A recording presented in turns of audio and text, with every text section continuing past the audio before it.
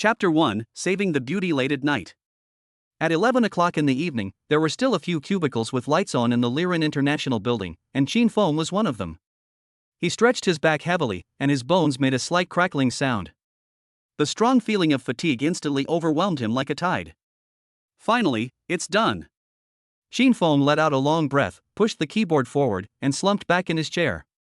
Damn Zhao Jinhai! He cursed in his heart. Today, a beautiful female colleague came to the department. In order to show off his power as a supervisor and to be attentive to the beautiful woman, the fat man Zhao Jinhai dragged several employees to entertain the newcomer, calling it a department dinner to enhance relationships. As a result, he went out to spend money and pick up girls, but left a lot of tasks to Chin Fong alone. You go pick up girls, and then I'm here working overtime for you. Is that reasonable? It's unreasonable. Chin Fong was indignant. What's even more infuriating is that I don't even get any overtime pay. But when you live under someone's roof, you have to bow your head. He is a junior clerk who has just graduated. In this highly competitive Donghai city, he is lucky to be able to keep this job. How dare he really challenge his supervisor? Don't want to do it anymore? Alas, in order to continue to stay here and to pay for the rent and utilities next month, he can only work overtime obediently. Finally, all the work was finished. Chin Fong picked up the phone and called Zhao Jinhai. Hello, Manager Zhao, I have prepared everything you requested and put it in your mailbox. However, there are a few documents that require your final signature for confirmation. From the other end of the line came the deafening sound of disco music, the charming voices of women urging people to drink, and the laughter of men. The sound was extremely noisy, and one could faintly hear some sweet voices such as, Mr. Wang, I'll toast you another glass, and brotherly, you were so bad. Oh, it's done? Okay, got it. Just wait a moment. Zhao Jinhai's voice was a little drunken and impatient. He responded vaguely, and then with a click, he hung up the phone. What the hell? Chin Fong was stunned when he heard the busy tone on his phone. He hung up right away? What's going on? He was about to call again when Zhao Jinhai called back. Chin Fong quickly picked up the call. Hey, Zhao. Okay, I got it. Zhao Jinhai interrupted him impatiently. Well, now you can just send the documents that need to be signed to the president's office on the top floor. I've asked, and President Ning is also there tonight. Just ask her to sign for you. I'm busy here, hanging up. After saying that, without waiting for Chin Fong to ask again, the phone was ruthlessly hung up with a click. Hello? Hello? Chin Fong called the phone twice, but it was still busy. He put down the phone speechlessly. This Zhao Jinhai, drink yourself to death. But, at this time, President Ning is still in the company? Does she love work so much? Chin Fong scratched his head, but after thinking about it, a hint of inexplicable excitement and anticipation appeared on his face. Hey, so tonight is not completely without benefits. I actually have the opportunity to see the legendary Ning Mashua Ning in person. Chin Fong had only heard of this cold female CEO of Liren International, but had never seen her. There were many rumors about her in the company. Some said she was cold and unfeeling, some said she was tough and decisive, but without exception, they all recognized that she was a peerless beauty with stunning looks and extraordinary abilities. It's just right, let's go up and see what this legendary cold and beautiful president looks like. Chin Fong, with a little curiosity and a little excitement in his heart, picked up the organized file bag and walked towards the president's special elevator, which symbolized the pinnacle of power in the company and which he usually didn't even dare to look at. The elevator rose steadily and soon reached the top floor. Huh? What's going on? Chin Fong walked out of the elevator and was somewhat surprised to find that, except for the innermost room with a sign that read President's Office, which still had lights on, the entire top floor office area, which was occupied by a large number of secretaries and assistants, was completely deserted and dark. Have all the secretaries finished get off work? With doubts, he tiptoed towards the president's office. As soon as he got near the door, he vaguely heard someone talking inside, but the voices were not loud and could not be heard clearly. Is Mr. Ning meeting a guest? Chin Fong thought, it seems impolite to knock on the door now, so I'd better wait on the sofa at the door for a while. He sat down on the guest sofa not far from the office door, ready to wait for the people inside to finish their conversation before going in. However, not long after he sat down, he suddenly heard a fierce argument coming from the office. A slightly hoarse and suppressed male voice sounded, Mo Shui. Can't you reconsider it? The marriage between our two families will benefit everyone. Just agree. Then, Ning Mashua's cold and angry voice came. I said, it's impossible. Get out of here. What's going on? Shin Feng was startled, subconsciously stood up, quietly moved to the door of the president's office, and listened attentively. After listening to a few sentences intermittently, he roughly understood the situation. It seemed to be some bloody drama about the grudges between wealthy families, business marriages, etc. Mo Shui, don't refuse my toast and then drink a forfeit. I came here today because I must get your answer. The man's voice became a little angry. Don't come over here. I'm warning you, if you come over here again, I'll call security. There was a hint of panic in Ning Mashua's voice. Then, there was a crack sound from inside, like the sound of some glass being broken. Damn it! Is this a fight? Shin Feng screamed in his heart. Security? Go call the security. At this time, there are probably only a few old men at the door left in the whole building. No, I have to find a way to help, otherwise something bad is going to happen. Without having time to think, he immediately raised his hand and knocked on the door of the president's office, shouting, Mr. Ning. Mr. Ning, are you in there? Manager Zhao asked me to come up to you to sign some urgent documents. Sure enough, as soon as he finished speaking, the fierce quarrel and the woman's screams in the office stopped abruptly, and it became dead silent in an instant. Shin Feng thought to himself that it was effective and waited with bated breath. After a while, the office door opened with a click. A well-dressed but somewhat gloomy young man walked out. He glanced at Shin Feng sharply, as if he wanted to see through him. Shin Feng immediately lowered his head, acting like a respectful yet somewhat frightened subordinate, muttering to himself, You can't see me, you can't see me. Out of the corner of his eye, he saw a pair of expensive leather shoes walking past him, and then quickly walked towards the elevator.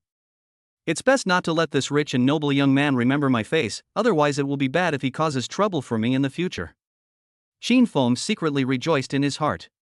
After the man's footsteps completely disappeared in the elevator, Shin Feng breathed a sigh of relief, raised his head, and looked at the open office door.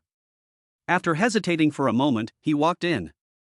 The office was in a mess, with broken glasses and some overturned documents scattered on the floor. A slim and beautiful woman in a high-end business suit was sitting on the huge boss chair with her back to the door, her shoulders slightly swaying, as if she was trying her best to calm down. This is undoubtedly Ning Mashue. Shin Feng looked at her back and said, Boss Ning, do you think I was quite smart just now? However, when Ning Mashue slowly turned around and Shin Feng saw her pretty face that was obviously abnormal, his heart suddenly skipped a beat and he thought to himself that something was wrong. Ning Mashue looked at him with an almost pleading look, and said in a hoarse and hurried voice, Quickly take me away, I've been drugged. She bit her lower lip tightly, as if she was using all her strength to resist something, and continued, that bastard, actually put drugs in my water. Fortunately, he didn't see me drinking water just now. What? Drugged? Shin Feng was stunned when he heard this, and a chill ran up his spine. The situation was urgent, and he had no time to think about those conspiracies. Seeing Ning Mashue struggling in pain and almost losing consciousness, he rushed forward in one step, bent down and picked her up. Fortunately, my home is near the company, only 5 minutes walk away. Shin Feng gritted his teeth, holding Ning Mashue, who was already beginning to become restless, in his arms, and quickly rushed towards his small rental house. The straight-line distance from the company to his home is indeed very short. However, Shin Feng felt that this short 5-minute journey was as long as a century. The person in his arms had completely lost her mind due to the effects of the drug. From the beginning, she could barely keep a little distance, but later, Ning Mashue was like an octopus clinging to Shin Feng. Chapter 2 System Activation. Shin Feng's home was a standard one-bedroom rental house, with simple furnishings but clean. He helped Ning Mashue to his not-so-spacious single bed with some effort, and her soft body pressed against him, making his heart warm. I have to let her cool down and calm down first. Shin Feng muttered to himself, turned and walked into the small bathroom, turned on the faucet, and planned to find a wet towel to wipe her face and hands. When he returned to the room with the wet towel, the scene in front of him almost made him drop the towel on the ground. Ning Mashue lying on the bed had taken off her outer clothes on her own at some point. Under the dim light from the bedside table, she looked unexpectedly pure and fragile, which formed a huge contrast with her usual capable and strong image. Shin Feng felt his throat was a little dry, and quickly turned his head away, trying not to look anymore. Don't look at anything indecent, don't look at anything indecent. He muttered to himself, and walked over, trying not to look at her body, and reached out his hand to gently wipe her forehead with a wet towel. However, as soon as his hand approached, Ning Moshue seemed to sense it and suddenly stretched out her arms and hugged his neck tightly. Xin Feng's body froze instantly. His mind was a little confused. Speaking of which, according to the general plot development of this kind of novel, should I behave like Lu Xiaohui now? In this way, when the heroine wakes up the next day, her favorability will usually increase greatly, and then, maybe things will develop smoothly? But Ning Moshue in his arms seemed to be completely unaware of his inner struggle. Instead, she pressed her face against his neck and begged incoherently in a crying and coquettish tone, 7i. 7i, feels so uncomfortable. Fuck. Who can bear this? The last line of defense in Xin Feng's heart collapsed under Ning Moshue's unconscious provocation. The last string of reason in his mind also broke. The night is still long. Xin Feng opened his eyes and looked at the ceiling blankly. His mood was extremely complicated. Although his body felt sore and tired from the intense exercise just now, his spirit was extremely excited because of some unprecedented experience. After a long while, the passion that was like a volcanic eruption slowly subsided like the ebb tide. The room was so quiet that they could almost hear each other's heartbeats. He slowly turned his head, and with the dim moonlight coming in through the window, the first thing that caught his eye was a calm and beautiful sleeping face. Ning Moshue curled up in his arms like a tired cat, her long eyelashes like two thick little fans, casting a faint shadow under her eyes, covering up her usual coldness and sharpness. At this moment, she turned into a lovable, fragile, and weak person. Xin Feng's heartbeat skipped a beat uncontrollably. He subconsciously reached out his hand, wanting to gently brush away a strand of her hair that was soaked with sweat. However, at this moment, his gaze inadvertently moved downwards, and when he caught a glimpse of the small but extremely dazzling patch of crimson on the snow-white sheets under him and beside her, he felt as if struck by lightning, and instantly woke up completely from the remaining charm. This is. At this moment, an emotionless mechanical voice suddenly sounded in his mind. It is detected that the host has had deep contact with a woman with a score of 80 or above, and the godly rich strategy system is officially activated. What the hell? System? Xin Feng sat up suddenly, not caring about the movement around him, with a look of disbelief on his face. I, Xin Feng, have lived for more than 20 years, and finally I have a system? I am not dreaming. This system is dedicated to assisting the host to become a true god-level winner in life. Main function: find outstanding female characters with a strategy score of 80 or above.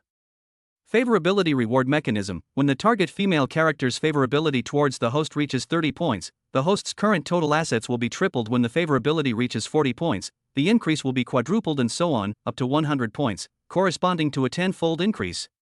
When the host receives any system reward, there is a certain probability of triggering a lucky critical hit. The higher the appearance of the target and the higher the current favorability with the host, the higher the critical hit multiple. System auxiliary functions: 1. Listen to the inner voice opportunity per day, which can detect the current true inner thoughts of the designated target. 2. System mall already opened. More advanced functions require the host to explore on their own or meet specific conditions to open. So cool?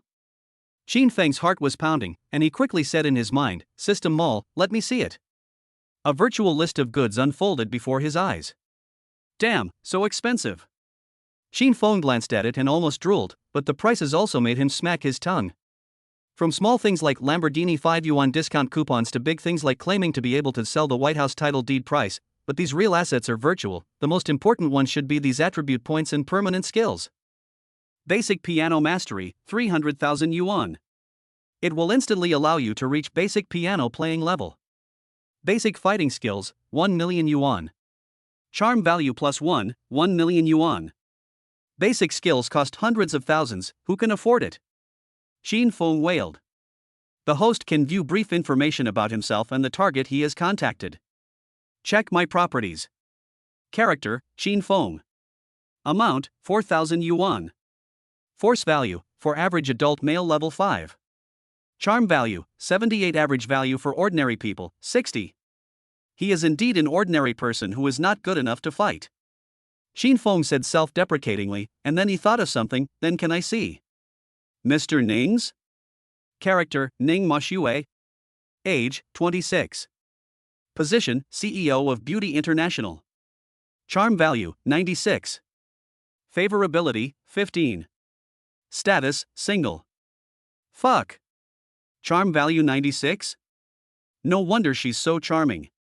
Shin Fong took a breath, then noticed the favorability, only 15 points? What level is this? The favorability levels are divided as follows. 0-20 points, stranger slight impression. 21-40 points, ordinary friends. 41-60 points, good friend trustworthy. 61-70 points, above friendship somewhat special. 71-80 points, secretly in love has a deep admiration for the host and is waiting for an opportunity. 81-90 points, a couple in love deeply in love with each other. 91-99 points, love lasts till death I will not marry anyone but you I will not marry anyone but you. 100 points, soulmate willing to give everything for the other person, including life. It turns out that 15 points is only slightly better than a complete stranger. Shin Fong looked at Ning Mashue who was still sleeping beside him, and his expression became more complicated. Chapter 3, Mean. The night was deep, and the system prompts in his mind gradually subsided. Shin Fong glanced at Ning Mashue who was breathing evilly and sleeping peacefully beside him, and his heart was filled with mixed feelings. Forget it, things will work out when the time comes, and even the biggest issues can be dealt with tomorrow. He gently adjusted his posture, brought her soft body into his arms, smelled the fragrance of her hair, and fell asleep. The next morning, Shin Fong was awakened by the rustling sound of clothes. He opened his eyes dazedly and saw Ning Mashue standing by the bed with her back to him, getting dressed. The morning light shone through the gap in the curtains, outlining her graceful curves, and an indescribable awkwardness filled the air. Shin Feng's mind was still a little confused, and everything that happened last night was replaying in his mind like a movie clip. He cleared his dry throat and mustered up the courage to speak. Mr. Ning. Mr. Ning, I will be responsible for what happened last night. Responsible? Ning Mashue seemed to have heard the funniest joke in the world. The corners of her mouth curled up with an extremely sarcastic arc, and she sneered coldly, "Ha, responsible? Shin Fong, open your eyes and look at yourself, then look at me, and then tell me, how can you be responsible? With your meager salary that you can barely make ends meet after running errands and working overtime? Or with this rental house of yours that has nothing but 4 walls and a bed, and not even a decent piece of furniture?"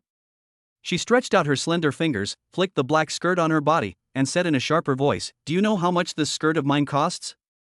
100,000. A full 100,000. You work hard for a year, without eating or drinking, is it enough to buy a scrap of it? The watch I wear on a daily basis, a very inconspicuous one, can buy your entire shabby house and may even have some money left over. The places I go in and out of are places where people like you will be driven away by security guards. Even if you look at the door, a casual meal I have for socializing may be worth your savings of half a year. You actually have the nerve to stand in front of me and talk to me about responsibility? Don't you think that these 2 words coming out of your mouth are an insult to me? You can't even support yourself, and you still want to be responsible for me, Ning Mashue? What a joke!" Shin Fong was speechless after being asked a series of questions by her. The little courage that had just risen in his heart was instantly shattered. Yes. How much is his monthly salary?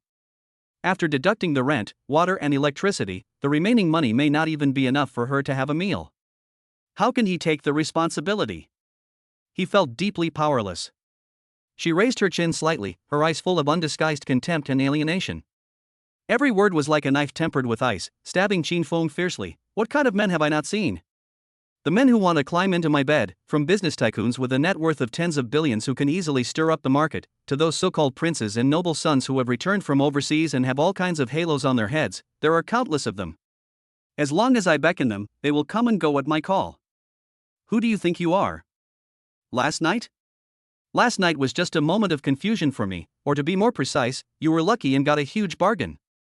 She paused, the sarcasm on her lips deepened, and her tone became more harsh. Do you really think of yourself as a guest of my love, a special existence? Don't flatter yourself, you are not even worthy of carrying shoes for those men who are truly qualified to stand by my side.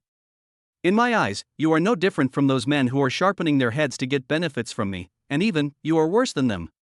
At least some of them can bring me some tangible benefits. And you? What can you give me? Except for making things difficult for me and bringing me this kind of shameful trouble, you are useless. So, put away your ridiculous and cheap responsibility arguments, and treat what happened last night as an accident that I, Ning Mashue, don't need you to bear any consequences. Well, just treat it as a charity from me to a low-level person like you. Shin Fong listened to her words, which were like poison ice blades, and a trace of astonishment flashed through his heart. He had never expected that Ning Mashue, who had always been a goddess in his heart, could now say such sarcastic and almost vicious words. This sudden harshness caught him off guard and even felt a little absurd. But at the same time, when his eyes unconsciously drifted to the clear, dried marks on the bed, Chin Fong was a little speechless for a moment. Thinking of how she had just argued and emphasized that she was experienced, and then looking at the irrefutable marks in front of him. He just felt a little speechless. This experience might not be something she made up in her mind, right? Ning Mashue seemed to notice his gaze and followed his gaze. When she saw the mark, her body stiffened imperceptibly, and a trace of panic and embarrassment flashed in her eyes. Her originally pale cheeks also quietly flushed with an imperceptible blush. The atmosphere became a little subtle at this moment. Humph. Ning Mashue turned her head away abruptly, her voice trembling with an imperceptible tremor. I'm going to work. Take care of yourself. After saying that, she walked quickly towards the door as if she was trying to escape. Boss Ning. Chin Fong was stunned for a moment. Seeing that she was about to walk out of the room, he almost instinctively chased after her, grabbed her arm from behind, and even half-hugged her in his arms in a hurry. Let go. What are you doing? Ning Mashue screamed like a frightened cat and struggled hard. Do you want to do it again? I'm going to call the police. No, President Ning, calm down. Chin Fong was shocked by her reaction and quickly explained, that's not what I meant. It's your clothes, you haven't put them on yet. Clothes? Ning Mashue stopped struggling and looked at him with some confusion. Chin Fong pointed at her. Ning Mashue looked down subconsciously, and her cheeks turned red, almost bleeding. She was only wearing a black hip skirt, and the white shirt on her upper body was only loosely covered with one sleeve, and the other side was completely open, showing the beauty inside. She had just scolded Chin Fong for a long time with her disheveled appearance, and she even wanted to leave the house like this? Ah! Ning Mashue let out a short scream, her face as red as a cooked shrimp. She turned around abruptly and rushed back into the room as if escaping. Chin Fong looked at her flustered back, touched his nose helplessly, and followed her to see if there was anything he could do to help. He had just stepped into the room for a few steps when Ning Mashue turned back like a whirlwind. Her pretty face was still red, but her eyes were filled with shame and anger, and a hint of command. Why are you following me? Get out! Without waiting for Chin Fong to react, she stretched out her hands and pushed him out of the door with force. With a bang, the door was ruthlessly closed. Chin Fong stood outside the door, listening to the rustling sounds of clothes coming from inside again, as well as a few suppressed, annoyed groans, and could not help but smile bitterly. Chapter 4 Gambling. After a long while, the door that had been shut tightly was finally opened. Ning Mashue came out. She had changed back into her well-tailored business suit from yesterday and combed her hair again. She had regained her usual cool and charming demeanor as a female CEO in the company, but there was still a hint of fatigue between her brows. Boss Ning, you are so beautiful. Chin Fong looked at the radiant Ning Mashue in front of him and exclaimed sincerely. When he thought about how he had the most intimate relationship with such a beautiful woman last night, he couldn't help but feel secretly happy. Yeah, Ning Mashue responded indifferently, and glanced at him coldly. I'm going to the company. What happened between us should be treated as if it never happened and forgotten completely. With that, she took a step and prepared to leave. Mr. Ning. Chin Fong quickly called her. Ning Mashue stopped and frowned slightly. Anything else? How about, stay and have breakfast before leaving? Chin Fong invited tentatively, his tone cautious without him even noticing. No. Ning Mashue refused flatly. But, it's only 6 o'clock in the morning and the company hasn't opened yet. Chin Fong pointed to the still dim sky outside the window. Ning Mashue frowned even more tightly. Can't I go home? No, President Ning. Chin Feng's eyes fell on her inadvertently, and he noticed that her walking posture seemed a little unnatural. Since you are here, have breakfast. I see that your legs and feet seem to be inconvenient, and you walk a little limping. After dinner, I will take you to work, okay? Chin Fong couldn't explain what was wrong with him. He knew that Ning Mashue was mean, cold, and even a bit bad, but he just couldn't help wanting to get close to her and keep her. Maybe it was the desire to conquer in a man's nature, or maybe it was the possessiveness for the first time, or maybe it was just because of her damn stunning face. But no matter what, when Chin Fong stared at Ning Mashue in front of him, a strong desire surged in his heart. He wanted her to be his woman. Ning Mashue looked at him with complicated eyes, and finally sat down at the dining table in silence, which was considered as tacit consent. Xin Feng was delighted and quickly went to the kitchen to prepare breakfast. He only knew how to make simple things, such as frying 2 eggs, toasting 2 slices of toast, and heating a cup of milk. While he was busy, Ning Mashua's cold voice came from behind him. Xin Feng, give up, there is no possibility between us. Xin Feng's hand holding the breakfast froze for a moment, but soon returned to normal. He placed the food in front of her and then sat down opposite her. Ning Mashue didn't look at him, but just stared at the milk in front of her and continued, you may think that what I said before was humiliating you, but it wasn't. I was just stating a fact. I, Ning Mashue, would rather be the mistress of a rich and powerful man than follow a poor boy like you who has nothing. Xin Feng raised his head and looked at her directly. What if I become a rich man in the future? You can't get me even if you have money. Ning Mashue finally raised her eyes to look at him, with a hint of contempt and her unique pride in her eyes. I, Ning Mashue, am not a woman who can be obtained simply by money. Xin Feng asked, so what did you just say? But, Ning Mashue interrupted him, her tone unquestionable, having money is the most basic prerequisite for having any intersection with me, Ning Mashue. You can't even meet this basic condition, what's the point of being together? What's the point of being responsible for me? Don't you think it's ridiculous? The words, don't you think it's ridiculous, were like a needle that pierced his self-esteem and made him completely sober up from the beauty of last night and the unrealistic fantasy of the moment. The youthful spirit and embarrassment on his face quickly faded, and his eyes became surprisingly calm and firm. He gently pushed away the milk in front of him, raised his head and looked directly at Ning Mashue. His voice was not loud but very clear, with a determination to burn his boats. Boss Ning, you are right. I have nothing now. It is ridiculous to talk about taking responsibility and being together in front of you. I am not qualified. He paused, changed the subject, and his eyes became more heated. What happened last night? I know you want to pretend it never happened. But to me, it means something different. I won't use it to threaten you, that's not honorable. But, Xin Feng said in an extremely serious tone, I am unwilling to let it go like this. So, President Ning, I want to gamble with you, use my future to gamble on the possibility that you can look at me straight in the eye and give me a fair chance. He took a deep breath and said word by word, give me a goal that you think I can't achieve. If I can do it, please put aside your prejudice, give me the qualification to pursue you, and get to know me again. If I fail, I, Xin Feng, will disappear from your sight immediately, and everything that happened last night will disappear as you wish. No second thoughts, I will do what I say. Ning Mashue listened quietly, and for the first time, a complex light flashed in her beautiful phoenix eyes because of this man. It was no longer a simple contempt or scrutiny, but a bit more surprise and a hint of interest aroused by his almost crazy and desperate gamble, which she herself had not noticed. This boy is really interesting. He didn't get angry or beg, but frankly admitted the gap. He also challenged her with last night in a sober and decisive way. These words were more impactful than those empty slogans, and she couldn't ignore them easily. Ning Mashue was silent for a long time. Finally, she raised her eyes, and the corners of her mouth curled up in an arc that seemed like a smile, with some difficult to discern meaning, and slowly said, okay. Take what happened last night and your future together to bet, Xin Feng, you have guts.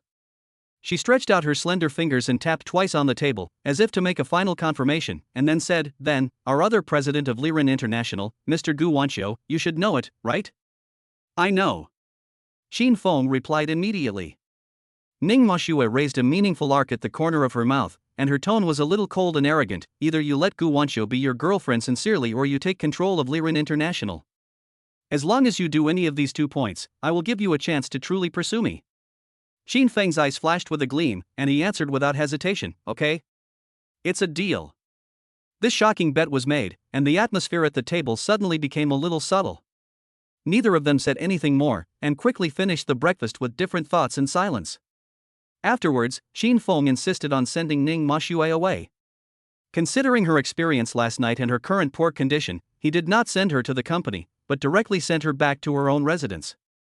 Standing at the bottom of Ning Mashue's high-end apartment, Xin Feng breathed a sigh of relief as he watched her staggering but still proud figure disappear into the corridor. The ambition and lofty spirit that he had shown to Ning Mashue just now cooled down a little as the cold wind blew. Then came the 2 fantastic tasks, which weighed on his heart like 2 huge mountains. Xin Feng couldn't help but let out a bitter laugh, and rubbed his still swollen temples. Before the system, any of these 2 goals would be no different from ascending to heaven in broad daylight to me. They were pure wishful thinking, and I wouldn't even dare to be so arrogant in my dreams. His eyes narrowed slightly, and a spark of fire ignited in his heart again, but now, with the system, everything is possible. Counterattacking the fair, rich and beautiful, marrying the cold female CEO, and reaching the pinnacle of life, aren't these all standard plots in system novels? Shin Fong, should also stand up. But the ambition that had just been ignited was unconsciously extinguished when he thought of his own crappy system. Shin Feng's face fell as well. He stood by the road, scratching his hair in annoyance, and cursed in a low voice, "Damn it. It's called the super rich system, and it sounds really cool, but how come I haven't gotten a dime of benefit since it was activated?"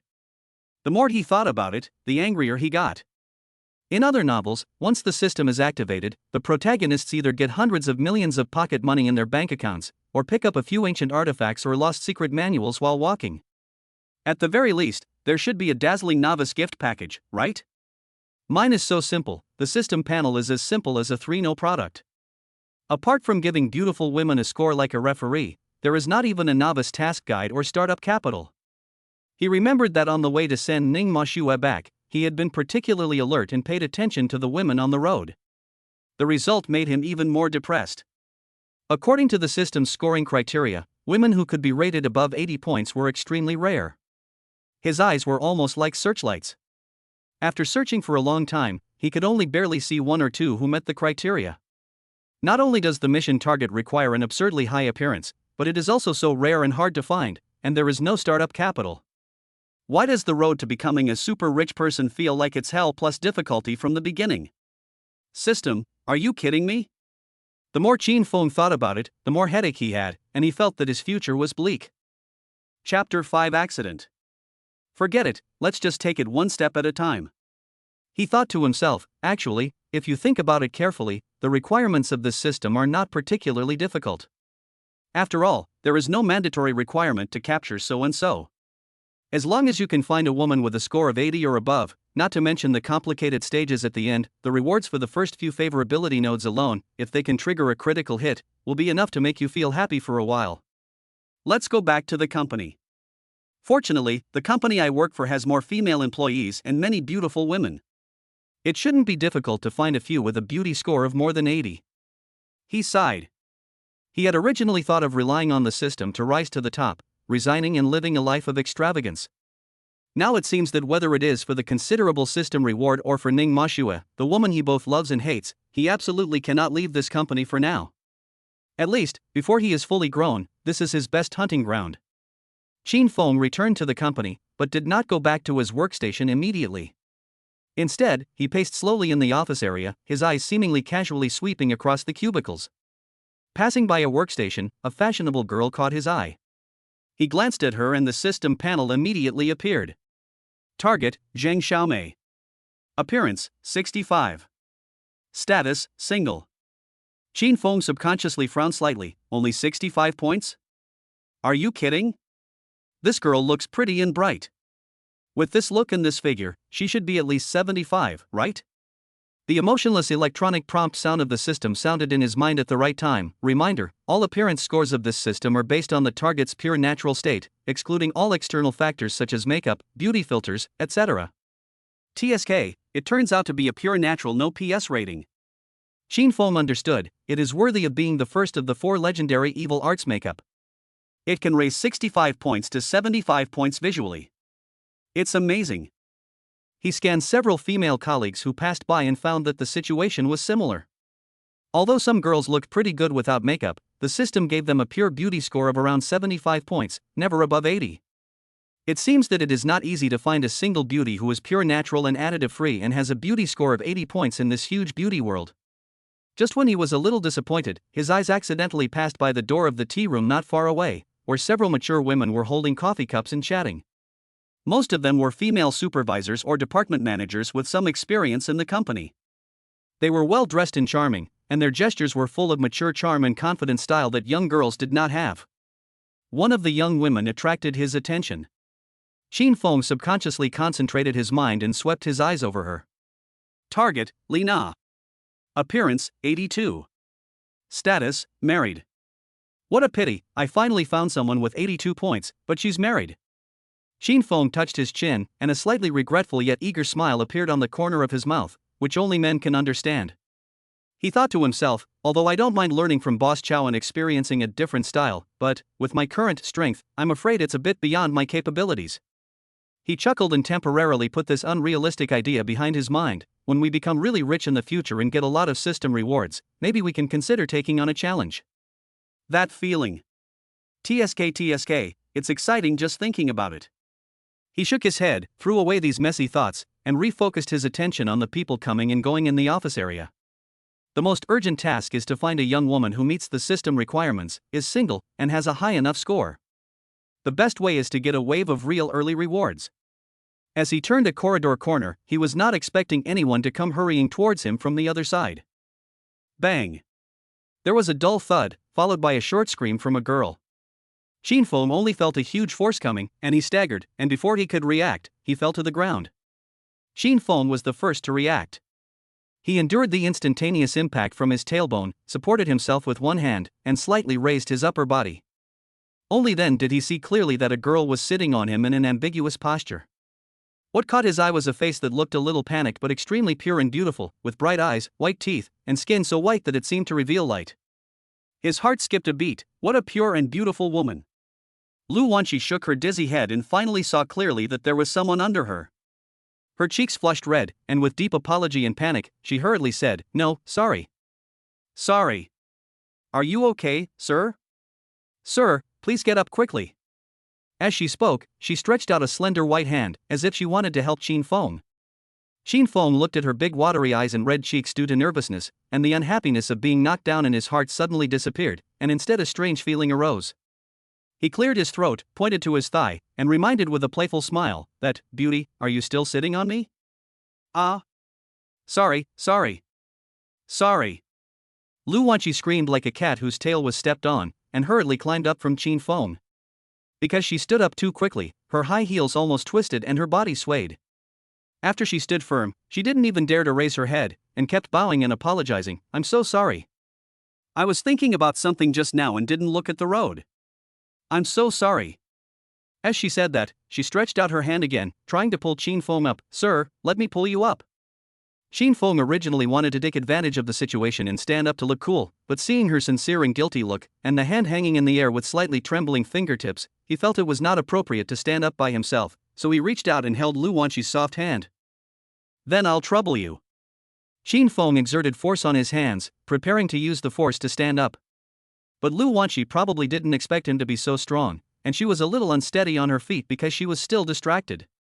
Shinfeng pulled her like that, and not only did she fail to pull him up, but she also lost control of her center of gravity.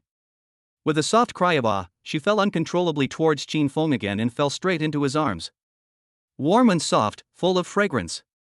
Shinfeng subconsciously put his arms around her waist, and the two of them pressed together again in a more intimate posture. Chapter 6. Lu Wanqi. The sudden close contact stunned both Shinfeng and Lu Wanqi, and time seemed to stand still at this moment.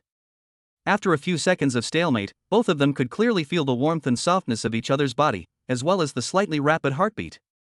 Shinfeng was the first to come back to his senses. He looked at the girl who had fallen on him again with a red face, and couldn't help but raise the corner of his mouth. He said with a bit of joking, "Madam, I know that I am very handsome and charming, but isn't it a bit too enthusiastic to throw myself into your arms like this on the first meeting?" "Ah. I'm sorry. Lu Wanqi woke up as if from a dream. Her fair cheeks instantly turned redder, like a ripe apple. She apologized hurriedly and tried to get up from Shinfeng in a panic. "Ah." Unexpectedly, as soon as she moved, she let out another short cry of surprise. It turned out that when Lu Wanqi was about to stand up, she found that her long, smooth hair was somehow entangled with a thin necklace pendant on Shinfeng's chest. Not only was she unable to stand up, but because of the entanglement of her hair, her center of gravity was unstable again, and she was once again firmly stuffed into Shinfeng's arms. "Don't move, it seems to be entangled," Shinfeng whispered, and his warm breath brushed over Lu Wanqi's earlobe, causing her to shrink her neck involuntarily. He moved closer and carefully observed the necklace entangled in her hair. "It's my necklace pendant that got caught in your hair." He carefully reached out his hand and used his fingers to gently and patiently free the strands of her black hair that were entangled in the necklace from the tiny clasp bit by bit. Lu Wanqi didn't dare to move, letting Shinfeng fiddle with her. She could smell the light, pleasant scent of men's shower gel on him, feel his focused gaze and the gentle touch of his fingers on her hair and cheeks. He was so close, my heart was beating so fast, but he seemed very serious, and his fingers were very gentle. He didn't look like a bad person. Lu Wanqi was lost in thought, and the heat on her cheeks did not diminish at all. Okay. Qin Feng finally untied the last strand of hair, breathed a sigh of relief, and said softly to the girl in his arms, "You can get up now." As he spoke, he stood up with one hand, and then naturally extended his hand to Lu Wanqi, who was still sitting on the ground. "Come, I'll pull you up." Lu Wanqi looked at the hand he extended, hesitated for a moment, and finally placed her slightly cold little hand on it. "Hold on tight." Qin Feng reminded her and exerted a little force on his hands, trying to pull her up. As a result, this sister Lu Wanqi seemed to have really weak legs, or maybe because the series of accidents just now made her unsettled. When Qin Feng pulled her like this, she staggered again. Not only did she fail to stand firmly, but she screamed again and fell uncontrollably into Qin Feng's arms again. "How many times has this happened, miss?" Qin Feng looked down helplessly at the sweet and soft person in his arms and couldn't help but tease her. However, he still quickly steadied the two of them, then gently helped her stand up straight, and took a step back to keep some distance. "Yes. I'm sorry." Lu Wanqi was so embarrassed that she was about to cry, and her voice was as thin as a mosquito. Qin Feng looked at her helpless and pitiful appearance, and he didn't want to tease her anymore. He bent down, picked up the books and folders scattered on the ground, handed them to her, and said, "Why do you keep saying sorry?" "Oh, I'm sorry," Lu Wanqi added subconsciously. After taking the book, she realized that she had said it again. She quickly stretched out her little hand to cover her mouth, and looked at Qin Feng with her big eyes blinking. In Qin Feng's eyes, that look was extremely cute. Qin Feng's heart moved, and he almost unconsciously reached out his hand and gently touched her head. Lu Wanqi's body trembled slightly, as if she had not expected him to do this suddenly. After a long while, she blushed and whispered in protest, "No, don't touch my head. Mom said that if you touch my head, you won't grow taller." Her answer made Qin Feng couldn't help but chuckle. He took back his hand and asked gently, "What's your name? Why have I never seen you in our department? Are you newly transferred from another department?" My name is Lu Wanqi. I'm a new employee who just joined the company yesterday, and I'm doing an internship in this department. Lu Wanqi answered in a low voice, her voice still a little timid. Target, Lu Wanqi. Age, 25. Occupation, intern at Beauty Group. Appearance, 92. Favorability, 25. Due to the host's timely rescue and gentle behavior, the target has a preliminary good impression and curiosity about the host. Status, single. Qin Feng was delighted. It seems that this series of accidents just now were not completely fruitless. The favorability level has directly increased to 25. "Hey, why didn't you report to the department yesterday? I didn't even see you." "Yesterday." Lu Wanqi lowered her head a little embarrassedly. "Yesterday, I had just completed the entry procedures when Manager Zhao called me away. He said he would hold a small welcome party for me, so I didn't have time to go to the department." Qin Feng suddenly realized, and then a hint of mischief flashed in his eyes, and he said in a long voice, "So you are the real murderer who forced me to work overtime until late at night yesterday." "Ah." Lu Wanqi's face turned pale again when she heard that. She waved her hands hastily. I didn't know. I'm sorry, I didn't know that it would happen because of me." All right, Qin Feng interrupted her as he saw she was about to apologize again, and softened his tone. "I was just kidding, it has nothing to do with you. It's that Zhao Jinhai, even if there wasn't your welcome party, he would have found another reason to mess with me." "Oh." Lu Wanqi nodded, not quite understanding, but obviously relieved. Qin Feng looked at her innocent appearance, and his heart moved. He asked, "By the way, that Zhao Jinhai, did he do anything to you yesterday? Let me tell you, that guy is a well-known sex-hungry ghost in our company. He especially likes to take advantage of female colleagues. You are a new girl, so you have to be careful." Hearing Zhao Jinhai's name, Lu Wanqi's expression became unnatural again. She hesitated for a moment before whispering, "Yes. Yesterday at the welcome party, he kept wanting to hold my hand, saying he wanted to read my palm or something, but I always found an opportunity to avoid him." "Then you still..." Qin Feng frowned and was about to say something. At this moment, a greasy male voice suddenly came from not far away, shouting with full energy, "Wanqi! Lu Wanqi! Come to the office quickly, I have something to talk to you about." The two looked in the direction of the voice and saw a short and fat figure standing at the other end of the corridor, squinting his eyes and looking over here. It was the department manager, Zhao Jinhai. Chapter 7, First Critical Attack. Zhao Jinhai's slightly greasy voice broke the subtle atmosphere at the corner of the corridor. Xin Feng and Lu Wanqi looked towards the source of the voice at the same time. Lu Wanqi's face turned pale, her hands clenched the corners of her clothes nervously, and her voice was obviously panicked. What should I do? Xin Feng's eyes fixed, and he quickly regained his composure. He patted Lu Wanqi on the shoulder and whispered to comfort her, "Don't be afraid. Don't worry. This is the company." In broad daylight, even if Zhao Jinhai has lustful intentions, he wouldn't dare to do anything to you here. The worst that can happen is that he'll take advantage of you with words, or ask you to do some chores. He paused for a moment, lowered his voice and added, "But you still have to be careful and try not to let him take any substantial advantage of you, such as unnecessary physical contact. In case, if he really goes too far and you can't stand it, find a way to send me a message and I will go in and save you immediately, okay?" Lu Wanqi seemed to have grabbed a life-saving straw, nodding repeatedly with gratitude in her eyes. Okay, brother Feng. Let's add WeChat so we can keep in touch." Xin Feng took out his phone and opened the WeChat QR code. "My name is Xin Feng. You can just call me Brother Feng from now on." "Yeah. Thank you, Brother Feng." Lu Wanqi also quickly took out her mobile phone to scan the QR code. After adding the friend, she did not forget to bow deeply to Xin Feng, with a bit of apology and deep gratitude. "Thank you so much, Brother Feng." She was probably still feeling embarrassed for the series of throwing herself into his arms just now. Xin Feng waved his hand. "It's a small matter. Go over quickly, otherwise the fat man might find fault with you again." "Okay. I'll go over first. Goodbye, Brother Feng." Lu Wanqi trotted towards Zhao Jinhai, looking back at Xin Feng from time to time. Watching her leaving, Xin Feng heard the system prompt in his mind. Target, Lu Wanqi, favorability +5, current favorability, 30. Ding. Target Lu Wanqi's favorability has exceeded 30 points. Triggering favorability level reward, host's total assets will be tripled. Detection and critical hit determination. Determination successful. Triggering lucky critical hit. This asset increase multiplier is +1 extra. Calculation of asset increase. Current assets 4,000 yuan x 4 times equals 16,000 yuan. New assets, 12,000 yuan. Is this a direct quadrupling of my assets? Xin Feng was so excited that he couldn't believe his ears. From 4,000 to 4 times, that's 16,000. Net profit of 12,000. 16,000 yuan? Xin Feng was shocked, and then he was overjoyed. Almost at the same time, his phone vibrated and a bank text message popped up on the screen. "Ping in bank, 12,000 renminbi has been transferred into your savings card account ending in 7700, and the current balance is 16,000 renminbi.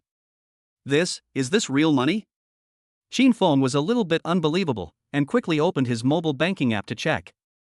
After seeing that the balance had indeed become 16,000 yuan, he was still a little worried. After thinking about it, he skillfully opened a mobile game he often played, and without hesitation, he chose a 6 yuan first charge gift package and clicked to pay. Payment successful. Oh my god. Really? It's real money. Xin Feng was so excited that he almost jumped up. The funding problem that had troubled him for a long time was solved just because of Lu Wanqi's improved favorability. Although it wasn't much, it was at least a good start. However, he quickly calmed down. No, this money must not be spent carelessly now. It must be saved to prepare for the possible doubling of the system's assets in the future. Otherwise, I will spend every bit of it as it comes. Even if it multiplies many times, the base is too small, and I will never be able to get really rich. He secretly resolved that this money would not be used unless it was absolutely necessary or when it could generate greater returns. In a good mood, Xin Feng seemed a lot more relaxed as he strolled in the office area. His back subconsciously straightened a lot, and there was a faint smile on his face. Facing them, the graceful, fashionable and beautiful Miss Li from the administration department was walking out of the tea room with a cup of coffee. Xin Feng's eyes lit up and he took the initiative to greet her, with a smile that was rarely bright in the past, and he praised her as soon as he opened his mouth. "Sister Li, you are dressed so beautifully today, and you are getting more and more charming." Sister Li's beautiful eyes swirled around him, and she smiled. "Oh, isn't this our Xiaoqin? Did he put honey on his lips today, or did he find a gold ingot?" He's so talkative, and he looks so cheerful. He's totally different from before. Xin Feng laughed and followed her words with a bit of just the right amount of joking. That's because I'm influenced by beauties like you, sisterly, every day. My taste and confidence have naturally improved. Oh, you little rascal. Sisterly was overjoyed by his words. She stretched out her well-maintained jade finger and tapped him, with a more charming smile on her face. You are getting better and better at making me happy. You look so energetic today. Shouldn't you treat me to a meal someday and tell me whether you have had any luck in love or made some unexpected fortune? Of course. Xin Feng answered immediately, his smile sincere and expectant. It is my absolute honor to invite a beautiful lady like you, sisterly, to dinner. Whenever you are free and want to eat something, just tell me, I will be there whenever you call. Okay, this is what you said, I'll take note of it, and don't cheat when the time comes. Sisterly smiled with satisfaction and felt that the young man in front of her seemed to have become a lot more interesting all of a sudden. The two of them joked a few more times in a relaxed atmosphere. At this moment, the phone in Qin Feng's pocket suddenly vibrated several times in a short and urgent manner. He took out his phone with some confusion and found it was a WeChat message. He clicked it and immediately frowned. In the chat box, Zixiu sent several messages in a row, but the content was a bunch of meaningless garbled characters, as if they were typed randomly. Brother Feng % hashtag I help SD at hashtag me. Quick DFGKJ. Zhao, office. Woo woo. Chapter 8 Mission. Xin Feng looked at the series of garbled characters sent by Zixiu on the phone screen, and his heart suddenly tightened. Oh no! He reacted instantly. It was that simple girl Lu Wanxi. Without bothering to say anything to Sisterly, who was still smiling beside him, Xin Feng said, Sisterly, I have something urgent to do, so I'll leave first, and immediately turned around and rushed towards Zhao Jinhai's office. He now had a little confidence given by the system, and Lu Wanxi's pitiful and trusting look flashed through his mind, and a nameless anger and desire to protect him arose spontaneously. Zhao Jinhai's office was at the back of the department. Xin Feng rushed to the door angrily. Without thinking, he raised his foot, and with a bang, he violently kicked the door open and rushed in like a whirlwind. The scene in the office instantly made Xin Feng's anger burn even more fiercely. Zhao Jinhai's fat body was sitting right next to Lu Wanxi, almost squeezing her into the corner of the sofa. His greasy hand was reaching towards Lu Wanxi's shoulder, with a malicious and obscene smile on his face, as if he was about to succeed. Lu Wanxi was terrified and resisting, and she shrank back as hard as she could, her face pale, and tears welled up in her eyes. Brother Feng!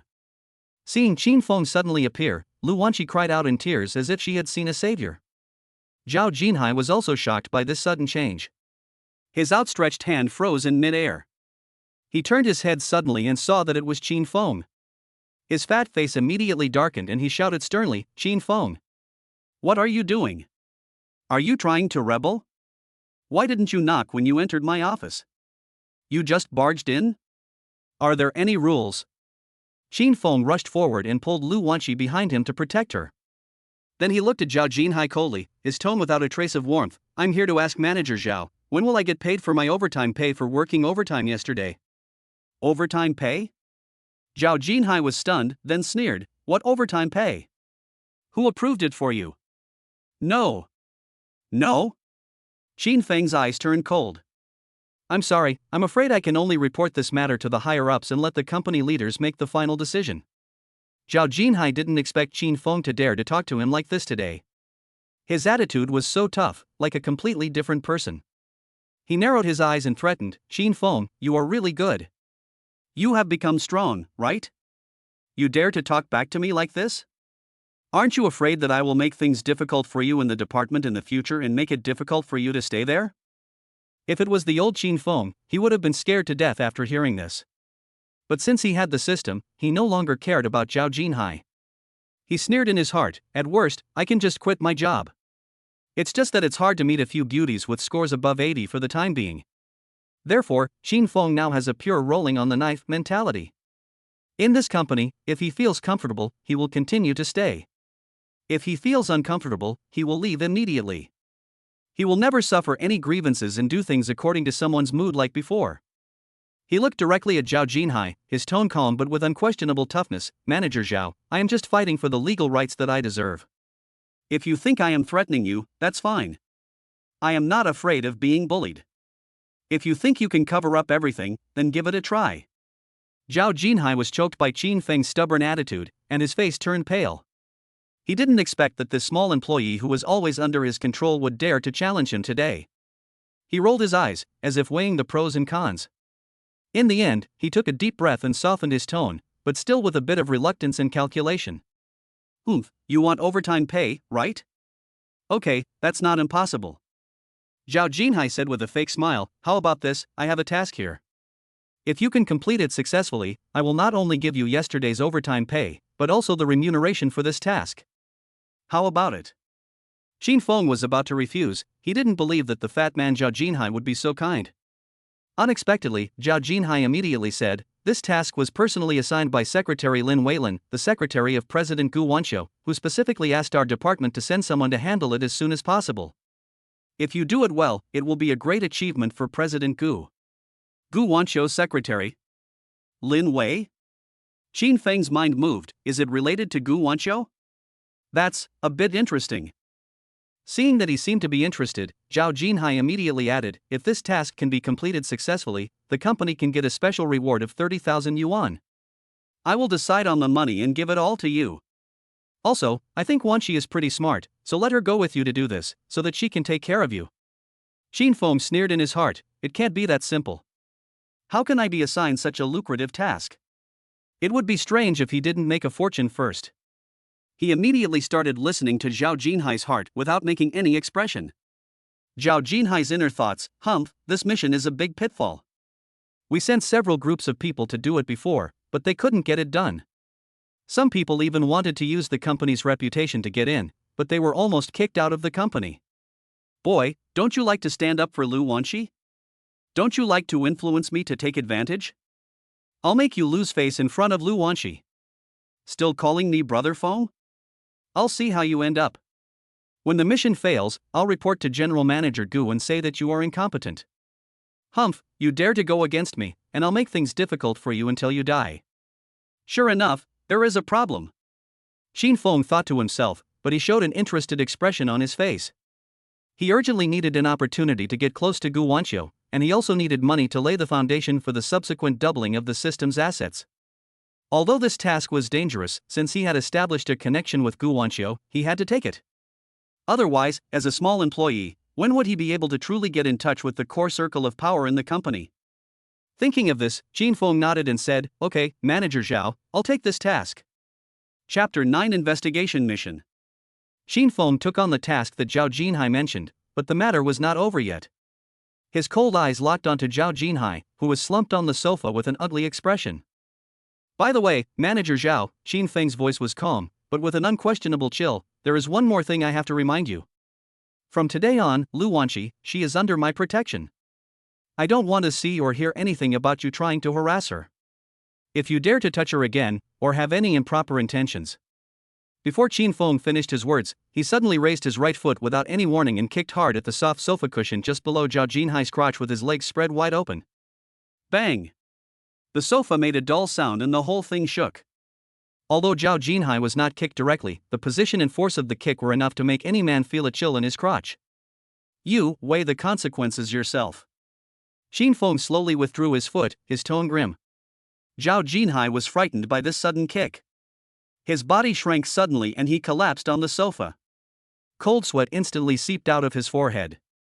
He pointed at Qin Feng, his lips trembling. You, Qin Feng, you dare to threaten me? You don't dare to do anything to me. You can try. Qin Feng said this indifferently, as if he was stating an established fact. Then, he was no longer bothered to look at Zhao Jinhai's frightened and angry face, and walked straight to the desk, picked up the thin task book, turned around, and took the hand of Lu Wanqi, who was already stunned but inexplicably felt relieved, and strode out. It wasn't until the office door closed behind her, blocking out any possible roar from Zhao Jinhai, that Lu Wanqi breathed a sigh of relief. Brother Feng, she looked up at Qin Feng, her big watery eyes filled with gratitude and admiration. Thank you for saving me. You were really handsome just now. It's just a small matter. Qin Feng waved his hand casually, but because of his reckless behavior just now and Lu Wanqi's sparkling eyes looking at him at this moment, he felt an unprecedented sense of refreshment. Damn, this feeling of being able to do whatever I want without having to look at other people's faces is so refreshing. He began to indulge in the feeling of being in control of everything and taking revenge. In my mind, the system's prompt sounded at the right time. Target, Lu Wanqi, favorability +8, current favorability, 38. Walking to the corner of the empty corridor, Qin Feng stopped and looked at Lu Wanqi with a serious look. Wanqi, you also heard the mission Zhao Jinhai mentioned just now. We need to go together. He shook the mission book in his hand. However, I feel that this mission is a bit dangerous. You are a girl, so you should not participate. I will complete it by myself. When the mission is completed, you will get half of the credit and I will also give you half of the bonus. How about it? He meant what he said sincerely. After all, that old fox Zhao Jinhai had bad intentions, and the mission was definitely not easy. No, Brother Feng. Lu Wanqi unexpectedly shook her head with a firm look in her eyes. If I just watch from the side, I will always be an intern who knows nothing. If I go on like this, I will never grow. I don't want to be just a useless vase. She said seriously with a hint of stubbornness. But it's really dangerous. Qin Feng emphasized. He could hear from Zhao Jinhai's inner voice how difficult the task was. I am willing to go with Brother Feng even if it is dangerous. Lu Wanqi met his gaze without flinching, her fair face full of determination. I believe Brother Feng can protect me, and I also want to do my part and don't want to drag Brother Feng down. Qin Feng looked at the girl in front of him who was so scared that she was about to cry just now, but now she mustered up the courage to go into danger with him because she didn't want to be a vase. A soft spot in his heart was deeply touched. System, Qin Feng's favorability towards Lu Wanqi +999. Stop it. He took a deep breath, looked at Lu Wanqi's serious eyes, and nodded solemnly. Okay. Since you said so, if I, Qin Feng, continue to be fussy, I will not be a man at all. Don't worry, I will definitely protect your safety. Yes. Okay, Brother Feng. Lu Wanqi nodded heavily, and finally a happy smile appeared on her face, with a light of trust flashing in her eyes. Then let's first take a look at what this mission is. Qin Feng raised the mission book in his hand. The title of the assignment is Urgent Task on Properly Handling Disputes Regarding Cooperation with the Blue Sky Group. The main content of the article roughly reads, Blue Sky Group is an important partner of the company in the development of new environmentally friendly fabrics. Recently, the two sides have had some obvious differences and frictions in the recognition of product quality standards, delivery cycles, and understanding of some contract price terms. Previously, the company has assigned several colleagues to communicate and coordinate, but failed to reach an effective solution, resulting in considerable obstacles to the advancement of related cooperation projects and causing certain potential impacts on the company. The task requirement is, go to the Blue Sky Group headquarters for a new round of formal consultations. Make sure to find out the other party's true attitude and core crux of the dispute, strive to resolve the current contradictions through effective communication, safeguard the company's legitimate interests in this cooperation project as much as possible, and form a preliminary solution and process report. In the column of responsible person, there is still Zhao Jinhai's flamboyant signature, and next to it is printed in small words Original Project Suggestion Contact Person, President Secretary Lin Wei. Qin Feng finished reading it and raised his eyebrows slightly. From the literal meaning of this assignment, it seems to be just a more difficult business negotiation, but combined with the vicious voice he heard from Zhao Jinhai before, this task is impossible to complete. Several people who went there didn't complete it, and even a few who tried to force their way in were kicked out of the company. Qin Feng knew that this was not just as simple as disagreements and frictions.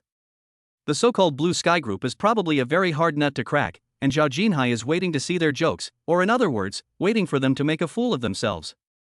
Chapter 10 Blue Sky Group.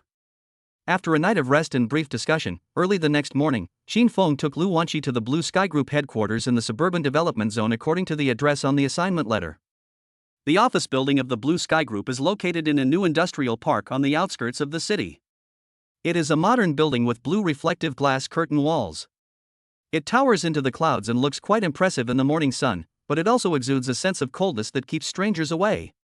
In contrast, the office building of the Beauty Group has more historical heritage and humanistic atmosphere. The two walked into the spacious and clean lobby. The receptionist politely but distantly asked about their identities and appointments. Qin Feng had asked Lu Wanqi to make an appointment with Wang Minghai, the manager of the purchasing department of the Blue Sky Group, in advance in the name of the assistant of the purchasing department of the Beauty Group. After confirming the information, the receptionist asked them to wait in the rest area nearby. This wait lasted for a full half an hour. During this time, Lu Wanqi became a little restless several times, but Qin Feng signaled her to be patient, as he knew this was probably a trick used by the other party to show his power. Finally, a young male secretary came over and led them to the elevator with an expressionless face, and came to a reception room on the upper floor, which was elegantly decorated but slightly depressing. After waiting for about a quarter of an hour, the door of the reception room was pushed open, and a middle-aged man with a shiny slicked back hair, gold-rimmed glasses, a slightly protruding beer belly, and a hypocritical smile on his face walked in.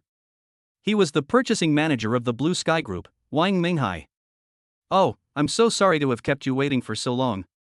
I'm Wang Minghai, responsible for the business connection with your company." Wang Minghai extended his hands enthusiastically and shook hands with Qin Feng. His triangular eyes behind the lenses glanced at Lu Wanqi inconspicuously, flashing a greedy light, but he said politely, "This must be Miss Lu? She is indeed young and beautiful. The Liren Group is really full of talents."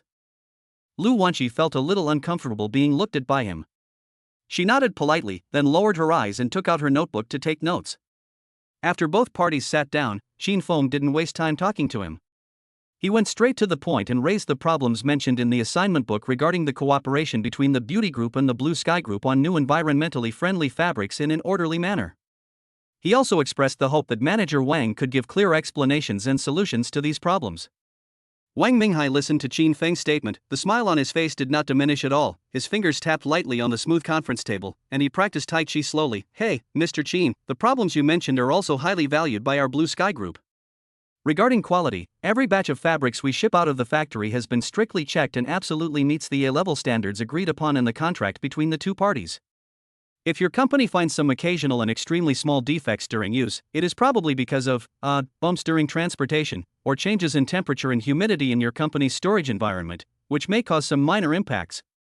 These are objective factors, and we are helpless." Qin Feng sneered in his heart, but his face remained calm. "Manager Wang, according to the feedback from our quality control department, during the random inspection of the 3 batches of ice silk environmentally friendly fabrics supplied by your company recently, it was found that their air permeability and moisture absorption indicators were lower than the A-level standard stipulated in the contract, and some even only reached B-level. This directly led to a batch of our high-end customized underwear products being unable to leave the factory due to fabric problems, causing considerable economic losses. I'm afraid this can't be simply blamed on transportation or warehousing, right?" "Oh? Is there such a thing?" Wang Minghai's eyes flashed behind his glasses, and he still had that surprised expression. "Then there must be a misunderstanding. Our factory inspection reports are all A-level. Could it be that your company's inspection equipment or inspection methods are different from ours? Mr. Qin, you also know that the inspection standards are very different." He paused, and then sighed with embarrassment. "As for the delivery cycle, Mr. Qin, you don't know that in order to give priority to the orders of the Beauty Group, we have turned down several urgent orders from major customers. But you are also aware of the recent international situation. The price of raw materials changes every day, and logistics is also very tight. We are also under tremendous pressure to complete the contract on time and in quantity. Occasionally, due to force majeure, we are delayed for 1 or 2 days. Please forgive us and understand each other." After these words, there was no leak, and all the responsibilities were pushed away, as if the doubts and dissatisfaction of the Beauty Group were completely exaggerating and nitpicking. Qin Feng noticed that at the door of the reception room and behind Wang Minghai's seat, there stood a burly, cold-looking man in black, with his hands behind his back and eyes as sharp as a hawk. Although he was wearing a suit, his fierceness could not be concealed. He was obviously Wang Minghai's bodyguard. This made Qin Feng more certain that the Blue Sky Group's style of doing things might not be as gentle as that of a regular large enterprise. Damn, this old fox is even more difficult to deal with than that fat guy Zhao Jinhai. His mouth is very tight. It seems that he will not let go unless he reveals something real. Qin Feng cursed in his heart, knowing that today's listening to the inner voice opportunity must be used on this Wang Minghai. He concentrated his mind and quietly launched a skill on Wang Minghai. Wang Minghai's inner thoughts. Humph, the 2 young men sent by the Beauty Group this time are quite good at grasping the key points, better than those useless people before. However, you want to get words out of me? A little too young. Anyway, the accounts are done beautifully, and Deputy Manager Ma is well fed, so no one can find any problems. This batch of ice silk is inferior and the profit has at least doubled. Once the payment arrives, I can go to the Heaven on Earth KTV with old Ma to have a good time this weekend. He can't be left out of the share this time. The girl next to this guy is really good. Her skin is so tender that you can pinch water out of it, and she is more exciting than the top girl in the KTV. I will find a way to scare them later and see if I can keep this girl alone for in-depth communication. Qin Feng's eyes instantly turned cold. Collusion between inside and outside. Deputy Manager Ma of the purchasing department of Liren Group actually colluded with Wang Minghai, using B-grade products to pass off as A-grade products, falsely reporting high prices, and pocketing the profits. Moreover, Wang Minghai also had evil thoughts about Lu Wanqi, who was beside him. He suppressed his anger, his face remained calm, and he continued to flatter Wang Minghai. After another round of meaningless conversation, Qin Feng knew that it was impossible to get any results from asking directly today. He glanced at Lu Wanqi. Although the little girl tried to stay calm, her tightly gripped pen and slightly white knuckles still exposed her nervousness.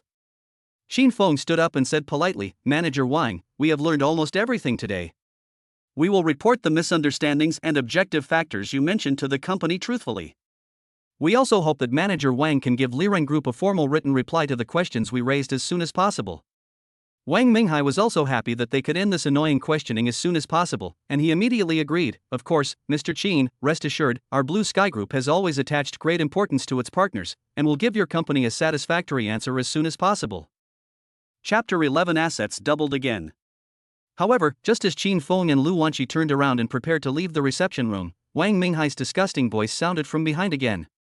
He rubbed his hands, revealing an even more obscene and undisguised smile on his face, and his tone became extremely frivolous and explicit. "You too, today is indeed a rush for time, and many things cannot be explained clearly at the moment, which affects the efficiency of our in-depth communication. I see that Miss Lu is very smart, pure and lovely, and I believe she is also very interested in the corporate culture of our Blue Sky Group. How about this, Miss Lu stays tonight and has a simple meal with me alone? When the night is quiet, we can have a good in-depth discussion on the details of the cooperation between the two sides, as well as the philosophy of life. I promise that as long as Miss Lu is willing to honor you, tomorrow morning, I will present the information and solutions you want with both hands, without any hesitation. How about it?" When Lu Wanqi heard this naked insult and suggestion, her face, which was originally pale due to nervousness, instantly lost all color and she trembled with anger. She subconsciously grabbed Qin Feng's arm and hid behind him, her eyes filled with fear, shame, and disgust that could not be concealed. Qin Feng's face suddenly turned cold, and a surge of anger rushed to his head. He turned around abruptly, took a step forward, and completely protected Lu Wanqi behind him, like a completely enraged lion. His eyes were as cold as if he wanted to devour Wang Minghai, and every word seemed to burst out from between his teeth. "Wang Minghai, fuck you. Keep your fucking mouth clean. We are here to discuss business with you on behalf of the beauty group, not to let you act like a hooligan or show off your inferiority. If you dare to say another word of nonsense, believe it or not, I will let you know why the flowers are so red today." Wang Minghai was frightened by Qin Feng's sudden rage, foul language, and murderous look. He also realized that what he said just now was indeed too extreme and underestimated the bloodiness of the young man in front of him. He subconsciously took 2 steps back and shouted fiercely, "You, who are you? How dare you act wild in my office? Security! Security!" Target, Lu Wanqi, favorability plus 10, current favorability, 48. Trigger favorability level reward. When Lu Wanqi's favorability reaches 40 points or above, the host's total assets will be increased by 4 times. Detection and critical hit determination. Determination successful. Triggering lucky critical hit. This asset increase multiplier is plus 1 extra. Calculation of asset increase. Current assets 16,000 yuan x 5 times equals 80,000 yuan. New assets, 64,000 yuan. 80,000. There is a full 80,000 in the bank card now. Qin Feng's heart was beating wildly because of this sudden huge surprise, and an indescribable ecstasy and unprecedented confidence burst out from the bottom of his heart. It was no longer the small amount of 16,000 before. This 80,000 was already a huge sum that allowed him to stand up straight. With this money, he was more confident when facing idiots. He suppressed the urge to check the bank's text messages immediately, and just raised a cold and sarcastic arc at the corner of his mouth, and said to the panicked Wang Minghai, "Call the security? Okay, go ahead. I want to see whether your Blue Sky Group's security is more powerful or our beauty group's legal department is more talkative. The dirty words you said to my colleagues today, the recording function of my phone has been turned on." When Wang Minghai heard the word recording, his face turned pale, his eyes were obviously panicked, and his expression became even uglier. Qin Feng was secretly happy in his heart. Of course he didn't record it. In the situation just now, both sides were about to fight, so he didn't have time to do these things. But he didn't know whether it was because the system supported him or because he was rich. Anyway, he was more than a little bolder now, and his brain was working very fast. This kind of bluffing trick, he can do it at will now, and he is sure that Wang Minghai, a guy with a guilty conscience and a strong appearance, will never dare to bet whether he really has evidence. Sure enough, Wang Minghai opened his mouth, but ultimately did not dare to shout anymore. Xin Feng no longer paid attention to his deflated and ugly look. He took the hand of Lu Wanxi, who was still a little frightened, snorted coldly, turned around, and strode out of this disgusting reception room. TSK, this feeling of being a hero saving a beautiful girl, slapping the villain in the face, and letting your assets soar like a rocket is really addictive. Xin Feng thought proudly. After returning to the beauty group, Xin Feng first comforted Lu Wanxi, who was still a little scared, and asked her to go back to her workstation to rest. He also told her to notify him immediately if Wang Minghai or other people in the company gave her trouble about this matter. Afterwards, Xin Feng took a deep breath. He knew that what he had heard from Wang Minghai about deputy manager Ma and kickbacks was serious, and he had to report it to Gu Wanqiu's secretary Lin Wei as soon as possible. After all, the assignment stated that Lin Wei was the original project proposal contact person, and it was reasonable to let her know the initial progress of the investigation. He went straight to Zhao Jinhai's office. He needed to get Lin Wei's phone number through Zhao Jinhai. Manager Zhao, Xin Feng didn't even knock on the door this time. He pushed it open a crack, leaned halfway in, and said in a calm tone, "Regarding the mission of the Blue Sky Group, I have some preliminary findings and important information. I need to report it to Secretary Lin Weilin in person." Zhao Jinhai was sulking behind his desk. When he saw Xin Feng, his face suddenly darkened again and he shouted angrily, "Report? You are just a clerk. What qualifications do you have to report directly to Secretary Lin? What is Secretary Lin's status? Can someone like you meet him whenever you want? I think you are getting more and more ignorant. What are you spouting nonsense about?" Xin Feng's eyes turned cold when he heard this, but his tone was still calm and almost indifferent. "Don't show off to me here. I tell you, President Ning is behind me." He paused, thinking to himself, "You don't have the ability to confirm it anyway. Besides, we have a relationship to some extent." Thinking of that night. TSK, no, DD is getting up. Then, facing Zhao Jinhai's doubtful eyes, he continued, "I advise you not to interfere with official business here. This mission is related to the company's major interests, and may also involve some responsibilities that neither you nor I can bear. If you continue to act unreasonably and delay the work, don't blame me for telling President Ning exactly how you tried to prevent me from reporting important information to Secretary Lin today. You really dare to use President Ning to pressure me?" Zhao Jinhai stood up from his chair like a cat whose tail was stepped on, and slammed the table in anger. "Who are you trying to scare? I said that President Gu was behind me. You don't have to believe it." Xin Feng's eyes were calm, as if Zhao Jinhai's anger was just a breeze blowing across the water. "If something really happens, I can't say anything." Zhao Jinhai looked at Xin Feng's calm and unyielding appearance, especially the unquestionable confidence when he said the words General Ning, and he couldn't help but feel a little scared. He suddenly recalled the arrogance of this kid yesterday, who looked down on everyone.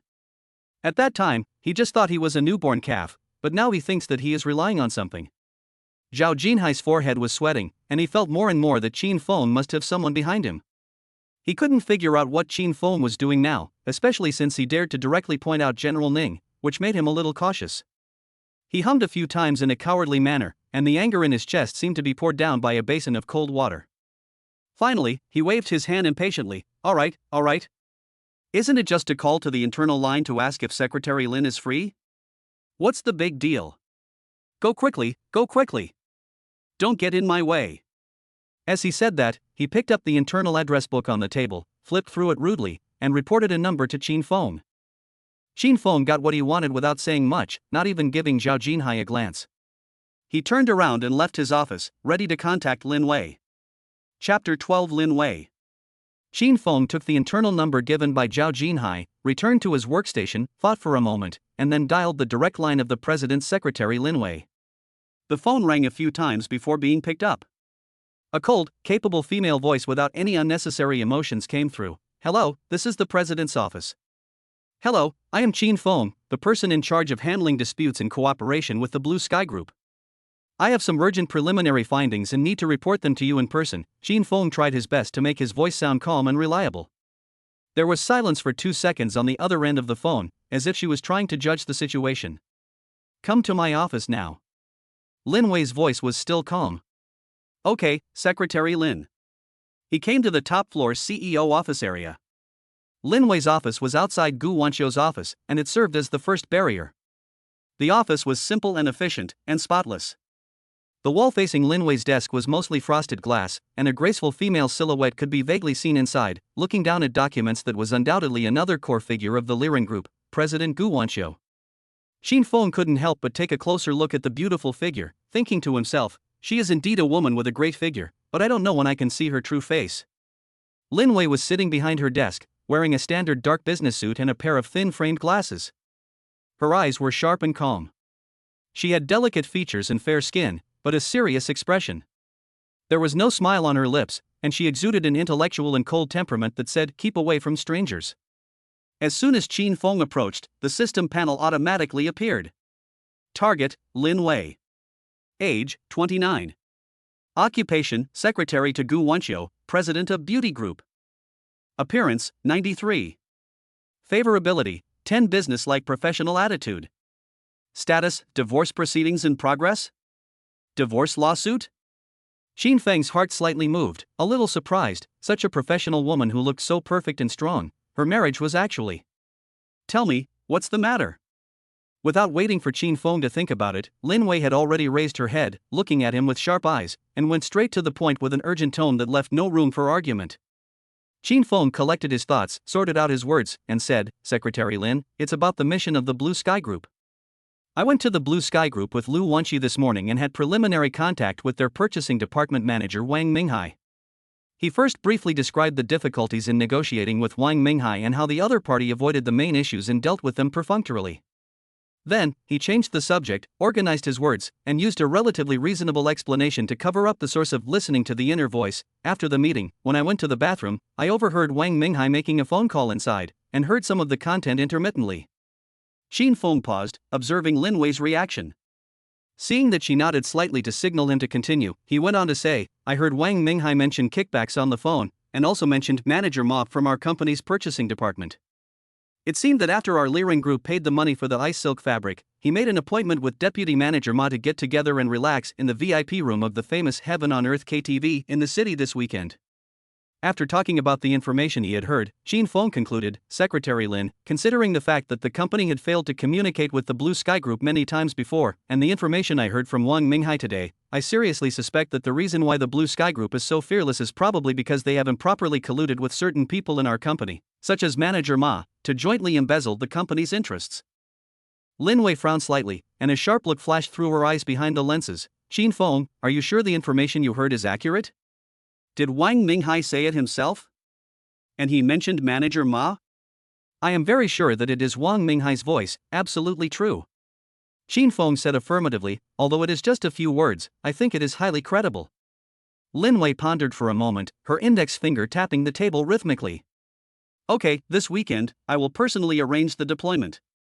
You, come with me to that Heaven on Earth KTV. We must find a way to get solid evidence of their profit transfer and catch these parasites in one fell swoop. Qin Feng was about to say something when Lin Wei's phone suddenly rang. She picked up the phone and after listening to a few words, her brows immediately furrowed and her expression became more solemn.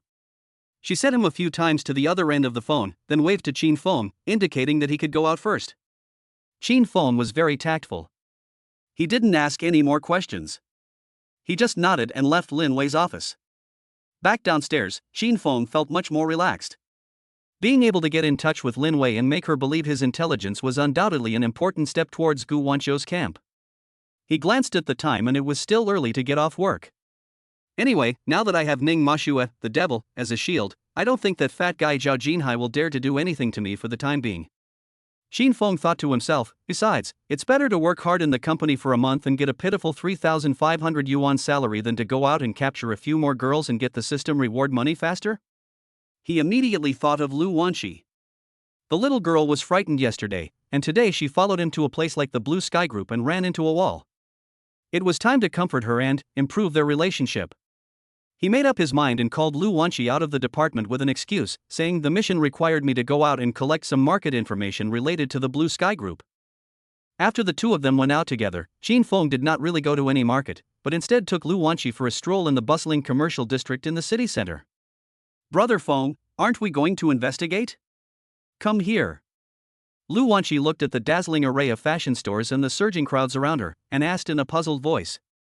When investigating, you need to combine work with rest to be efficient. Xin Feng smiled and stretched in a very good mood. Besides, you were so scared yesterday, and this morning I went to the Blue Sky Group, a place like that, to get mad. Your nerves have been tense. You should relax. Otherwise, how can you have the energy to deal with the next tough battle? Come on, Brother Feng will take you to have a good meal, and then watch the latest blockbuster. Have fun in the afternoon. Chapter 13. Hello, brother-in-law. Under Qin Feng's insistence and slightly unquestionable tone, Lu Wanqi was half-heartedly pulled by him and started this relaxing afternoon of working time. Qin Feng took her to a popular dessert shop with a very good reputation and tasted exquisite and delicious afternoon tea, then went to the cinema to watch a comedy blockbuster with a great reputation. Lu Wanqi went from being reserved at first to being amused and laughing to tears, and her eyes looking at Qin Feng became more dependent and close. Qin Feng gently handed her a tissue and shared popcorn. The atmosphere between the two was relaxed and pleasant. During this time, Qin Feng clearly felt that her favorability towards him had increased again, and the system prompt sound came as expected. Target, Lu Wanqi, favorability +5, current favorability, 53. Ding! Target Lu Wanqi's favorability has exceeded 50 points. Triggering favorability level reward, host's total assets will be increased by 5 times. Judgment of lucky critical hit. Lucky critical hit was not triggered this time. Asset increase calculation, current assets 80,000 x 5 times equals 400,000. New assets, 320,000. 400,000. Qin Feng looked at the string of zeros in the bank app, and he was ecstatic. He had been thinking about saving money and saving it to double it later. Now it seems that there is no point in saving. With this system, money is meant to be spent. How can I make a girl happy without spending money? How can I improve my favorability? How can I trigger more rewards? With a huge sum of 400,000 in his pocket and a cute and lovely girl by his side, Qin Feng felt that his life had reached a small peak. Is there anything more exciting than this? After the movie, he immediately prepared to spend a lot of money on Lu Wanqi. He pointed to a luxuriously decorated high-end Western restaurant and said, "Wanqi, let's go, Brother Feng will take you to try that Michelin 3-star restaurant. I heard that the steak is excellent." But unexpectedly, Lu Wanqi was very frugal. She took a look at the menu prices posted at the entrance of the restaurant, and with a pale face, she pulled Qin Feng's sleeve and whispered, "Brother Feng, this place is too expensive, let's go eat something else, I know a small shop that has delicious beef noodles." Qin Feng wanted to say, "Brother has money, eat whatever you want," but seeing her serious look, he swallowed the words back. Unable to persuade her, the two of them finally had dinner in a clean and elegant Chinese restaurant. Although it didn't cost much, Lu Wanqi was very satisfied with the meal. After dinner, passing by a brightly lit luxury store, Qin Feng looked at the latest women's bag in the window and thought it was very suitable for Lu Wanqi's temperament, so he wanted to take her in to take a look. "Wanqi, go in and take a look. If you like anyone, Brother Feng will give it to you." Lu Wanqi, however, was like a frightened little rabbit. She waved her hands repeatedly and refused to go in no matter what. No, Brother Feng, it's too expensive. I can't have it. Besides, I'm doing an internship now and I don't need such a nice bag. It's a waste of money. After a few times, whenever Qin Feng wanted to spend a lot of money on her, the little girl would frown and look at him with a slightly reproachful and worried look, as if he was some kind of ignorant prodigal son, which made Qin Feng feel a little amused and even had a strange feeling of being henpecked by his future wife. He thought to himself, "I thought this girl was just a silly and innocent girl with a beautiful face, but I didn't expect that she is actually a good girl who is frugal and not vain." His affection for Lu Wanqi was no longer just because of her amazing face, but also because of his sincere appreciation and deep love for her. He secretly vowed that he must win over such a good girl. In the evening, when the lights were on, Qin Feng sent Lu Wanqi home. When the taxi turned and drove into a slightly old neighborhood, Qin Feng discovered that Lu Wanqi's home was actually in a well-known old district in the city. The buildings here are generally not high, mostly 5 or 6-story red brick or concrete buildings, with traces of time on the walls, and the air is filled with a faint smell of oil smoke and the atmosphere of the city where all kinds of life are intertwined. Although Qin Feng was not rich before, he grew up in an ordinary residential area, not in such a obviously dilapidated old city. However, there was no strange look on his face, nor any contempt or discomfort. "My home is in the building in front." Lu Wanqi seemed a little embarrassed, her voice lower than usual. She secretly observed Qin Feng's expression.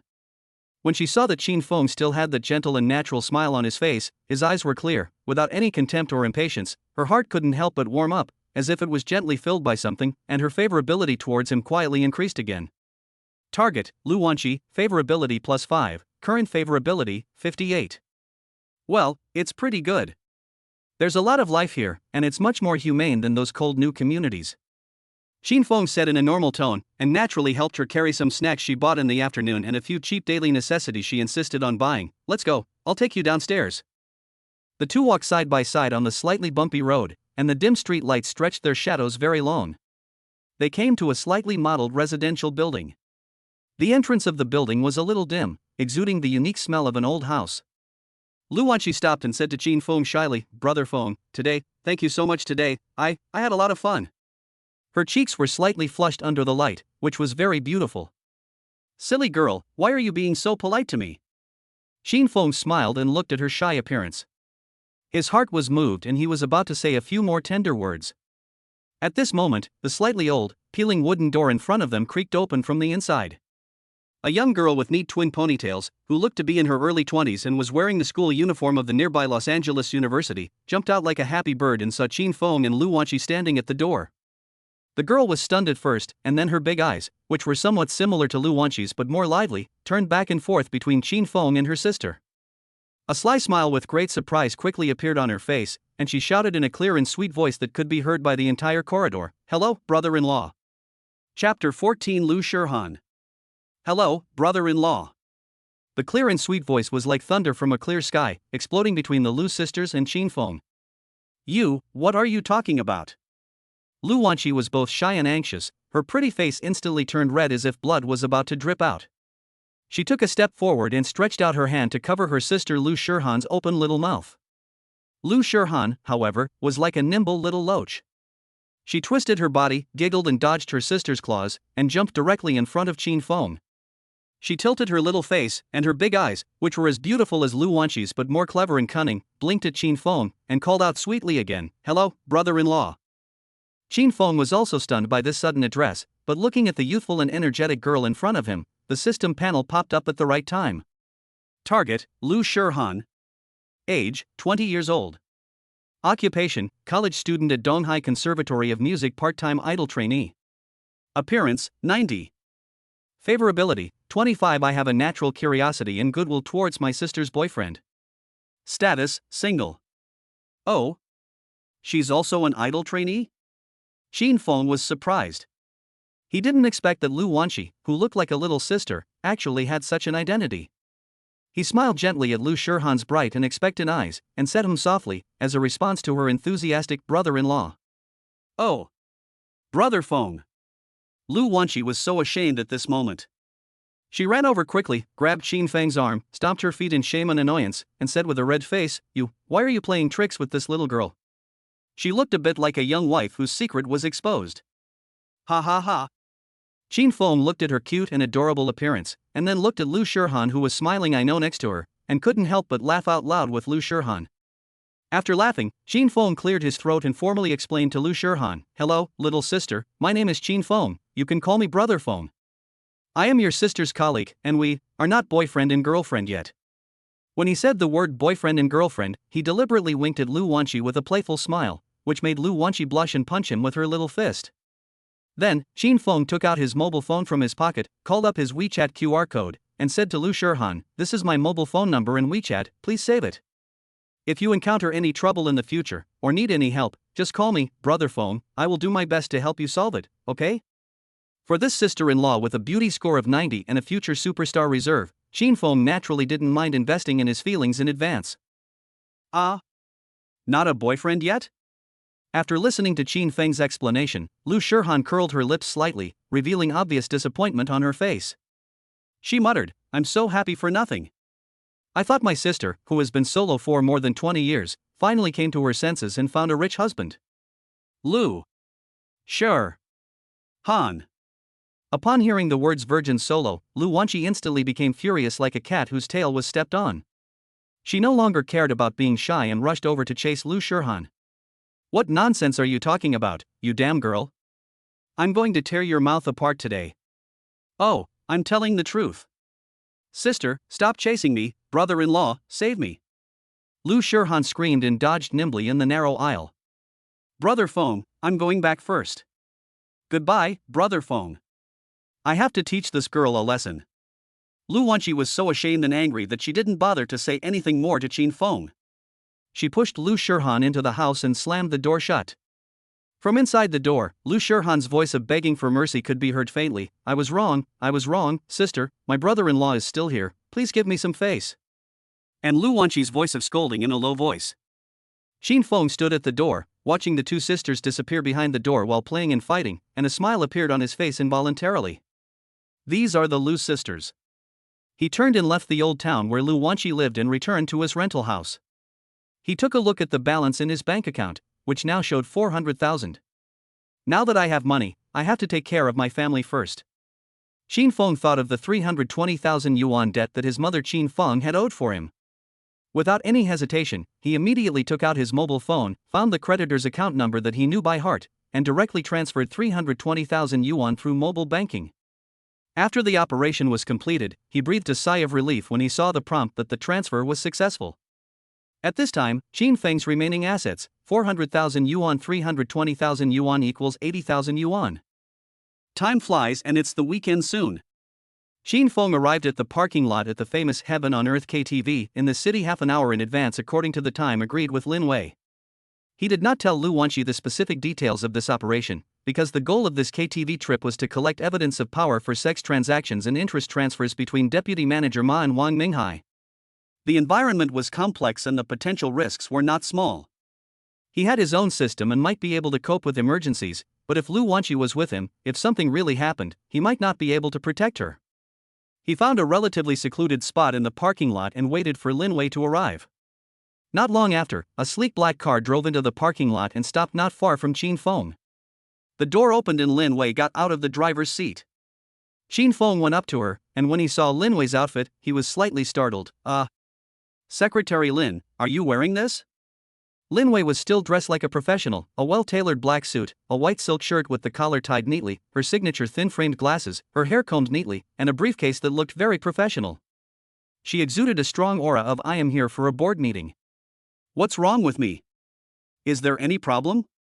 Lin Wei glanced at Qin Feng with a cold gaze, her tone calm. Qin Feng didn't know whether to laugh or cry. Secretary Lin, it's only 2 o'clock in the afternoon. We are going to KTV. Although we are going to do business, your outfit is too formal and too eye-catching, right? Who would wear a full set of professional clothes to go to a KTV room in the afternoon? We are here to do serious business, why should we wear other clothes? Lin Wei's tone still did not reveal any emotion, as if in her opinion, no matter where they go, as long as they are carrying out a mission, they should maintain the most professional attitude.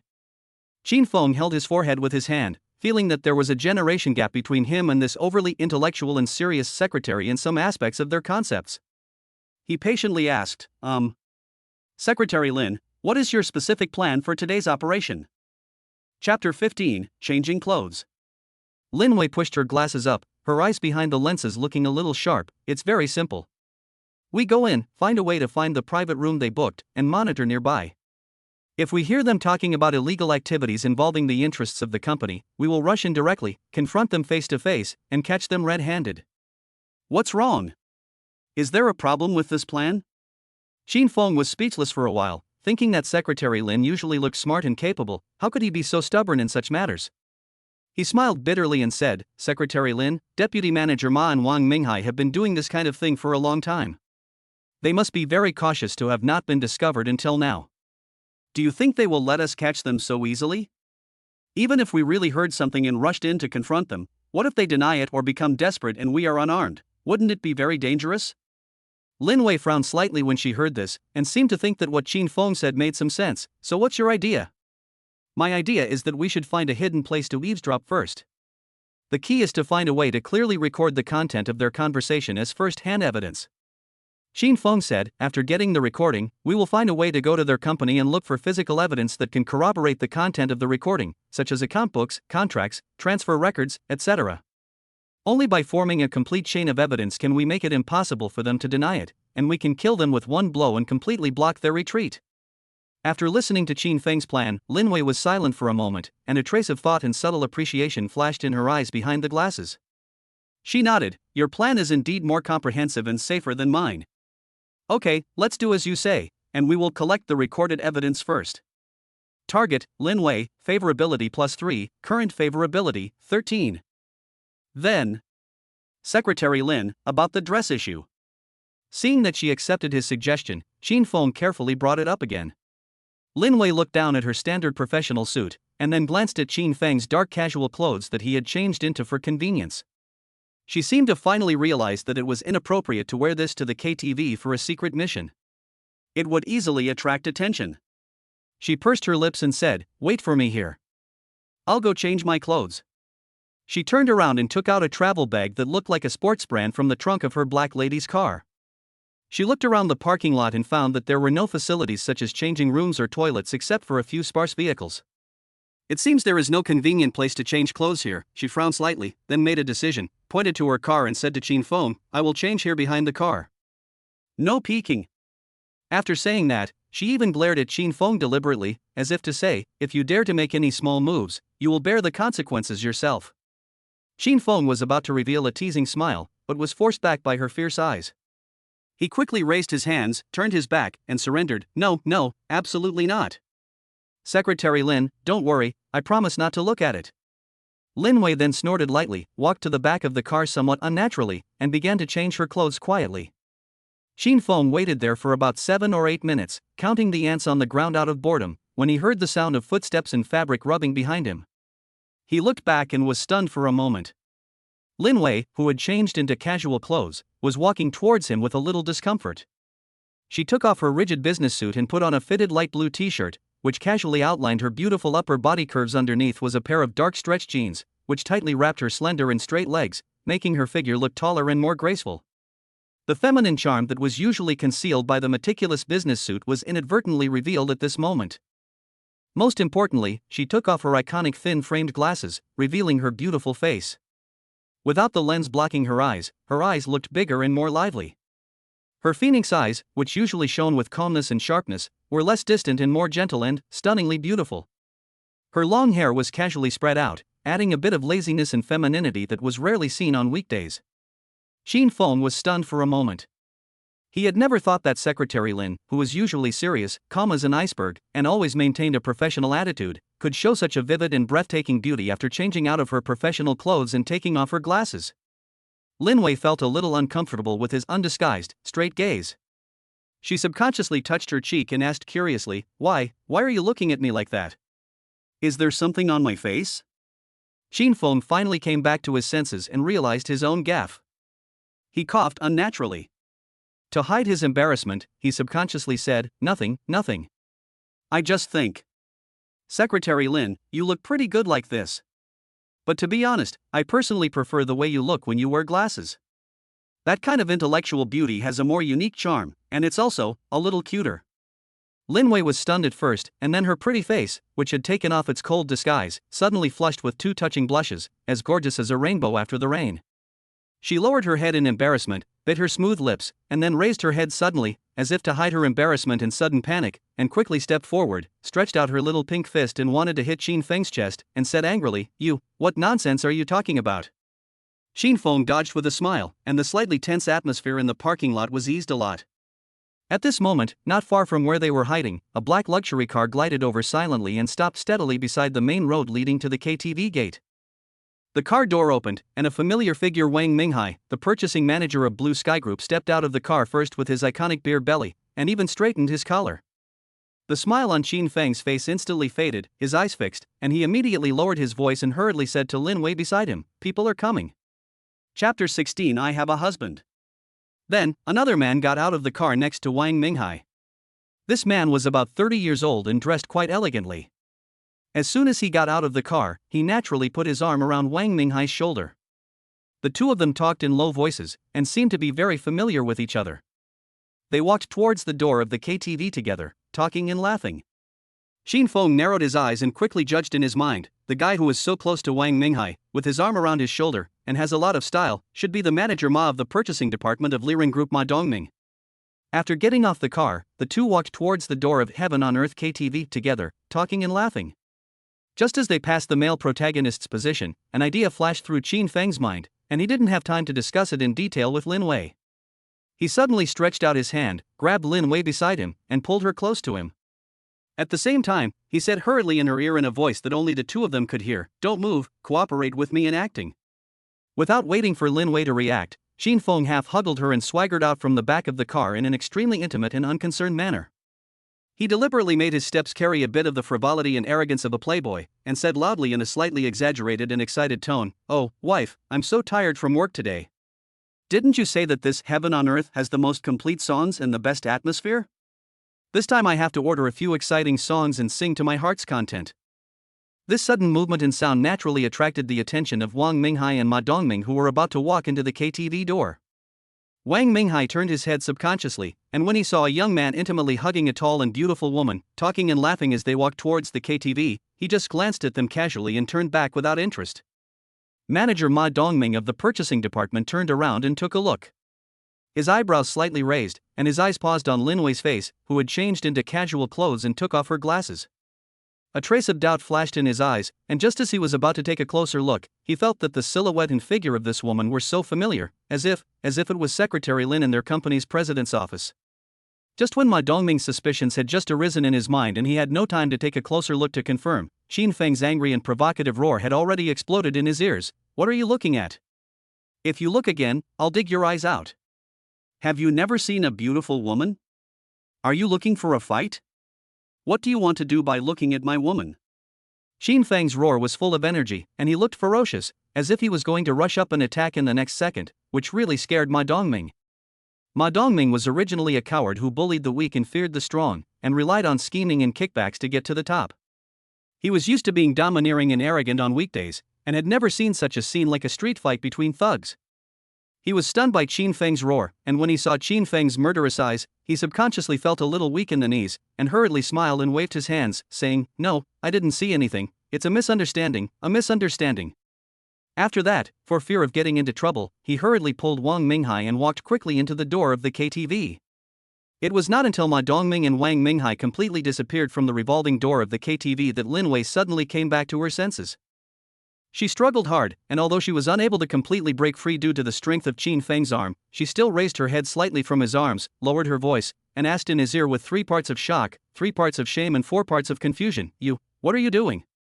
Why did you suddenly hug me? And call me wife? And why did you rush out like this? What if they recognize us, won't we be completely exposed?" Qin Feng then released his hand from her waist, but he still stayed close to her. He looked at Lin Wei's eyes that seemed brighter because of excitement and confusion, and her slightly pouting lips with an alluring luster, and his heart couldn't help but be moved again. He took a deep breath, suppressed the temptation in his heart, and explained seriously, "Secretary Lin, calm down and listen to me. I just thought about it carefully. If we sneak behind them into the KTV, there are waiters and security guards everywhere. Before we find their private room, I am afraid that we will be treated as suspicious persons and asked to leave by the store before we find their private room. That will make it easier to alert the enemy. So," he continued, "instead of sneaking around, it's better to just go in openly as a guest. I changed into casual clothes today and styled my hair more casually. Wang Minghai is a man who only thinks about women and kickbacks. He definitely won't recognize me. As for Manager Ma..." Qin Feng paused. He seemed a little suspicious just now, but I yelled at him and scared him back. He definitely doesn't dare to look at us again now. Let's just follow them in now, walk past them openly, pay attention to which box they enter, and remember the box number. This way, we won't alert them and we can also avoid the risk of being questioned by KTV staff." Qin Feng finished his plan in one breath. Lin Wei listened to his explanation, her brows still slightly furrowed, but the shock and anger in her eyes gradually faded, replaced by a trace of thought. "What you said sounds like it makes some sense." She had to admit that Qin Feng's seemingly reckless behavior actually had such considerations behind it. But she immediately thought of something, and her beautiful face still showed some anger and vigilance. She stared at Qin Feng and said in a serious tone, "Even if your plan makes sense, you can't just hug me without even saying hello. I warn you, Qin Feng, I have a husband. Be more respectful in your behavior in the future and be careful." Qin Feng looked at her, who was obviously a little embarrassed, but tried to maintain a professional seriousness and distance. He felt funny and cute.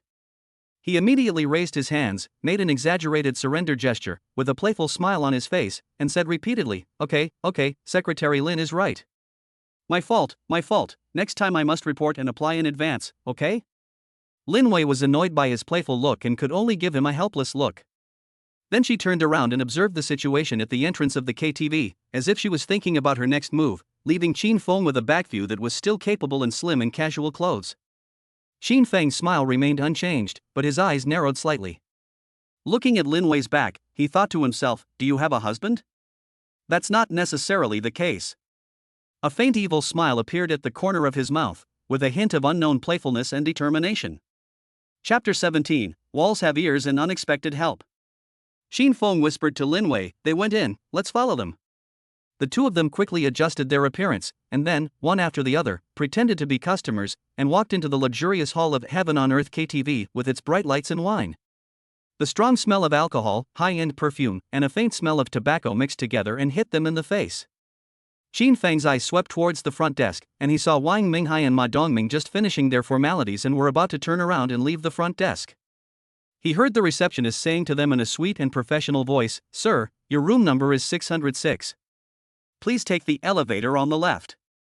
A dedicated waiter will guide you there later. 606. Qin Feng quickly memorized the number in his mind, and at the same time, he gave a look to Lin Wei beside him without making any expression. After Wang Minghai and Ma Dongming walked contentedly towards the elevator under the guidance of a waiter and disappeared behind the slowly closing elevator door, Qin Feng leisurely took Lin Wei to the front desk. He gave the receptionist a friendly and familiar smile, pointed in the direction of the elevator, and said, Hello, beautiful lady, the two people who just went up are my friends. We also want to get a private room, it doesn't have to be too big, please help us arrange one next to them, so that we can go over and say hello later. The receptionist took a look at Qin Feng. He was dressed casually and decently, and his temperament was calm. The lady next to him was even more outstanding in appearance and temperament, and did not look like someone who would come to cause trouble. She smiled and checked the system, and quickly replied, Okay, sir. There is a luxury box 607 next to box 606, which is currently vacant. Can I arrange this for you too? Very good, let's take 607. Qin Feng nodded decisively and swiped his card to pay for the box. Soon, the two were led by the waiter to the 6th floor box 607. As soon as they entered the door, Qin Feng signaled the waiter to leave and quickly closed the door.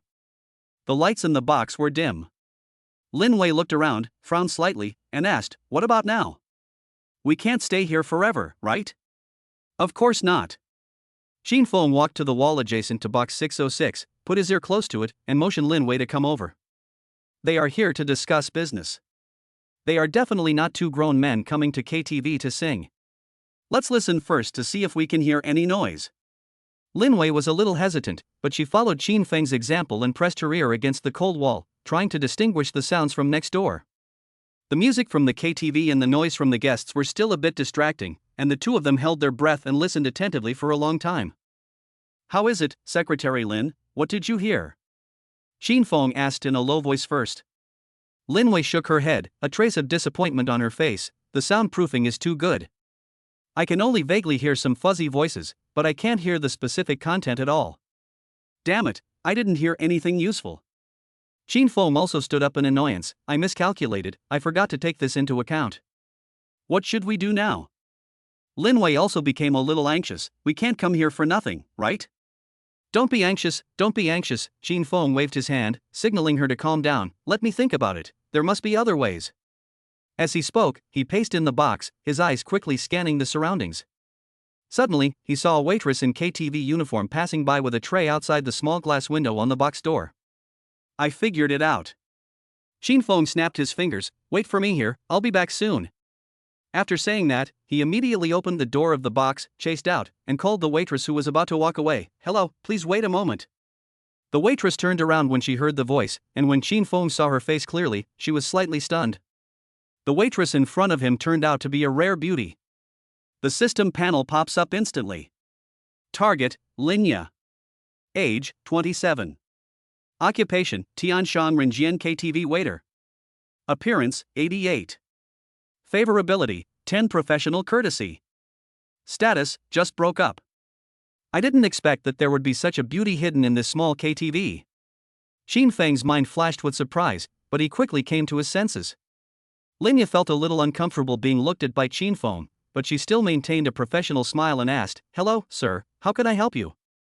Qin Feng calmed himself down, showed a smile that he thought was kind, and said straight to the point, "It's like this, beautiful lady. I want to ask you to do me a small favor. After the task is completed, I will give you 10,000 yuan as a reward. How about it?" When Linya heard this, she was stunned, and her beautiful eyes were full of disbelief. Seeing her in a daze, Qin Feng thought it was too little. After all, this kind of thing is risky.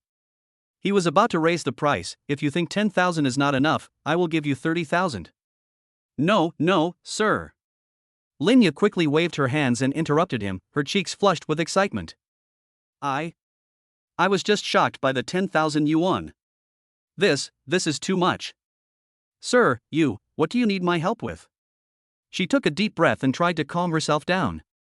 Qin Feng saw that she didn't think it was too little, so he felt relieved. He pointed to the 606 room not far away and said in a low voice, "Do you see that 606 room? There are two scums in our company, who are plotting to sell out the company's business intelligence. When I ask you to go in, pretend to provide normal drink service, and then quietly put my recording phone in a hidden place in the room that is not easy to be found immediately, but can record the sound of their conversation. About half an hour to an hour later, you find a chance to go in and take it out and return it to me. Can you do it?"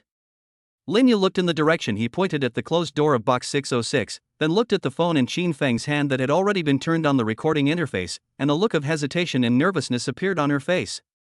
After all, this was not a trivial matter. What if she was discovered? Qin Feng saw her concerns and immediately added, "Don't worry, I will be here to meet you. If there is any danger on the way, or you feel something is wrong, just shout for me and I promise to rush in to save you at the first time. Moreover, after the matter is completed, the 30,000 yuan will be paid immediately. If you feel that the risk is too great and give up halfway, I will also give you 2,000 yuan as a reward for your hard work." Linya bit her lip, as if she was having a fierce ideological struggle. In the end, her desire for money and her inexplicable trust in Qin Feng's words, "I will rush in to save you," made her make up her mind. "Okay, sir, I'll help you with this." Chapter 18 Recording. Qin Feng carefully handed the phone with the recording function turned on to Linya, and lowered his voice to remind her again, "Ms. Linya, your safety is the most important thing. Don't force yourself. If the situation is not right, find a way to get out immediately and shout for help. I will rush in as soon as possible." Linya took a deep breath and nodded heavily, with a hint of nervousness in her eyes. "Mr. Qin, don't worry, I know what to do." She took the phone and quietly hid it in the apron pocket of her waiter uniform, then picked up an empty tray, adjusted her expression, and walked towards box 606 as if nothing had happened. Qin Feng watched her enter 606, then turned back to the next door box 607, closed the door gently, and briefly explained the arrangements to Lin Wei. At the same time, in the luxury box 606, Linya pushed open the heavy door of the box with a sweet professional smile on her face. "Hello, sir, this is the royal salute and some snacks you ordered." She gracefully placed the drinks and snacks on the large coffee table one by one. Inside the box, Deputy Manager Ma Dongming from the Purchasing Department and Manager Wang Minghai from the Blue Sky Group were sitting on the sofa. As soon as Ma Dongming saw Linya coming in, his small eyes immediately lit up, flashing with undisguised lust. Taking advantage of the alcohol, when Linya bent down to place the wine glass, he stretched out his fat hand, trying to take the opportunity to touch her. "Sir, the drinks you ordered are here. Please enjoy." Linya seemed to have eyes on her back. Just when Ma Dongming's hand was about to touch her, she straightened up and took a step to the side with the tray, lightly avoiding the dirty hand. The whole process was natural and smooth. It was obvious that she was experienced and had already prepared a plan to deal with this kind of harassment. Ma Dongming was a little embarrassed when he failed to touch her, but seeing that Linya didn't say anything, he became bolder and smiled. When she turned around and wanted to leave, he reached out to pull her wrist again. "Little sister, don't be in a hurry to leave, come and have a couple of drinks with me." Linya deftly moved sideways again to avoid his pull. Although her tone was still respectful, it was firm and inviolable. "I'm sorry, sir. I'm just a waiter responsible for serving drinks, not a drinking companion." Ma Dongming was rejected twice in a row. He looked a little annoyed and was about to say something. Seeing this, Wang Minghai on the side hurried to smooth things over. He laughed, put his arm around Ma Dongming's shoulder and said, "Hey, Manager Ma, why are you getting angry with a little waiter? It's so cheap. Don't worry, let me tell you, I, Wang, am the supreme VIP of this heaven on earth. Of course, there is a reason why I brought you here. He raised his eyebrows ambiguously, hinting at something. Then, Wang Minghai turned to Linya, put on a domineering look, and waved his hand and said, "Okay, you go down first. Oh, by the way, call a few of your most beautiful and sensible jies over in a row, so that our manager Ma can have a good look at them and choose from them. Money is not a problem." When Ma Dongming heard this, the unhappiness on his face immediately disappeared, replaced by a lewd smile and expectation, and he nodded repeatedly, "Boss Wang still understands me." Ha ha ha. Wang Minghai smiled proudly and said to Ma Dongming, "Of course. Deputy Manager Ma, while they are still here, let's hurry up and discuss the little matter of our cooperation in detail." When Linya heard that they finally started to talk about business, she was moved. She said respectfully, "Okay, please wait a moment, gentlemen." Then she took out the recording phone Qin Feng gave her from her pocket without leaving any trace, and quickly stuffed it into the gap between a cushion in the corner of the sofa. She also picked up a decorative towel of a small fruit plate next to it and casually put it on the cushion, cleverly covering the traces of the phone. After doing all this, she turned around and quickly left the box, and went to call the lady as she was told. On the other side, in box 607. After Lin Wei listened to Qin Feng's story about how he asked Linya to help him place the bug, a complex light flashed in her phoenix eyes behind the lens. She had to admit that Qin Feng, although he sometimes looked careless and even a little glib, was very quick-witted at critical moments and could always come up with some unexpected but seemingly effective solutions. "You are quite good at making use of local materials and adapting to circumstances," Lin Wei commented in a flat tone, but Qin Feng could tell that there was not much blame in her tone. She pondered for a moment and suddenly said, "Qin Feng, if this matter can be resolved smoothly, have you ever thought about following me in the future?" "Ha?" Qin Feng was stunned when he heard that. He was still thinking about how to ask Lin Wei indirectly in a more natural and non-suspicious way after this matter was over, and how to find out more about President Gu Wanqiu and prepare for his subsequent strategy. However, he didn't expect that the opportunity would come to him. He was delighted, but pretended to be flattered, and asked hurriedly, "Secretary Lin, are you telling the truth? Can I do it?" "Of course it's true." Lin Wei's tone was full of unquestionable certainty. "I've observed you. You are very smart and quick to react. Although you sometimes act unconventionally, you have clear goals and know how to judge the situation. I think you should be able to do a lot of things for Mr. Gu, especially some things that are not convenient for me to handle personally." She paused, her eyes became deeper, as if she wanted to see through Qin Feng's heart. "Qin Feng, you should also know the other president of our company, President Ning Mashue, right?" "I know him." Qin Feng nodded. Lin Wei's lips curled up in a meaningful arc. "If you decide to work with me and Mr. Gu in the future, then Mr. Ning and the forces behind her will be our common enemies." "Why?" Qin Feng asked, pretending to be puzzled. He knew that this might be his chance to truly intervene in the power struggle among the top management of the company and get close to Gu Wanqiu. Lin Wei looked at him, a complex emotion flashing in her eyes, as if she was weighing something. She opened her red lips slightly, and was about to explain the reason, because, President Ning. Bang! Before Lin Wei could finish her words, the door of box 607 was suddenly slammed open from the outside with great force. Immediately afterwards, 4 policemen in dark blue uniforms and with stern expressions walked in like wolves and tigers, glancing sharply at Qin Feng and Lin Wei in the box. Chapter 19 Routine Inspection. The door of the box was pushed open, and 4 policemen in uniform and with stern expressions filed in, instantly breaking the delicate atmosphere that had just arisen between Qin Feng and Lin Wei. Qin Feng and Lin Wei were both startled and subconsciously stood up from the sofa. Qin Feng quickly blocked Lin Wei half a step behind him and faced those sharp eyes. The leader was a middle-aged policeman who looked experienced. He glanced at the 2 men like a hawk and shouted in a deep voice, "Police! Routine inspection! Don't move!" Qin Feng's heart skipped a beat, but he forced himself to remain calm and even forced out a slightly flattering smile. Police comrade, what is going on?"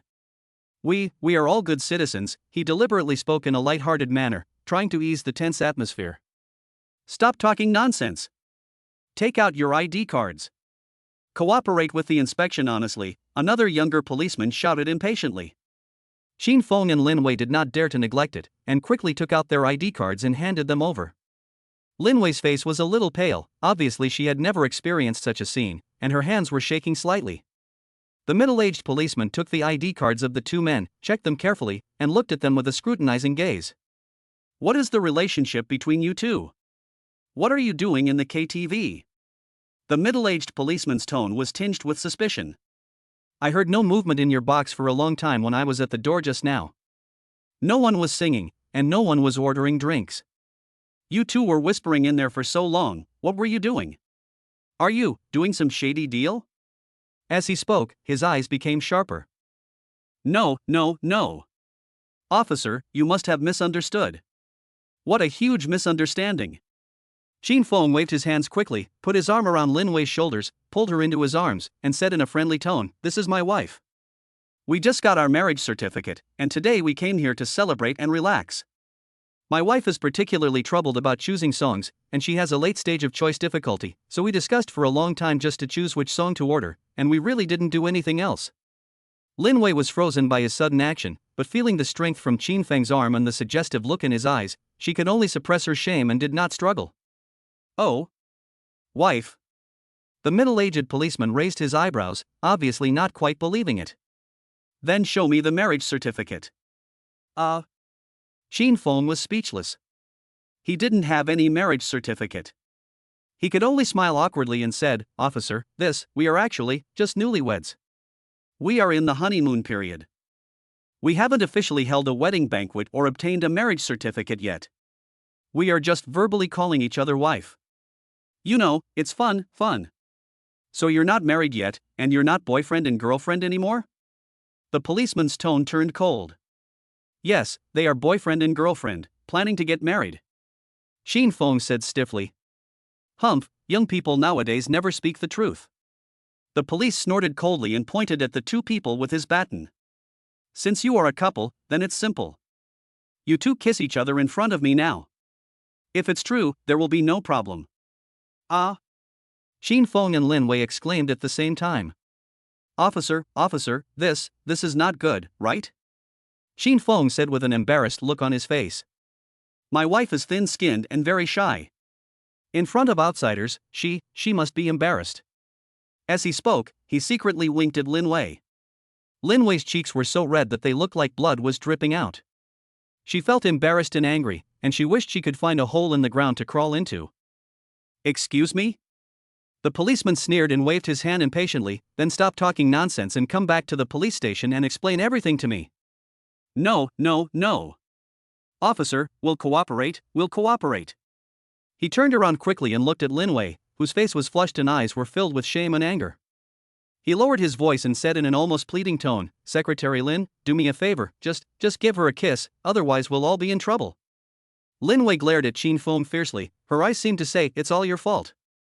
But she knew that this was not the time to lose her temper. She took a deep breath, as if she had made a great decision, and with her cheeks burning, she stood on tiptoes slightly and kissed Qin Feng on the cheek very quickly. After Lin Wei kissed her cheek, she wanted to step away immediately to keep her distance. But just as she was about to step back, Qin Feng suddenly lowered his head and quickly kissed Lin Wei on the lips. Ah! Lin Wei's eyes widened instantly, and her mind was a little confused. The contact was very brief, almost instantly breaking. But Qin Feng's touch still made Lin Wei's heart beat faster, and her cheeks turned red. You! She was embarrassed and a little angry, and subconsciously raised her hand and hit Qin Feng's arm with very light force. The policeman looked at the couple kissing each other on the cheek and mouth, and even flirting with each other. The seriousness on their faces also eased a lot. The middle-aged policeman in the lead waved his hand and said, all right, you don't look like bad people. In places like KTV, pay attention to the impact. Don't just be intimate. Order a few songs to sing, so as not to cause misunderstandings. After that, he turned around and walked out with the other policemen, and closed the door for them. As soon as the police left, the atmosphere in the box became awkward again. Lin Wei was about to get angry and settle the account with Qin Feng, but Qin Feng seemed to have expected it. He immediately pointed outside the door, lowered his voice, and said seriously, Shoo. Secretary Lin, don't be angry, let's go out and see what happened to the two guys next door. The police made such a big fuss just now, they must be in trouble over there. Lin Wei saw that Qin Feng was trying to change the subject deliberately, but thinking about the important business, now was not the time to argue with him. She could only glare at him fiercely and didn't bother to get angry. She followed him, carefully opened the door of the box, and stuck her head out. Upon seeing this, both of them were stunned. The door of the 606 private room next door was wide open, and the inside was in a mess. The previously arrogant Wang Minghai of the Blue Sky Group and Ma Dongming from the purchasing department of the Beauty Group were now standing in the corridor in front of the private room in a state of embarrassment. Wang Minghai had his shirt open, showing his beer belly and messy hair, and Ma Dongming was even more exaggerated, with his pants only half dressed, hanging loosely around his waist, almost falling off. Both were ordered to hold their heads with their hands facing the wall, looking like they were thinking about their mistakes against the wall. Next to them stood several young women in revealing clothes and heavy makeup. They were obviously the kings of the KTV. At this moment, they all lowered their heads, not daring to speak, and were being reprimanded by several policemen. Chapter 20 Backer. The corridor was in chaos. The guests and waiters of the KTV were panicked by the sudden inspection. There were police shouting and guests' excuses everywhere. Qin Feng escorted Lin Wei out of box 607. He quickly scanned the mess in front of him and was about to take Lin Wei to find a place to observe the situation.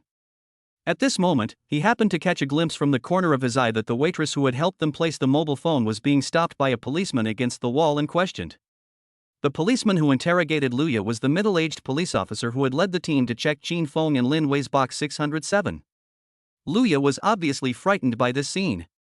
Her face turned pale and she twisted the corners of her clothes nervously with her hands. She was trying to explain to the middle-aged police officer, "Comrade police officer, I am really just an ordinary waiter. I have only been here for a few days." Seeing this, Qin Feng immediately walked up quickly and said politely to the middle-aged police officer, "Officer, I'm sorry to bother you. She is my friend. She really just came to work here and doesn't understand many situations." The middle-aged police officer obviously recognized Qin Feng. He glanced at Qin Feng and then looked Luya up and down. She was wearing a neat and clean KTV waiter uniform, with almost invisible light makeup on her face. She looked frightened, which was completely different from the heavily made up and revealingly dressed women who were being interrogated. Since Qin Feng, who just cooperated with the investigation, came out to guarantee, he didn't want to waste more time on an ordinary waiter, so he waved his hand impatiently and said to Luya, "Okay, if you have nothing to do, go and do your own thing, don't hang around here." After that, he turned and walked towards the next group of people being interrogated. "Thank you, sir. Thank you so much." Luya breathed a sigh of relief and looked at Qin Feng with gratitude. "Are you okay?" Qin Feng asked, "Where's your phone? Is it still in there?" "Well, the phone should still be there." Luya pointed to box 606 where there were already few people. "Okay, let's go in and get it." The two of them quickly flashed into box 606. Qin Feng quickly took out his mobile phone from the gap between the sofa cushions and checked it. The recording function was still running. He put on headphones and quickly listened to a short clip. The conversation between Wang Minghai and Ma Dongming about kickbacks and profits came out clearly. "Nice. Well done." Qin Feng took off his headphones and a satisfied smile appeared on his face. "Did you really record it?" Luya was also a little surprised.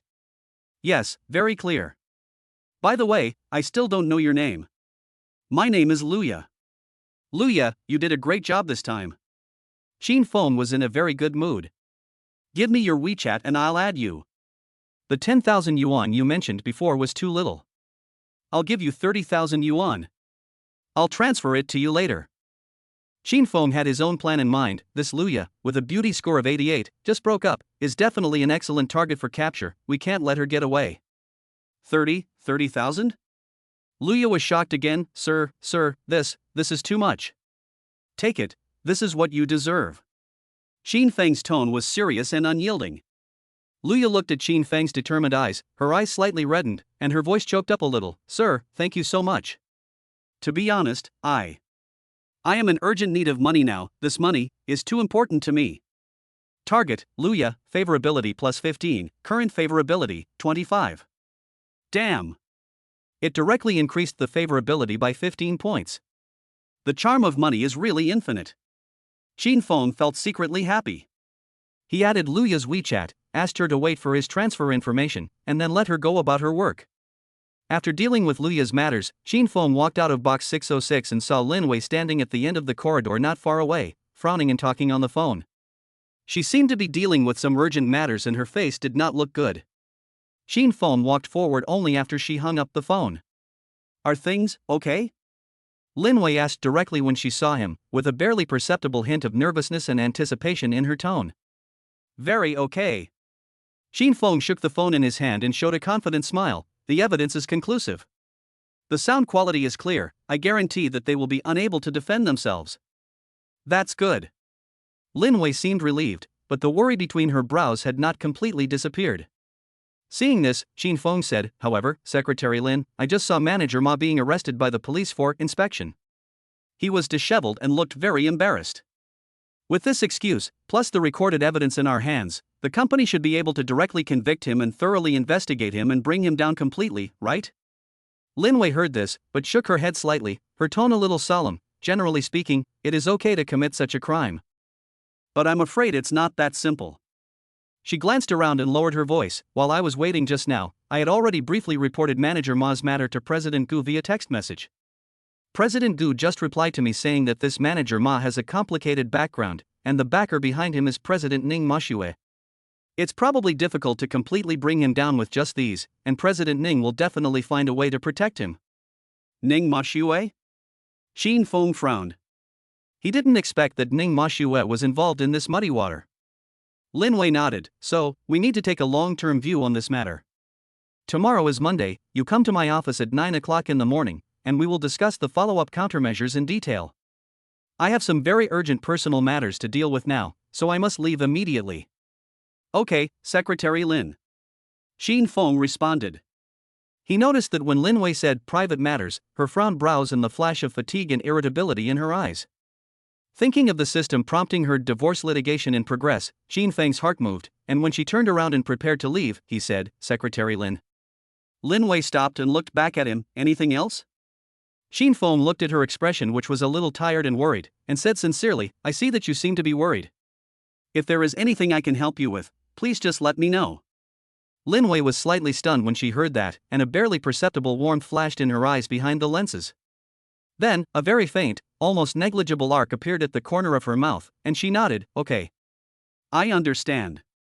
After that, she turned around and left quickly. Target, Lin Wei, favorability +5, current favorability, 21. Shin Fong looked at her hurriedly leaving back, thoughtful. Well, the KTV incident has come to an end, and the evidence is in hand. Next. He turned his head and looked at Luya, who was busy in the KTV hall, with a meaningful smile on his face. That's you. Chapter 21 Invitation to Dinner. Lin Wei's figure disappeared at the exit of the KTV parking lot. Shin Fong retracted his gaze and raised a confident smile. The noise in the KTV was still there, but his mind was no longer on the two unlucky guys Ma Dongming and Wang Minghai. He thought to himself, Luya, this girl, has a beauty score of 88.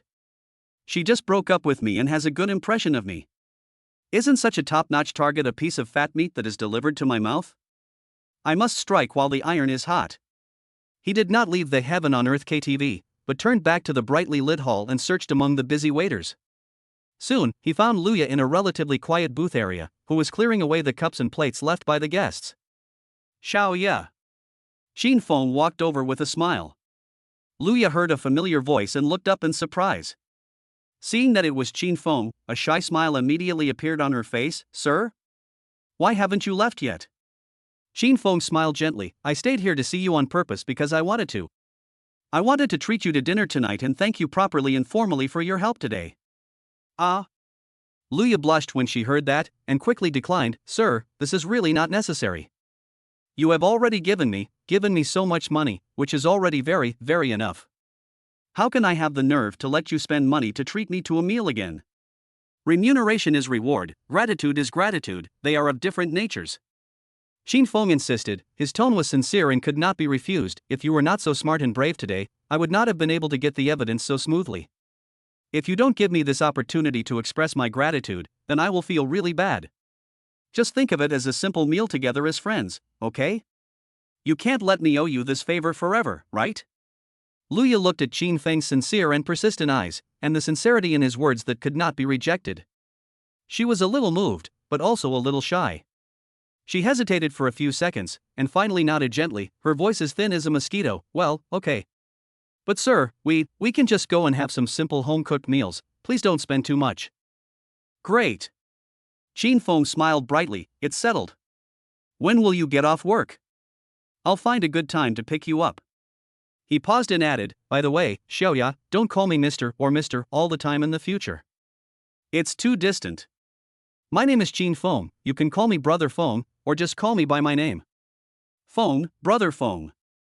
Luya called out shyly and softly, her voice sweet and sticky. After asking Luya about the time she would get off work and which exit she would leave from, Chin Fong left Heaven on Earth KTV with satisfaction. Since it's a formal dinner for a girl, the ceremony can't be too bad. Chin Fong thought to himself, if I pick her up on a shared bike, and if I pick her up in a luxury car, the speed of improving her favorability will definitely not be the same. He remembered that he had used 30,000 yuan to greatly increase Luya's favorability, which further strengthened his belief that money can open the way. He gritted his teeth and decided to spend a fortune on tonight's date.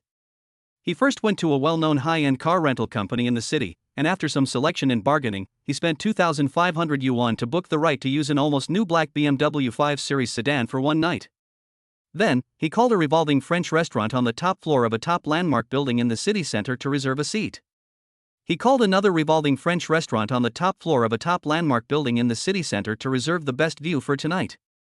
The deposit and minimum consumption cost him nearly 8,000 yuan. Adding these two items together, 10,000 yuan was spent so neatly, and the account balance went from 50,000 to 40,000. Although Chin Fong felt a little pain, he couldn't catch the wolf without sacrificing the child, and he couldn't catch the girl without sacrificing the money. This is a strategic investment. For the sake of future happiness and system rewards, it's worth it. In the evening, Luya finished a day's work and went back to the dormitory. Thinking of having dinner with Chin Fong, no, Brother Fong, she felt inexplicably excited and nervous, and her cheeks were a little hot. She took a careful shower and spent a long time choosing in front of her small wardrobe. Brother Fong, why is he so nice to me? He even specially invited me to such a grand dinner. Could it be that he wants to pursue me? A thought popped up uncontrollably, making her heart beat faster. No, it's impossible. She quickly shook her head vigorously, trying to get rid of this unrealistic idea. Brother Fong is so outstanding and looks rich, how could he be interested in me, an ordinary waiter working in a KTV? He must really just want to express his gratitude. Yes, that must be it. Despite this, she still dug out her most beautiful, exquisitely crafted light blue dress that she usually didn't want to wear from the bottom of her box, and put on a little light makeup to make herself look more energetic and beautiful. When Chin Fong drove the imposing BMW 5 Series and appeared at the KTV staff exit on time, Luya, who had dressed up carefully, also came out. The light of the street lamp sprinkled softly on her body, and the light blue dress made her skin look whiter than snow, and her figure was slender. Her face was filled with a hint of shyness when they first met and the expectation of an unknown date. The whole person exuded a kind of purity and gentleness that was completely different from when she worked in the KTV during the day. When Chin Fong saw her, his eyes lit up and he almost blurted out in admiration, "Xiaoya, you are so beautiful today." Luya's cheeks turned even redder after he praised her so directly, and she whispered, "Thank you, Brother Fong." Target, Luya, favorability +5, current favorability, 30. Trigger favorability level reward. When Luya's favorability reaches 30 points or more, the host's total assets will be tripled. Detection and critical hit determination. Determination successful. Triggering lucky critical hit. This asset increase multiplier is +1 extra. Asset increase calculation. Current assets 40,000 x 4 times equals 160,000 yuan. New assets 120,000 yuan. Great, 160,000. It seems that this money was not wasted. I must continue to work hard tonight. Chin Fong muttered to himself, and he was more confident about tonight's strategy action. He gentlemanly opened the car door for Luya. Chapter 22. Assets soar again. The car drove steadily towards the revolving French restaurant on the top floor of a top landmark building in the city center. Along the way, Chin Fong made a series of witty remarks, including jokes he read on the internet and anecdotes he made up. Although some of the jokes were a bit old-fashioned, combined with his confident spirit and the gentle eyes he cast at Luya from time to time, he still made Luya laugh like a silver bell from time to time, and the atmosphere in the car was relaxed and pleasant. Arriving at the restaurant, when the waiter in a neat tuxedo ushered them to their seats in fluent French, Luya saw the huge French windows that offered a 360-degree view of the city's dazzling night scene, the crystal chandeliers that shone with soft light, and the exquisite silverware and bright roses on each table. She felt like Granny Lu entering the Grand View Garden, and seemed a little at a loss. She whispered to Chin Feng, "Brother Feng, this place is too expensive, right?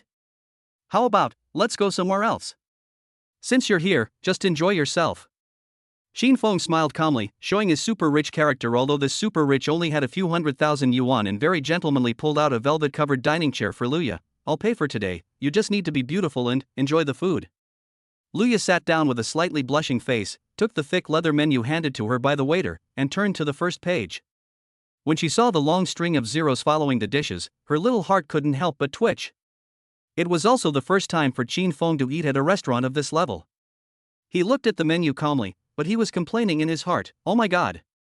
Just this French pan-fried top-grade foie gras with black truffles costs 58.88? And this matsutake clear soup costs 988 for a small bowl? This organic seasonal vegetables with extra virgin olive oil that looks like stir-fried vegetables is priced at 488?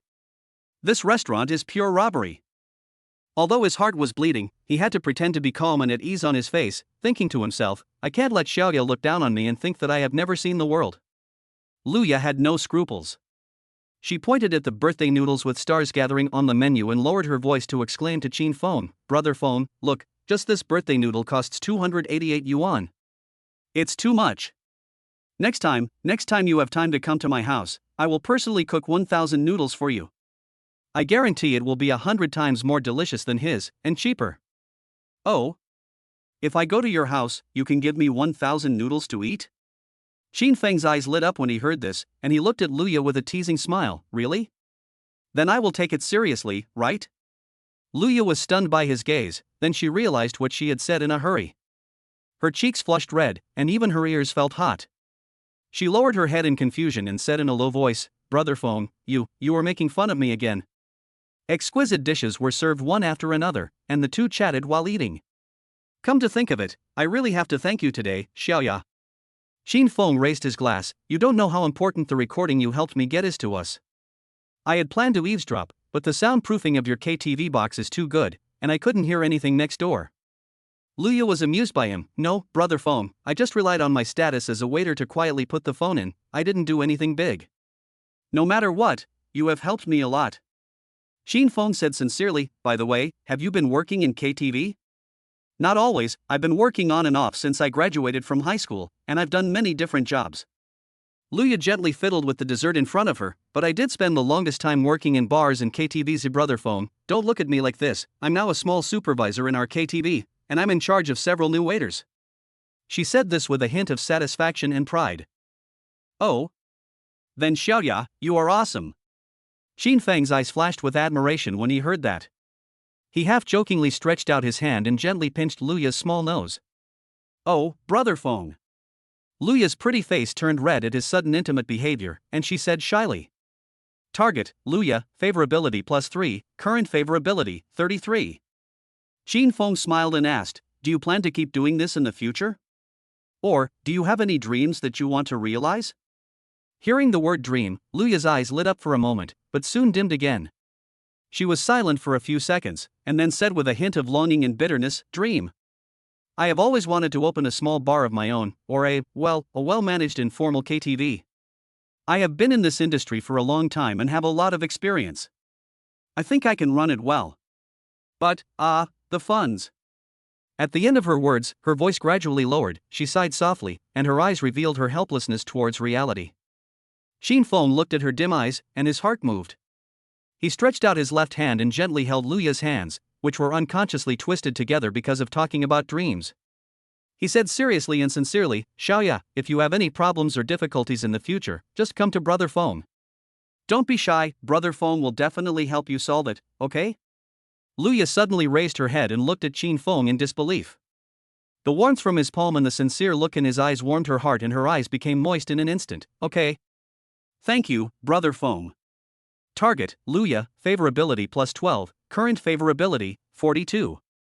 Trigger favorability level reward. When Luya's favorability reaches 40 points or above, the host's total assets will be increased by 4 times. Detection and critical hit determination. Determination successful. Triggering lucky critical hit. This asset increase multiplier is +1 extra. Calculation of asset increase. Current assets 150,000 yuan x 5 times equals 750,000 yuan. New assets 590,000 yuan. Another deal. Total assets are now 750,000. Xin Feng was overjoyed. This system is really powerful. It seems that sincerity is always the best way to treat the disease. At this moment, the carved wooden door of the restaurant was roughly pushed open, and a young man wearing trendy brand clothes, with a shiny hairdo and a frivolous and impatient look, strode in. He quickly scanned the restaurant, and when he saw Luya, who was sitting opposite Xin Feng in the corner with red eyes, his eyes suddenly lit up, and then his face darkened, and he walked quickly towards their table. Luya? The man stopped beside their dining table and spoke in an unfriendly tone, his eyes looking back and forth suspiciously between Xin Feng and Luya. Chapter 23 Pretend. When Luya heard this familiar yet disgusting voice, her body suddenly stiffened and her face turned pale. She turned around in disbelief, and after seeing who it was, she said in a lost voice, Li Wan? Why are you here? The young man in front of him was none other than Luya's ex-boyfriend, Li Wan. He had a slicked back hair and was wearing a relatively clean casual outfit, but there was a hint of frivolity and hostility between his brows that he could not conceal. He glanced back and forth between Luya and Xin Feng with an unfriendly look, and a mocking smile appeared on the corner of his mouth. Hey, Luya, you're amazing. It's been less than a month since you broke up with me? And you've hooked up with a new rich guy? This seamless connection really impressed me. What nonsense are you talking about? We are not. Luya was angry and anxious and wanted to explain. At this moment, a slightly sharp female voice came from behind Li Wan, with a bit of coquettishness and arrogance. Hey, Li Wan, did you meet someone you know? Why don't you come over and keep me waiting? A middle-aged woman dressed in fancy clothes, slightly bloated, with heavy makeup on her face, walked over with her waist twisted. She walked straight to Li Wan, and her small eyes with thick eyeliner quickly glanced at Luya and Xin Feng. When Li Wan saw the middle-aged woman, the frivolous look on his face immediately subsided. He put on a humble and flattering smile and explained in a humble manner, Ms. Wang. Ms. Wang, this is a girlfriend I knew before. Oh? The woman whom Li Wan called Ms. Wang stretched out her fat fingers with several gold rings on them, gently hooked Li Wan's chin, and said with a tone of unquestionable intimacy and command, I've told you many times, don't call me Ms. Wang outside the company, call me Sister Lan, or you can call me Chun Lan. Her small eyes looked at Xin Feng and Luya with interest, which made Xin Feng's stomach churn. He thought to himself that Li Wan was really willing to do anything to curry favor with this rich woman named Chunlan. Wang Chunlan pulled out a chair from an empty table next to her and sat down. Her small eyes were mainly fixed on Luya, with undisguised contempt and scrutiny. She said to Li Wan in a sarcastic tone, Hey, Li Wan, this is the one you told me about before, whose family is extremely poor, who asks you for money every few days to help with the household expenses, who has been dating you for 3 months, but you were so eager to hold her hand, but she refused to give you the favor, that innocent girlfriend? She looked up and down at the light blue dress Luya was wearing and sneered, TSK, she looks so poor. I'm afraid she bought this dress from a night market stall? Can someone like her afford such a place? Oh, she turned her gaze to Xin Feng, who had remained silent but had a cold look on his face, and stretched out her voice as if she had suddenly realized something. I thought so. It turns out that he climbed up the social ladder, found a new victim, and was kept by someone. No wonder, I was wondering how he had the confidence to show off in a place like this. Luya trembled all over after being humiliated by Wang Chunlan's sarcastic and extremely humiliating words. Her face turned from red to white, and then from white to blue. Her eyes turned red and tears of grievance were welling up in her eyes. She almost cried on the spot. Just when Luya was about to collapse, Xin Feng suddenly reached out and gently patted the back of her hand, using his eyes to signal her to be at ease. Then, he showed a calm and professional smile on his face, and said to Luya in an extremely respectful tone, as if he was negotiating with a distinguished big customer, Ms. Lu, regarding the cooperation plan for exclusive customization of high-end fabrics proposed by our Liren group to you last time, and the several very sincere preferential terms specially prepared for you by our president Ning, can you think about it carefully? Our group, from top to bottom, has great sincerity and expectations for reaching in-depth cooperation with a visionary guest like you. As soon as he said this, not only was Luya stunned on the spot, but even Li Wen and Wang Chunlan, who were about to continue watching the show, were also stunned. Luya didn't react at first, and looked at Xin Feng blankly, not knowing what he was up to. But when she met Qin Feng's encouraging, comforting, and strongly suggestive eyes, she, who was very smart, vaguely understood Qin Feng's intention. After a brief moment of shock, he was going to help her pretend to be an amazing person to fight back against these two disgusting people. Her heart warmed up, and the grievance and anger were temporarily suppressed. She subconsciously cooperated with Qin Feng, tried to straighten her back, and barely squeezed out a reserved smile on her face. The mocking smile on Wang Chunlan's greasy face froze. She looked at Luya with some hesitation, and then looked at Qin Feng suspiciously. For a moment, she couldn't figure out what this was all about. She asked tentatively, Liran Group? Which Ms. Lu? Why haven't I heard of her? There was a hint of disapproval in her tone. Her? Li Wen, your ex-girlfriend is really capable. She can transform herself into Ms. Lu just by changing a sponsor? She even discussed cooperation with Liran Group? Qin Feng saw that Wang Chunlan was still not giving in, and knew that he couldn't calm this snobbish fat woman down without a strong dose of medicine. His smile remained unchanged, but his tone suddenly became a little higher. With an unquestionable majesty, he slowly said, Ms. Wang, it seems that you don't know much about some important figures in our Donghai City's business community. I'm sure you have heard of Ning Mashue, the general manager of our Liran Group, right? Wang Chunlan was stunned. She had certainly heard of Ning Mashue's name. She was a famous iron lady in the business community of Donghai City. She was young and beautiful but had a strong hand. Boss Ning, of course I know her. So what?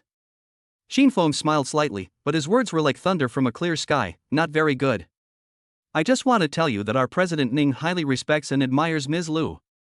It is no exaggeration to say that President Ning has even said privately more than once that it is a great honor for her to have the opportunity to personally carry shoes for Ms. Lu.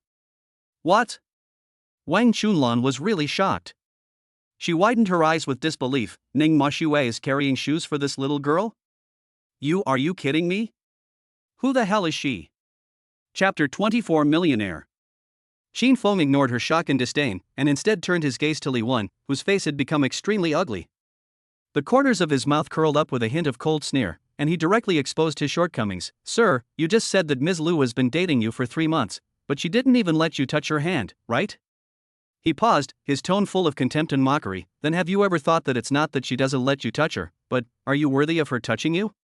He continued, his voice was not loud, but every word was like a knife, piercing Li Wen's pitiful self-esteem. Besides, do you think Ms. Lu asked you for some pocket money occasionally before because she really needed your money? She was testing you. Testing your sincerity, responsibility, and dedication to a relationship. It's a pity. You can't even pass the most basic test. Although Li Wen felt that something was wrong, everything he said seemed to make sense. Could it be? Could it be that I really missed out on a top-notch rich woman? And a rich woman as young, beautiful, and in great shape as Luya? He subconsciously looked at the fat woman next to him called Chunlan. When he thought about how he had to please her in every way possible and even endure her disgusting hints and actions, Li Wen felt sick and his stomach was churning. Wang Chunlan looked at Li Wen's distraught expression, pale face, as if she had eaten a fly. It was obviously not an act. She began to feel a little nervous. Could it be that this little girl who looked plain and even a little poor really had some powerful background? Although she was arrogant and domineering, she also knew who to offend and who not to offend. She didn't want to accidentally offend some big shot who she couldn't afford to offend because of Li Wen's trivial matter between men and women. She glared at Li Wen fiercely, as if to say, you kid have caused me so much trouble. Then she immediately stood up from the chair, forced out a smile that was uglier than crying, and said to Qin Feng and Luya, oh, it seems to be a misunderstanding. Since Ms. Lu is a distinguished guest of the beauty group, we will not disturb you. That? Li Wen, I will contact you another day about our matter. After saying that, without caring about Li Wen's reaction, Wang Chunlan immediately turned around and left the restaurant that made her feel a little uncomfortable without looking back.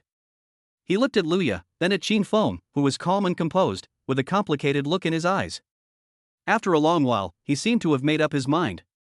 He forced a flattering smile on his face that was uglier than crying, and leaned towards Luya, lowering his voice very low, with a hint of cautious temptation, yada, baby, actually, I used to. Don't call me that. When Luya heard the words, yaya baby, she felt a chill. She frowned in disgust, leaned closer to Qin Feng, and interrupted him with a cold voice. Li Wen was choked, but he didn't give up. He kept smiling and his tone became more humble and earnest. Yeah, I know I was wrong. I really know I was wrong. At the beginning, it was me who proposed the breakup, but I was blinded by love at the time, so I agreed. Give me another chance, yeah, I swear, I will treat you well in the future, and treat you twice as well. I. As he spoke, he actually made a move to pounce on Luya. It seemed that he wanted to hug Luya's legs and beg her with tears.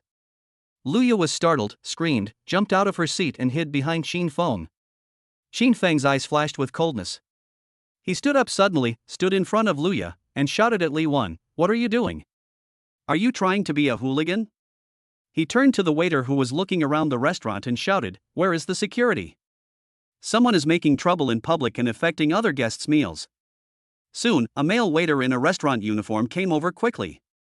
Seeing the tense situation and Li Wen's attitude of ready to throw a tantrum, he immediately said to Li Wen, "Sir, if you can't keep quiet and disturb other guests, we can only ask you to leave." When Li Wen saw this situation, he knew that today's good thing was completely ruined, and he had lost face. He glared at Xin Feng fiercely, as if he wanted to say something harsh, but when he met Xin Feng's cold eyes with a hint of teasing and warning, and thought of Luya's unattainable background just now, his remaining courage was instantly deflated. In the end, he only squeezed out a very low voice from his teeth, "You wait for me," and then closed his mouth. Under the strange looks of the surrounding guests, he left the restaurant in a dejected manner. "Sir, madam, we are very sorry to disturb your meal," the waiter said respectfully to Xin Feng and Luya. "It's okay, thank you." Xin Feng nodded. After the waiter left, Luya heaved a sigh of relief. She patted her chest and said to Xin Feng with lingering fear, "Thank you, brother Feng, just now I was really scared to death, otherwise I really don't know what to do." She paused, then explained anxiously, "Also, brother Feng, what he said just now is not true. I didn't keep asking him for." She was afraid that Xin Feng would misunderstand her as that kind of bad girl. Xin Feng looked at her cute appearance of eagerly explaining herself with red eyes, and felt warm in his heart. He gently interrupted her, "Xiaoya, I believe you." These 4 simple words were like a warm current flowing into Luya's heart. She stared at Xin Feng blankly, her eyes instantly filled with tears, and her voice choked a little, "Brother Feng, why are you so good to me?" Target, Luya, favorability +8, current favorability, 50. Trigger favorability level reward, when Luya's favorability reaches 50 points or above, the host's total assets will be increased 5 times. Detection of critical hits. Failed. Calculation of asset increase, current assets 750,000 yuan x 5 times equals 3,750,000 yuan. New assets, 3 million yuan. Oh my god. 3 million? I am a millionaire now? Xin Feng looked at the long string of zeros on the system panel in his mind. He was so excited that he almost jumped up from his seat. His heart was beating wildly like a drum. Chapter 25 Familiar Taste. After Li Wen fled in disgrace, the atmosphere in the restaurant finally calmed down a bit, but Luya's mood was like a roller coaster, and it took a long time to calm down. She looked at the man in front of her who repeatedly stood up for her and calmly handled all the troubles, and her heart was filled with indescribable gratitude and an inexplicable throbbing. Xin Feng felt like he had ascended to heaven in one step when the system in his mind reminded him that his assets had surged to more than 3 million. He suppressed his excitement and ecstasy, looked at Luya's expression, which was still a little frightened and moved, raised the corners of his mouth slightly, and asked softly with a hint of deliberate playfulness, "Xiaoya, I'm good to you, don't you like it?" The ambiguous meaning in these words made Xin Feng himself feel that since he had money in the system, his courage and shamelessness had increased exponentially. In the past, he would never dare to say such flowery words to a girl even if he was beaten to death. Hearing this, Luya suddenly raised her head, her big watery eyes filled with shock and disbelief. Brother Feng, what does this mean? Is he confessing his love to me? Should I agree? But we have only known each other for such a short time, and he is so outstanding, am I worthy of him? Aha! What should I do? Luya's heart was instantly in a mess, all kinds of thoughts swirling in her mind, making her forget how to respond for a moment. Under Xin Feng's smiling and expectant gaze, Luya felt her cheeks burning and her heart beating like a drum. She subconsciously stirred the corner of her clothes. Finally, as if she had mustered the greatest courage of her life, and as if she was bewitched by something, she whispered softly, almost blurting out, I do. Xin Feng was stunned when he heard that, and looked at her with some confusion. "Xiaoya, what did you say? What do you want to do?" After Luya said "I do," she immediately realized what she had said. Her face turned red, from her cheeks to her ears, and then to her fair neck, all of which were stained with a layer of attractive pink. She wanted to find a hole in the ground to crawl into, and she was even more annoyed. Oh my god. What am I doing? What nonsense am I talking about? He must think I'm a casual girl. Luya, you idiot. Shin Fong looked at Luya's embarrassed look, who wished she could disappear right then and there, and her face that was red as if it was about to bleed. Although he didn't fully understand why she suddenly said I do, he roughly guessed that this girl might have misunderstood something. He felt funny in his heart, but he didn't point it out, just pretending that he didn't hear it clearly. Luya hesitated for a long time in extreme embarrassment before she stammered and tried to change the subject. Nothing, brother Fong, have we finished eating? Shall we leave? Well, we've almost finished eating. Shin Fong nodded and called the waiter to pay the bill. This time, he was truly rich in hundreds of thousands of taels of silver. Facing the expensive bill, he didn't even blink. He took out his bank card and swiped the money very casually, showing the style of a successful person. After leaving the restaurant, Shin Fong insisted on sending Luya home. Let me take you back, Xiaoya. Okay, thank you, brother Fong. Luya was still immersed in the embarrassment and random thoughts just now. She just responded subconsciously. Her voice was still a little weak. She tried hard to act like she was usual. She said casually, it's not a big deal. I still trouble you, brother Fong, to send me off. When the car drove to the intersection near the old city where Luya lived, Luya took the initiative to say, brother Fong, just stop here. The road inside is narrow and it's not convenient for the car to go in. Shin Fong nodded and parked the car steadily on the side of the road. In fact, this place is still a short distance from Luya's real home, about 7 or 8 minutes walk. But Luya didn't know why. Subconsciously, she didn't want Shin Fong to see her slightly shabby home. Okay. Shin Fong turned off the engine. Xiaoya, be careful on the road. Remember what I said, if you have anything in the future, you can come to me. Don't be polite to me. Okay. I understand. Goodbye, brother Fong. Luya unbuckled her seatbelt, gave him a grateful smile, then pushed open the car door and walked quickly towards home, with a hint of panic and excitement on her back. Shin Fong watched her disappear into the night, and the smile on his face deepened.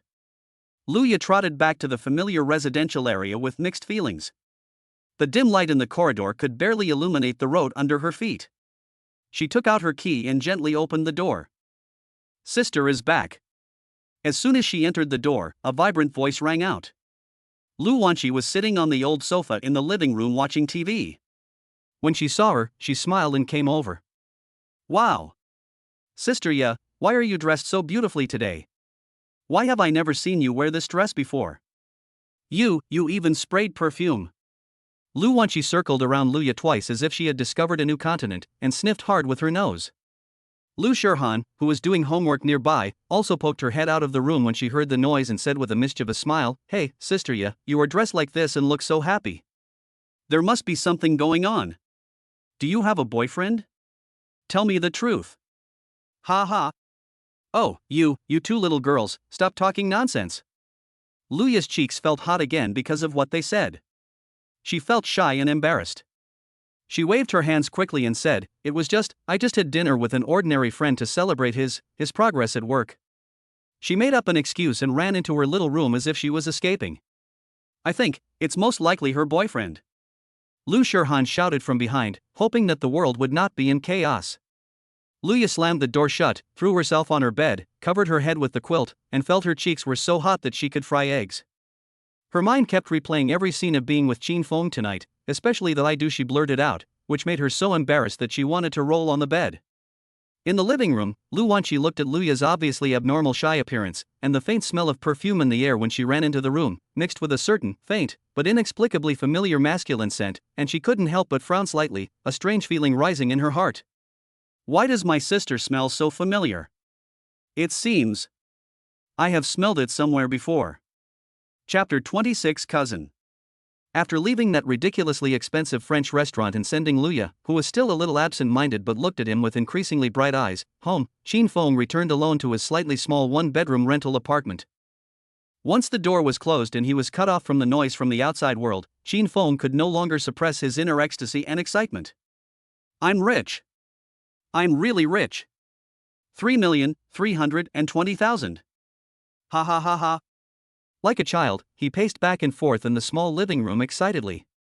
Finally, he couldn't help but excitedly threw a series of random punches into the air purely to vent his emotions, and kept making strange noises of hey and hot from his mouth. Cool.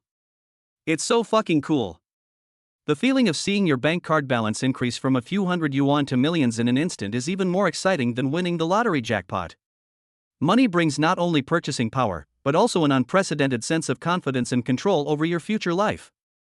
Only when he began to sweat slightly did the excitement of getting a huge sum of money subside a little. Qin Feng slumped down on the sofa, breathing heavily, with an irrepressible smile on his face. It's great to have money. This kind of goodness does not only mean that he can do whatever he wants and live a life that he never dared to imagine before, but more importantly, he thought of his family members who have been silently caring for him and he has always been concerned about them. In the past, his salary was meager, and every month, apart from basic expenses, the support he could give to his family was very limited. He always felt deeply guilty about them. Now, he finally has the ability to let them live a better life, and they don't have to worry about food and clothing anymore. This thought was like a fire in winter, instantly igniting Qin Feng's heart. He could no longer sit still, and jumped up from the sofa. The first thing he thought of was his cousin Qin Xiaolan, who was still a junior at Donghai University. Qin Feng immediately took out his cell phone, found Qin Xiaolan's phone number, and dialed it. The phone rang a few times before it was connected. A clear and pleasant girl's voice, as sweet as an oriole, came through. Hello, brother? Why did you think of calling me so late? Xiaolan, how are you doing recently? Are you doing well in school? Qin Feng asked with a smile, his tone full of pampering. Well, it's okay. Qin Xiaolan's voice sounded very happy. Brother, I have good news to tell you. I won the first place in the Voice of the East China Sea campus singing competition I participated in last week. I also received a scholarship. Really?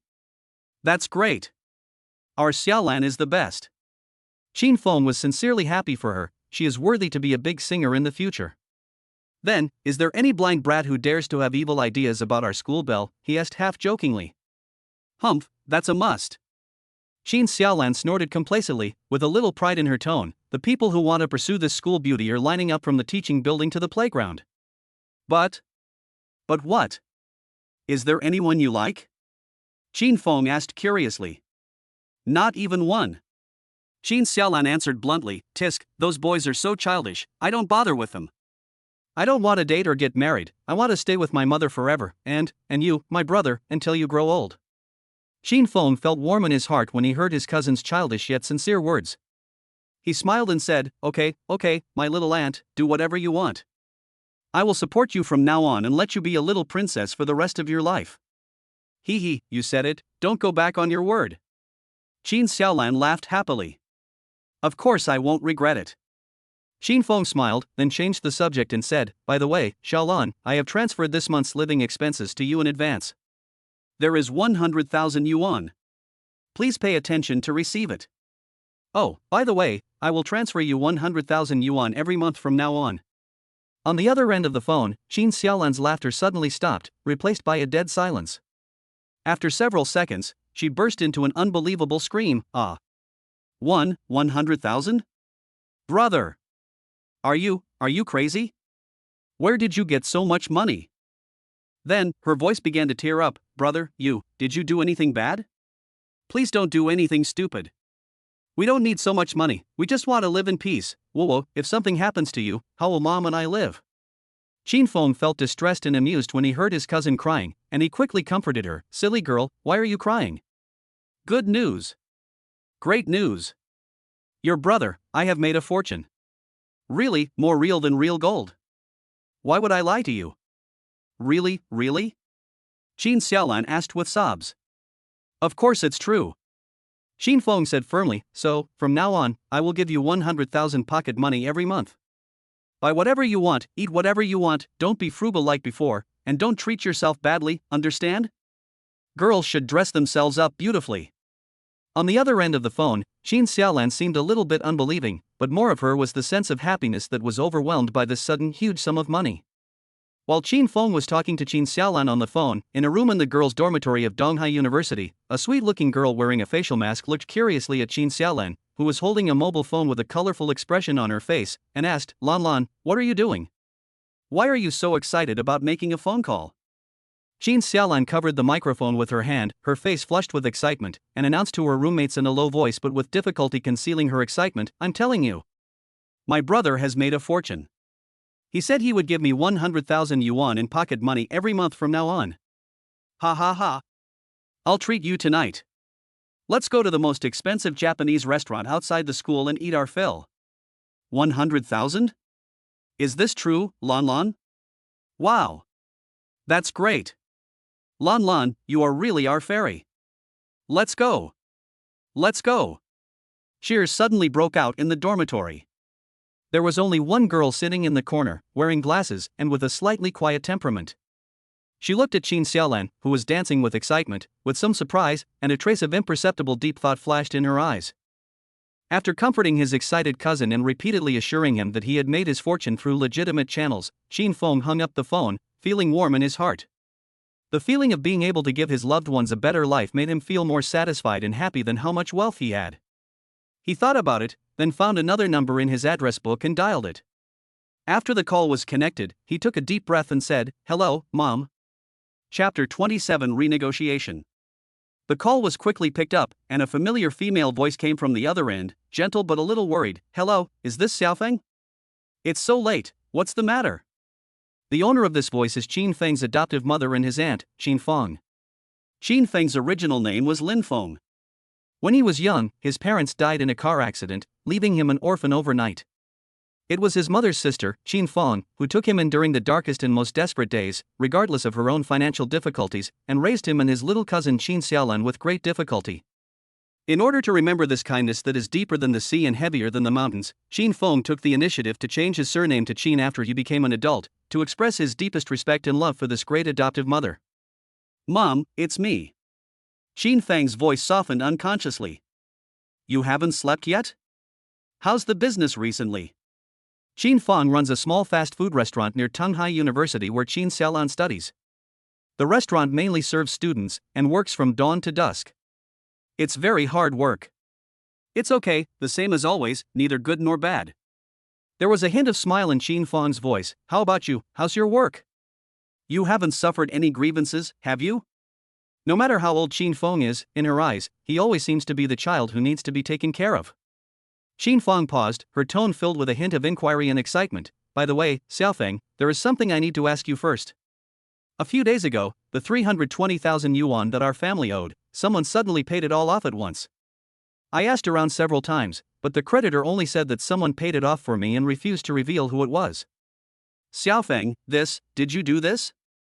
When Qin Feng heard his adoptive mother mention this, his heart warmed and a smile appeared on his face. Mom, don't worry about these things. I am your son now.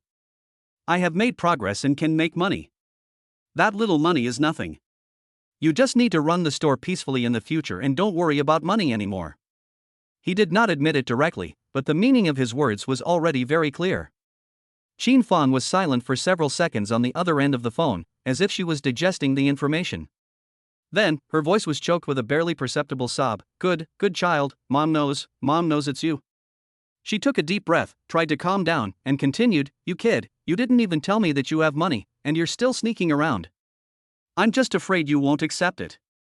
Qin Feng said with a smile, By the way, Mom, it doesn't matter if you pay off the debt. I've also transferred some money to you as this month's living expenses and pocket money. Please make sure you receive it. Why are you sending money again, kid? You just paid me back such a large sum. Qin Feng's tone immediately became full of resentment. How many times have I told you that Mom doesn't lack money now?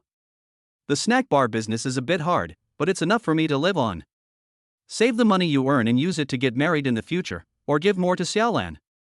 She's a girl studying outside and the expenses are high. Don't worry, Mom.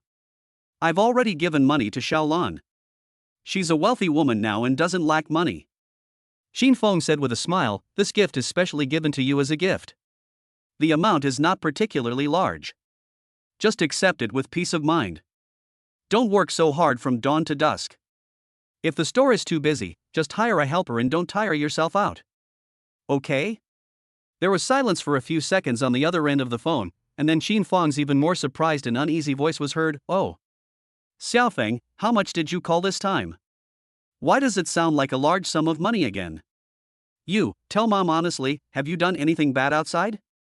You must not go astray. It doesn't matter how much money it is, mom just hopes that you and Xiaolan are safe." Her voice was filled with the same worry as Qin Xiaolan's, and a barely perceptible tremor. The same question, the same concern from the heart, made Qin Feng feel an indescribable warmth in his heart again. These were his relatives. No matter how much wealth he had, their first concern was always his safety, not how much material return he could bring. "Mom, you can rest assured." Qin Feng comforted her in a firm tone, "Your son is now successful. I have taken the right path and made a fortune. The source of this money is absolutely clean, so you can spend it with peace of mind. In the future, I promise to let you and Xiaolan live the best life, and you don't have to worry about money anymore." After hearing what Qin Feng said, Qin Feng was relieved a little, but she was still worried and repeatedly reminded him not to be proud and complacent just because he was rich, to be a down-to-earth person, and not to learn bad things.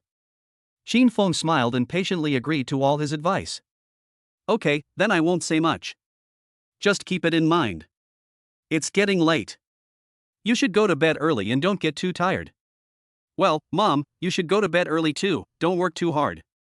After hanging up the phone, Qin Feng's heart was filled with warmth and unprecedented motivation. For the sake of these relatives who truly loved him, he must also become stronger, make more money, and give them the most stable and happiest future. The next morning, when the sunlight shone into the room through the gap in the curtains, Qin Feng stayed in bed for a while, which was a rare occasion. "Alas, I'm already a quasi-rich man with a net worth of 3 million, but I still have to get up early to punch in for work." He stretched and laughed at himself helplessly. But then, he thought of the various beauties in the company, especially Lu Wanqi's charming appearance and Lin Wei's unique style under the iceberg, and the corners of his mouth curled up involuntarily, but fortunately, the main purpose of going to work is to conquer girls and make some money by the way. Thinking about it this way, it's not a big deal. He quickly got up, washed, changed into a decent casual outfit, and rushed to the beauty group in high spirits. As agreed, he went straight to the president's office on the top floor and knocked on Lin Wei's office door. "Please come in." Lin Wei's cold and capable voice came from inside. Qin Feng pushed the door open and saw Lin Wei, still wearing a standard dark professional suit and a pair of thin-framed glasses on her nose. She was sitting behind her desk, concentrating on reviewing documents. The sunlight poured in through the French window behind her, casting a soft halo on her slightly serious profile.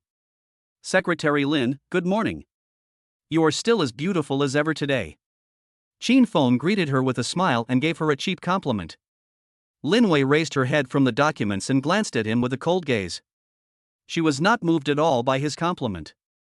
She just said lightly, "Okay, stop talking nonsense. Where is the recording? Let me listen to it." Her tone was direct and efficient. Qin Feng didn't care. He took out the meritorious phone from yesterday from his pocket and handed it over. "Here, Secretary Lin. I've listened to it in advance. The content inside can basically beat those two bastards Ma Dongming and Wang Minghai to death. However, I'm afraid they will refuse to plead guilty." Lin Wei took the phone, obviously preparing to listen to the recording carefully. While she was listening to the recording, Qin Feng asked casually, "By the way, Secretary Lin, Manager Ma was taken away by the police yesterday at the KTV because of special services. Is there any movement on the company side? Or, are there any instructions from above?" Lin Wei's brows slightly frowned when she heard a certain recording clip, but she quickly regained her composure. She waited until the key conversation was finished before taking off her headphones, looking up at Qin Feng, and said in a calm tone, "No. President Ning has suppressed this matter. Ma Dongming came to work as usual this morning, as if nothing had happened." "Ah, it's really like this." Qin Feng was not too surprised when he heard this, but he couldn't help but sigh. Ning Mashua's power was greater than he imagined. He frowned and said, "So, these recordings we worked so hard to get are useless, right?" Chapter 28 Skill Selection. She groaned for a moment, as if thinking about something, and then said to Qin Feng, "Although this KTV recording cannot be the final fatal blow, it is by no means useless. It can serve as the lead and important circumstantial evidence for our investigation. At least it can prove that there is improper collusion and profit transfer between Ma Dongming and Wang Minghai. Next, we need to find more direct physical evidence, such as the accounts between them, the modified clauses in the contract, or the specific transfer records, to verify the authenticity of the recording. As long as the chain of evidence is complete and the two complement each other, even if President Ning wants to protect him, he may be powerless, because this is no longer a simple violation of discipline, but a level that is enough to put him in the police station for investigation. Secret Lin. In private, don't always call me Secretary Lin, Secretary Lin. Lin Wei suddenly interrupted him, with a faint arc at the corner of her mouth. Her phoenix eyes, which always looked calm and sharp, also rarely revealed a trace of tenderness and recognition. If you don't mind, you can call me Sister Wei, Xin Feng. I am very optimistic about you. Wei. Sister Wei? Xin Feng was stunned at first, and then he was overwhelmed with joy. This change of address and the weighty sentence "I am optimistic about you" undoubtedly represent that Lin Wei, the most important confidant of President Gu Wanqiu, has a higher level of recognition and closeness to him. This will be a huge help to his subsequent plans in approaching Gu Wanqiu. Yeah. Lin Wei nodded slightly, and the expression on her face seemed to soften a little because of the change of address, but soon returned to her usual competence and seriousness. She continued, "I just received a very urgent task, which was assigned by Mr. Gu himself. I am really too busy to go with you to investigate my Dongming's matter in depth. However, Xin Feng, as long as you can completely handle this matter and pull my Dongming, the purchasing manager, into the water and make his position vacant, we will have the opportunity to arrange our people to compete for that vacancy later. Regardless of whether we can successfully get our people in the position in the end, as long as you can solve the big problem of my Dongming, General Manager Gu will be very happy and she will definitely remember your contribution. By then, you will definitely have an important position in General Manager Gu's team." After hearing what Lin Wei said, Xin Feng rubbed his hands and laughed. "Sister Wei, you made me a little excited. Don't worry, I will complete the task." Lin Wei was amused by his confident and even eager look. Her usually cold face showed a rare genuine smile. "Okay, go ahead. I believe in your ability. Report to me any progress at any time." "Yes, Sister Wei." Xin Feng came out of Lin Wei's office in high spirits. After closing the door, the smile on his face gradually faded and his brows furrowed. "How can I do it?" He walked to his workstation while thinking quickly in his mind. Sister Wei's meaning is very clear, that is, I have to collect physical evidence of my Dongming and Wang Minghai's collusion. But who knows if this physical evidence is hidden in my Dongming's office, home, or Wang Minghai's place in the Blue Sky Group, and... Xin Feng suddenly thought a little depressed. "I can't steal anything." He pondered for a long time, his brows furrowed, and he almost stepped a hole in the floor tiles of the office area. Wait a minute. A thought flashed through his mind like lightning. Don't I have a system? How could I forget this golden finger for such an important matter? Xin Feng was delighted and quickly concentrated his mind in an empty corner and opened the Long Mist System Mall. Last time, he had no money and could only take a quick look at the dazzling array of goods in the mall. Now, he has more than 3 million yuan in his bank card, so he is very confident. He directly entered the keywords into the search bar and called up skills related to stealing. Soon, several skill icons appeared before his eyes. Primary lock-picking skills, 100,000. After learning, you can master the basic violent lock-picking method, which is suitable for some ordinary locks, but it is easy to damage the lock and leave traces. Primary stealth skills, 1 million. Greatly improve the host's concealment during actions, reduce the chance of being discovered, and master some basic stealth and stealth experience. Primary anti-reconnaissance awareness, 800,000. Improves the host's ability to perceive environmental dangers, making it easier to detect unfavorable factors such as surveillance and traps. Stealth is possible. Xin Feng's eyes lit up. This skill was tailor-made for him. He opened the details page of Basic Stealth Skills without hesitation. Seeing the exchange price of 1 million, he couldn't help but smack his lips. Damn, 1 million for the basics? This is too expensive. But then he thought, this mission is related to whether he can make great contributions in front of Gu Wanqiu, whether he can really get into Gu Wanqiu's core team, and even to his seemingly impossible bet with Ning Moshue. Forget it. In order to get closer to Gu Wanqiu faster, in order to be able to capture her legitimately in the future, this money is worth it. He looked at the basic lock-picking technique, again, thought for a while, let's not change the lock-picking for now, what if it doesn't need to be used? Let's see if it needs to be changed after sneaking in. Every bit of money saved is a bit of money saved. Xin Feng closed the 2 skill pages and flipped through some other interesting-looking skills in the mall with interest. Basic hacking skills, 4 million. Advanced Mathematics Mastery Elementary, 1.5 million. Basic medical knowledge including first aid, 800,000. Primary acupuncture, 10 million. Wow! These skills are so tempting. Hacking, advanced mathematics, medicine, even acupuncture? Xin Feng's mouth was almost watering, but the high price also discouraged him. It turns out that the more useful the skills are, the more expensive they are. Just this elementary acupuncture technique actually costs 10 million. TSK, it's really a money grab. After flipping through the pages, he saw another skill that made him quite excited. Primary fighting skills, exchange price 1 million. Allows the host to instantly master basic fighting skills and force generation methods, greatly improving body coordination and reaction speed, and can be used for self-defense. That's fine. Xin Feng's eyes lit up. 1 million is not cheap, but it's still necessary to use it for self-defense. Although I'm definitely not as good as those professional bodyguards and thugs, at least I won't be helpless when I encounter some small thugs in the future. He made up his mind and chose the two skills, basic stealth skills, and basic fighting skills. Chapter 29. Wan Shi gets angry. That's all. Check out. System prompts. Exchange for basic stealth skills costs 1 million, exchange for basic fighting skills costs 1 million, a total of 2 million. Confirm the exchange? Confirm. Exchange successful. Host's current remaining assets, 3,320,000. 2 million is equal to 1,320,000 yuan.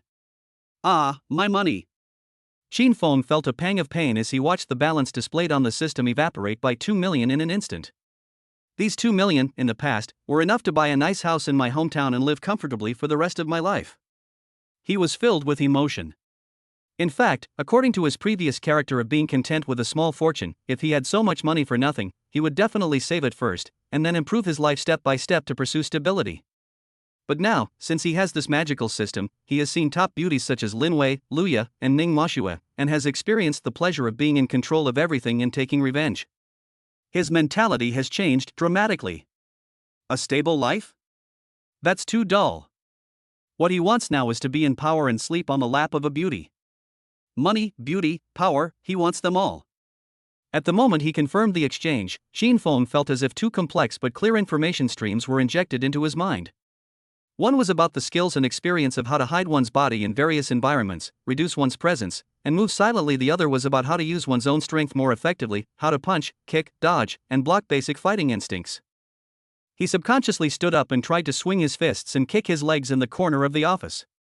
Although it was just a simple action, he could clearly feel that the angle of his punches, the moment of exerting force, and the coordination of his body were completely different from the previous chaotic cuckold punches. It was full of power and a kind of indescribable fluency and confidence. Xin Feng was immersed in this novel experience and was having a lot of fun gesturing to the air. Just then, the office door was gently pushed open a crack, and a little head poked in. Brother Feng? What are you doing? Lu Wanshi's voice, which was filled with a bit of innocence and doubt, suddenly rang out. Xin Feng was slightly startled when he heard Lu Wanshi's innocent and curious voice coming from the door. He quickly retracted his fists and feet that were gesturing at the air, quickly tidied up the slightly messy corners of his clothes, and then turned around with a little bit of awkwardness. Being caught dancing in the office was a bit embarrassing. He forced a smile that he thought was calm and handsome, and said to Lu Wanshi, who was curiously looking in through the crack in the door, "Oh, it's Wanshi." "It's nothing. I just felt a little stiff after sitting for a long time. I just wanted to stretch my muscles and stretch my body." "Why are you here? Is there something you want to talk to me about?" Lu Wanshi walked up to him, raised her little face, with a hint of obvious concern in her clear eyes, and said straight to the point, "Brother Feng, I didn't come to see you to stretch my muscles. I wanted to ask, how is the mission for the Blue Sky Group going? Is it going smoothly?" "Oh, you mean that?" Xin Feng heard the words and then remembered the business. He recalled and said, "As for that mission, I went to investigate secretly with Secretary Lin Weilin on the weekend and got some key information." Before he finished speaking, he noticed that the little girl in front of him had a strange aura. Lu Wanshi's originally calm face suddenly puffed up, her cheeks puffed up, her mouth slightly pouted, like an angry pufferfish. Her beautiful big eyes were also wide open, her hands were on her waist, and she was staring at Xin Feng angrily with an accusing look of "You'd better explain it to me clearly." Xin Feng was stunned by her appearance, and subconsciously took a half step back, and asked with a guilty conscience, What's wrong, Wanshi? Did I say something wrong?" "Brother Feng." Lu Wanqi's voice was filled with obvious grievance and dissatisfaction. She stamped her feet heavily. Didn't we agree before? You were going to take me with you on this mission for the Blue Sky Group. You also said you would protect me. Why did you go on the mission with Secretary Lin this weekend but didn't call me? Do you think I'm in the way and afraid that I'll hold you back? As she spoke, her eyes gradually turned red, and a thin layer of mist began to form in her big watery eyes, as if she was about to burst into tears in the next second. Shin Feng was immediately flustered when he saw this. What he feared most was that the girl would cry. He waved his hands and explained in a hurry, "Oh, no. Wanqi, please don't misunderstand me. How could I think you're getting in the way? Absolutely not." Seeing that Lu Wanqi was still on the verge of tears and unwilling to give in, he quickly slowed down his tone and patiently explained, "It's mainly because the operation over the weekend was to eavesdrop in a KTV. The situation was complicated, and that kind of place was full of people of all kinds, and it was quite dangerous. It's hard for me to guarantee that I can get out of this unscathed. What if something unexpected happens again? But I told you last time, I'm not afraid of danger." Lu Wanqi pouted, her tone still a little aggrieved, but the determination in her eyes did not diminish at all. "As long as I follow you, Brother Feng, I'm not afraid of any danger." Shin Feng looked at her cute, aggrieved and stubborn look, and felt amused and touched. He sighed helplessly and raised his hands in surrender. Okay, it's my fault, okay? I promise, next time there is a similar action, I will definitely take you with me, okay? He thought for a moment and added, "How about this? I will go to the Blue Sky Group or Ma Dongming to look for physical evidence next, so this time, it will be just the two of us, without Secretary Lin. I, your brother Feng, will lead the team and protect you personally. Is that okay?" When Lu Wanqi heard this, her eyes suddenly lit up, and her grievance also dissipated for the most part. She looked at Shin Feng with some uncertainty. "Brother Feng, are you serious? Next time you go, take me with you, not Secretary Lin?" "Of course it's true. When have I, Shin Feng, ever gone back on my word?" Shin Feng assured, patting his chest. "Then, pinky promise." Lu Wanqi stretched out her white and tender little finger and looked at him seriously. Shin Feng looked at her childish behavior, feeling a little amused, but he still stretched out his pinky finger and hooked it tightly with hers. "Pin it together, for 100 years, no change." "Yeah." Lu Wanqi finally burst into tears and a bright smile appeared on her face again. Shin Feng looked at her smiling face that was like the sun after the rain, and couldn't help but feel relieved, but at the same time he also smiled bitterly. "My goodness, I didn't expect that this little girl who usually looks weak and innocent would be a bit overwhelmed if she really got angry and got fierce. I'm a bit scared." Chapter 30 Found Information. Shin Feng's expression became serious, and he said to Lu Wanqi, "Wanqi, since we have agreed to act together next, there are some things I must explain to you first. Regarding the matter of Wang Minghai of the Blue Sky Group and manager Ma Dongming of our company's purchasing department, Secretary Lin and I have made a major breakthrough in our actions over the weekend. We successfully recorded Wang Minghai and Ma Dongming privately discussing the details of kickbacks and how to make false accounts and divide the spoils at the Heaven on Earth KTV. This recording is very crucial evidence." "Manager Ma?" Lu Wanqi opened her mouth slightly in surprise and asked in disbelief, "Brother Feng, are you talking about the manager Ma Dongming in our company's purchasing department who usually looks gentle and always speaks slowly and politely? So polite?" Shin Feng sneered, with a trace of undisguised contempt in his eyes. "That's called a beast in human clothing. You have never had the chance to see how wretched and disgusting he is in private, especially in KTV." Lu Wanqi thought about it instinctively and a look of disgust appeared on her face. Shin Feng continued, "Although we have the recording, it is not enough to completely nail them down. It would be better to get some physical evidence of their collusion, such as account books, contracts or transfer records, so that a complete chain of evidence can be formed." He looked at Lu Wanqi and said seriously, "So, my plan is that we will go talk to Wang Minghai again today. The main thing is to try to trick him and see if we can get some clues about the location of the evidence from his mouth or his reaction. At that time, I might go to the toilet and walk around his office to see if I can find anything." Shin Feng naturally didn't tell Lu Wanqi that his real killer skill was the listening to the voice of the heart, which was the core of his intelligence acquisition. "Okay, Brother Feng, I understand. I will listen to you in everything." Lu Wanqi nodded vigorously, full of trust in Shin Feng's plan. Set off. Blue Sky Group, Wang Minghai's office. When Wang Minghai saw that it was Shin Feng and Lu Wanqi who pushed the door open again, the impatience on his face almost overflowed. "Why are you two here again? You're still haunting me." Didn't I make it clear to you last time? Is there anything else? What, have you figured it out? Have you figured out my suggestion last time? As he spoke, his little eyes looked at Lu Wanqi unscrupulously again, and he even stretched out his hand, as if he wanted to touch Lu Wanqi's arm, and said frivolously, Miss, how have you considered it? As long as you nod. You can try. Qin Feng's eyes flashed with cold light. He took a step forward and stood in front of Lu Wanqi. His cold voice was like the chill wind in December. Wang Minghai was frightened by Qin Feng's fierce aura and cold eyes. He retracted his outstretched hand awkwardly, and the smile on his face became a little forced. Qin Feng snorted coldly, pulled Lu Wanqi to sit on the guest sofa, then looked directly at Wang Minghai and said straight to the point, Manager Wang, we won't waste time talking to you. We already know that you colluded with someone from our Liren group to embezzle company property. I am here today to give you one last chance on behalf of our company. Take the initiative to surrender yourself to the disciplinary inspection department, explain the problem, and strive for leniency.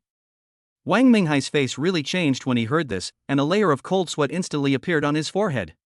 But he still tried to remain calm, and said in a timid tone, what nonsense are you talking about? I don't understand. What collusion? What evidence? It's totally slanderous. I, Wang Minghai, have been working diligently in the Blue Sky Group for so many years, and I have always abided by the law. Don't frame a good man. Oh? Don't you understand? Qin Feng raised a cold arc at the corner of his mouth, and silently said, listen to the heart in his heart. He immediately concentrated his mind and tried to find out Wang Minghai's inner thoughts at the moment. Wang Minghai's inner thoughts, damn, how did they know? Did I miss something? These two little bastards are most likely trying to scam me. Yes, they must be scamming me. If there was solid evidence, why didn't they call the police to arrest me or ask the company's top management to intervene? Why would they send these two youngsters to argue with me? They are too naive. Humph, all my collusion accounts, contract copies, and transfer records are all locked in a safe in a secret location. Want to scam me? No way. Secret base, safe. Qin Feng's eyes flashed, and the key information was obtained. He pretended to be choked by Wang Minghai's righteous words, as if he was just bluffing and was found out. He snorted coldly, stood up from the sofa, took Lu Wanqi's hand, and said, Humph. Wang Minghai, you take care of yourself. Let's go, Wanqi. Wang Minghai's inner thoughts, you are really trying to trick me, two useless bastards. You still want to fight me? Next time I come to see you, I will keep this little girl named Wanqi to have a good, in-depth communication. He. Although Qin Feng had turned around, he still clearly caught Wang Minghai's vicious thoughts, and a cold murderous intent flashed in his eyes. The two walked out of Wang Minghai's office. As soon as they reached the corridor outside, Lu Wanqi pulled Qin Feng's sleeve with some confusion and worry, and asked in a low voice, Brother Feng, why did you come out so soon? He doesn't seem to admit anything.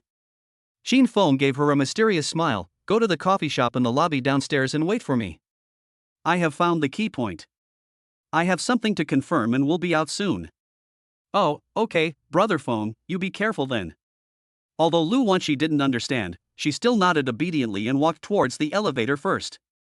Qin Feng watched Lu Wanqi leave, his mouth slightly raised. We know the things are in the safe of the secret base, but where exactly is the secret base?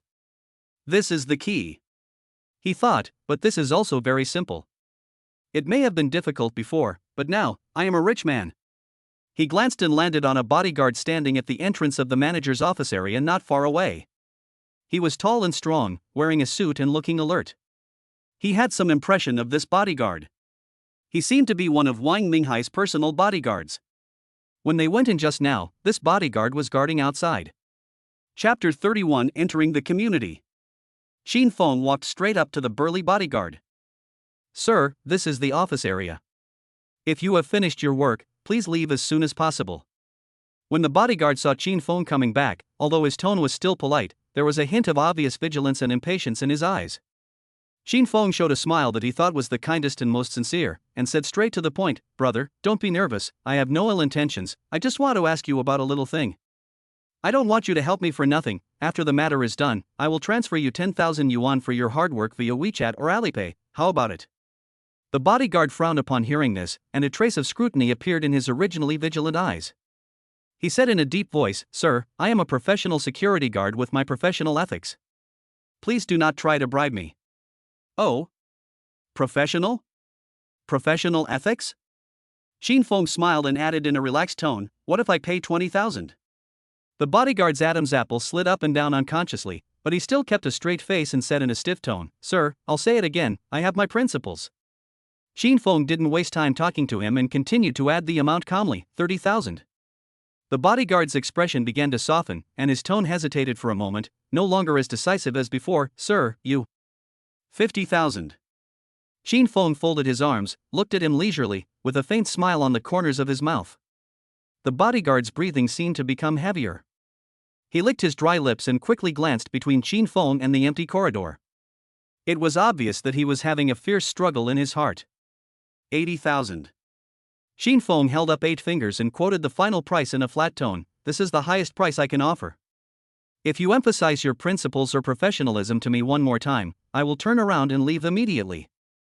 I think there will always be more flexible people willing to earn this 80,000 yuan. He exerted the final pressure on the other party. The bodyguard's originally tense expression finally collapsed completely. He looked at Xin Feng, swallowed hard, his eyes full of inner struggles, his lips moved, and finally squeezed out only one word from between his teeth, Mr. Sir. Seeing that he was still hesitating after paying 80,000 yuan, Xin Feng couldn't help but mutter in his heart, Hey! This bodyguard with thick eyebrows and big eyes really has some professional ethics? So upright? Even 80,000 yuan can't knock him down? Just when Xin Feng thought that this matter might fail, the bodyguard suddenly sighed like a deflated ball, looked at Xin Feng with a helpless look, and said, Sir, you ask. In fact, when you offered 30,000 just now, I thought it was completely fine. But you keep raising the price. Xin Feng. He took a deep breath and suppressed the speechlessness in his heart, but then he changed his mind and thought about how he had just raised the price all the way up. The feeling of using money to attack people was indeed a bit overwhelming. It feels so good to be rich and willful. He cleared his throat and asked, Well, do you know where exactly your manager Wang Minghai's so-called secret base is? The bodyguard heard this and shook his head, Sir, I really don't know about this. He paused, as if he was afraid that Xin Feng would be dissatisfied, and quickly added, No. But what? Xin Feng asked. But I know he has a place he often uses for dates. The bodyguard lowered his voice and said mysteriously, Manager Wang has a mistress outside, and his wife doesn't know about it. He would sneak with the mistress to a place for a tryst every now and then. I guess his important things are likely hidden there. That place is in the Happy Home community in the south of the city. Happy Home? Xin Feng repeated it, keeping the name firmly in mind. Yes. And I also know, the bodyguard came closer and lowered his voice, almost whispering in Xin Feng's ear, Manager Wang is not only having an affair outside, he is also colluding with someone inside your Liren group. The two of them often discuss things in Manager Wang's office or some hidden places outside when no one is around. They must be doing something shameful. Hearing this, Xin Feng looked strangely at the bodyguard who suddenly became so talkative. The bodyguard seemed to see the doubt and inquiry in Xin Feng's eyes. He laughed self-deprecatingly, lowered his voice, and said with some dissatisfaction and complaints, Sir, don't really think we are serious bodyguards. To put it bluntly, we are just ordinary security guards hired by Manager Wang at a high price to guard the house and fill the door. He bought us these intimidating suits and asked us to stand at the door, just to pretend and scare those outsiders who don't know anything about it. He paused, lowered his voice, and almost gritted his teeth as he spoke, and to be honest, Manager Wang is a very stingy person. He often finds ways to delay paying our wages. After hearing this real explanation, Xin Feng suddenly understood and couldn't help but secretly complained, Oh, so that's it. This is the result of delaying the payment of employees' wages. Serves you right. Okay, brother, thank you very much this time. Xin Feng nodded, took out his mobile phone, and signaled the bodyguard to take out his mobile phone as well. I will transfer the money now, please check it. He followed the amount that the bodyguard had said before, 30,000 is the agreed amount, and directly transferred 30,000 yuan. Although he is not short of money now, there is no need to be a sucker. When the bodyguard saw the arrival information displayed on his phone, his face suddenly lit up with joy, and he nodded and bowed repeatedly, Thank you, boss. Thank you, boss. Boss, if you have anything else you want to know, just come to me. As long as I know it, I promise to tell you everything I know. Xin Feng ignored him, turned around and walked quickly towards the elevator, and went to the lobby downstairs to meet Lu Wanxi. Next to the coffee shop, Lu Wanqi was sipping juice anxiously. Seeing Qin Feng finally coming back, she stood up quickly. "Brother Feng, you're back. How's it going? Have you found any clues?" Qin Feng showed a confident smile on his face and snapped his fingers at her. "Done. I have found the specific address where the evidence of their collusion is stored." "Wow! Brother Feng, you are so awesome." Upon hearing this, Lu Wanqi's beautiful big eyes were instantly filled with little stars of admiration. "It's okay, no big deal." Qin Feng waved his hand pretending to be relaxed. "There's no time to lose, let's go now and find out what's going on in that place." "Yes. Let's go." Lu Wanqi nodded vigorously, full of confidence in Qin Feng. The two of them quickly left the Blue Sky Group, and Qin Feng went straight to the Happy Home community based on the address he had just asked from the bodyguard. Arriving at the gate of the Happy Home community, Qin Feng originally thought that the security in such a high-end community would be very strict, and it would be very troublesome to check in and out, so he was already prepared to possibly take it by surprise again. As a result, when they arrived at the gate of the community, the security guard on duty in the security booth at the gate just glanced at them casually, pressed the door opening button without even asking a question, and let them in. Enter the community smoothly. Chapter 32 Intermediate Lock Picking Techniques. Qin Feng and Lu Wanqi wandered around the Happy Home community and soon found the specific house number the bodyguard mentioned, room 708, building 12. "This should be the place." Qin Feng looked up at the door number and said to Lu Wanqi beside him. He went forward and tried the doorknob, but the door was naturally locked. "It seems that I still need to learn the lock-picking skill." Qin Feng thought to himself, but the main target is not this door, but the safe hidden inside by Wang Minghai. The door may be opened, but the safe is something that cannot be opened without professional skills. Forget it, spend the money. He quickly opened the system mall in his mind and searched for skills related to lockpicking. Primary lock-picking skills, 100,000. After learning, you can master the basic violent lock-picking method, which is suitable for some ordinary locks, but it is easy to damage the lock and leave traces. Intermediate unlocking skills, 500,000. After learning, you can master a variety of non-destructive unlocking skills, which are suitable for most civilian locks and some simple safes. The unlocking process is silent and leaves no trace. Advanced locksmith, exchange price 10 million. Locksmith Grandmaster, can open most things. Qin Feng looked at the three options and chose intermediate lock-picking skills without hesitation. Choose this unlock picking without damage. He thought, first of all, I must not alert the enemy. If someone finds out that the door lock is broken, Wang Minghai will definitely move the evidence immediately. Secondly, if I am really discovered, he will not be arrested for corruption, but I will be arrested for burglary first. That would be fun. Confirm to redeem intermediate lock-picking skills? Consume 500,000. Confirm. Exchange successful. Host's current remaining assets, 124W 50W equals 74W. A huge and sophisticated knowledge and experience about the structure of locks, the principle of unlocking, and the use of various tools flooded into Qin Feng's mind like a tide, and was completely absorbed and mastered by him in an instant. He felt that his hands seemed to have become more dexterous. Qin Feng took out a few thin metal wires and picks from the small bag he carried with him. These were all bought in advance at a roadside hardware store in order to use them in conjunction with these lock-picking skills. He walked to the door of room 708, took a deep breath, inserted the metal wire into the keyhole, turned it slightly, and listened attentively to the subtle changes of the marbles in the lock core. Lu Wanqi looked at him nervously from the side, not daring to breathe. Click. With an almost inaudible sound, the door lock opened. Done. Qin Feng smiled proudly. The system is amazing. Such a complicated anti-theft lock was opened in one go, and it's not broken at all. It's simply amazing. He pushed the door open a crack, confirmed that no one was inside, and then waved to Lu Wanqi. Wanqi, come in.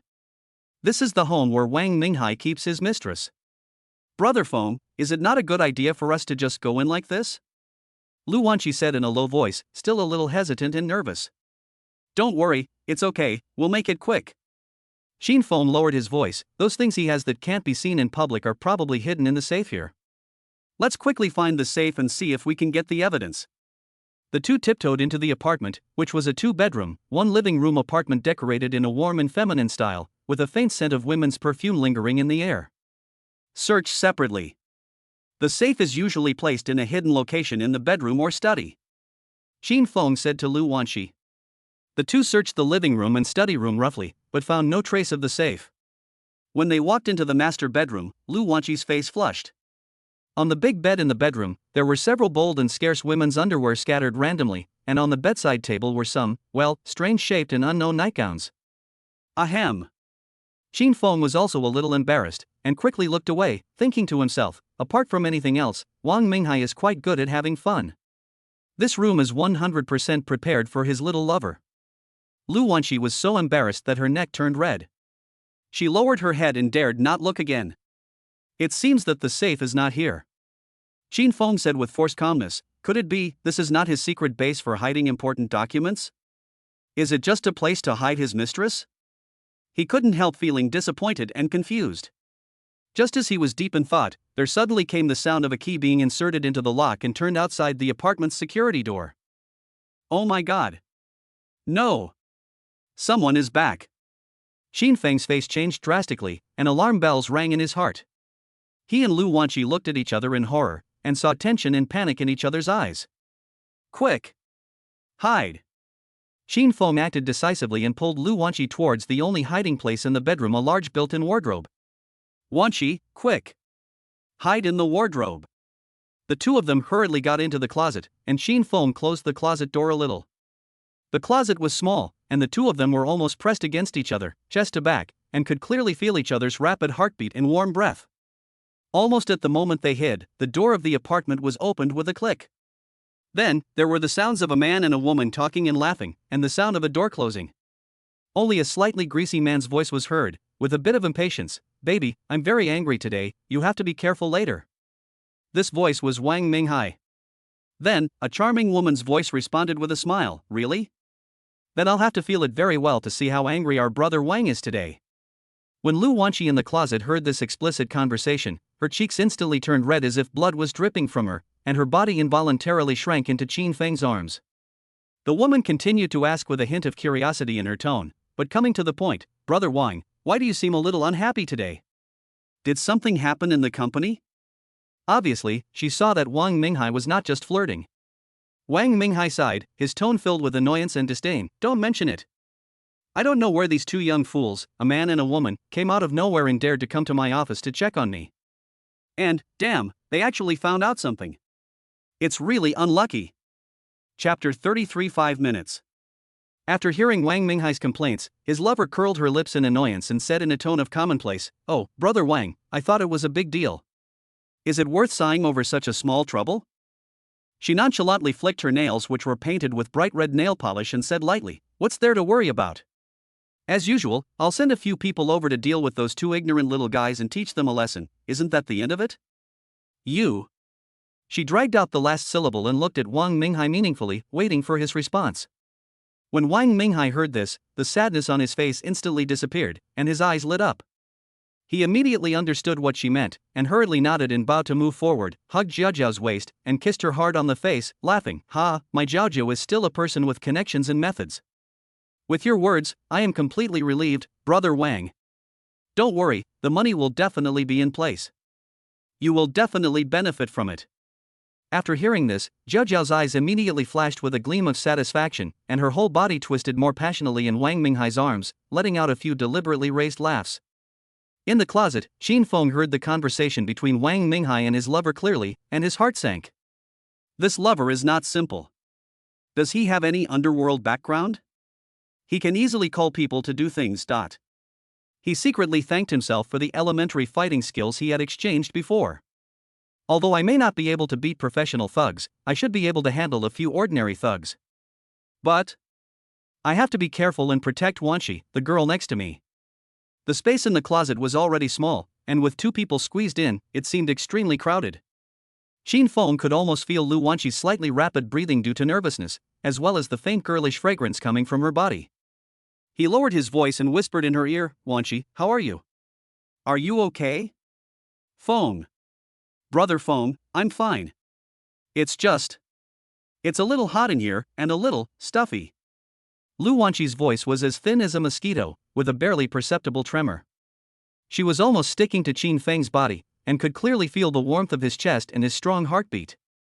Lu Wanqi's heart was beating like a deer, and she was so embarrassed. I'm so close to Brother Feng. What's the smell on brother phone? It smells so good. His embrace. No, it's so warm and safe. Ah, what am I thinking about? I'm such a bad girl. Shin Fong felt Lu Wanqi's stiff body and her increasingly red cheeks, and knew that hiding for a long time in such an environment would be a great test for her. He was just thinking of a way to see if he could quietly open the cabinet door and hide in a more hidden place when the two people outside were not paying attention. Just as he was about to open the cabinet door. Bang! The bedroom door was kicked open, and then the rustling sound of clothes and the unbearable flirting and laughter between a man and a woman came in. Then, there was the dull thud of a heavy object falling on the bed and the creaking sound of the bedboard unable to bear the weight. Obviously, Wang Minghai and his lover outside could not wait to start their real business. Soon, there were waves of blushing, heavy breathing between men and women, ambiguous moans, and the creaking sound of the bed shaking violently, mixed with a few obscene words that were unbearable to the ears. These sounds were like devilish sounds, clearly transmitted to the ears of Qin Feng and Lu Wanqi in the closet. In the narrow, dark, and stuffy closet, Qin Feng and Lu Wanqi were forced to listen to the vivid live broadcast outside, and both of them were extremely embarrassed. Lu Wanqi was so embarrassed that she buried her head deeply in Qin Feng's arms, her small hands tightly grasping the corner of his clothes, her body trembling slightly because of shame and nervousness. Qin Feng also felt uncomfortable. He could clearly feel the soft body and rapid heartbeat of the girl in his arms. The reckless movements outside were like a catalyst, making the already ambiguous atmosphere in the closet even more subtle and a little dry in the mouth. The two were forced to cling to each other, listening to those exciting sounds. Unconsciously, their breathing became a little heavy, and it seemed that some strange feelings were quietly growing in their hearts. In the dim light coming through the closet door, the two could even see the same embarrassment and a hint of confusion in each other's eyes. They subconsciously looked at each other, then hurriedly avoided each other, but their bodies were getting closer and closer due to the limited space. I don't know who took the initiative first, maybe it was the atmosphere, or maybe it was the hormones in the darkness. The two of them slowly approached each other, the distance between their cheeks getting shorter and shorter, their breathing becoming hotter and hotter. They could almost feel each other's breath. Just when their lips were about to touch, and the forbidden ambiguity was about to be ignited. Ah! So cool! Suddenly, Wang Minghai's satisfied and somewhat exhausted shout came from outside. This sudden voice was like a bucket of cold water, instantly extinguishing the ambiguous feelings that had just arisen in the closet. Qin Feng and Lu Wanqi were both startled by the shout and separated as if they had been electrocuted. When they saw each other's faces so close to each other and the gesture of almost kissing just now, they both blushed. Lu Wanqi's cheeks were so red that they seemed to be bleeding. She lowered her head suddenly, wishing she could find a crack in the ground to crawl into. She felt ashamed, embarrassed, and annoyed. Qin Feng was also embarrassed, but more of it was an indescribable depression and a feeling of not knowing whether to laugh or cry. He suppressed the urge to complain and roared wildly in his heart, "Fuck! Wang Minghai, you old bastard! Are you fucking serious? Are you kidding? It's only been less than 5 minutes? And it's gone?"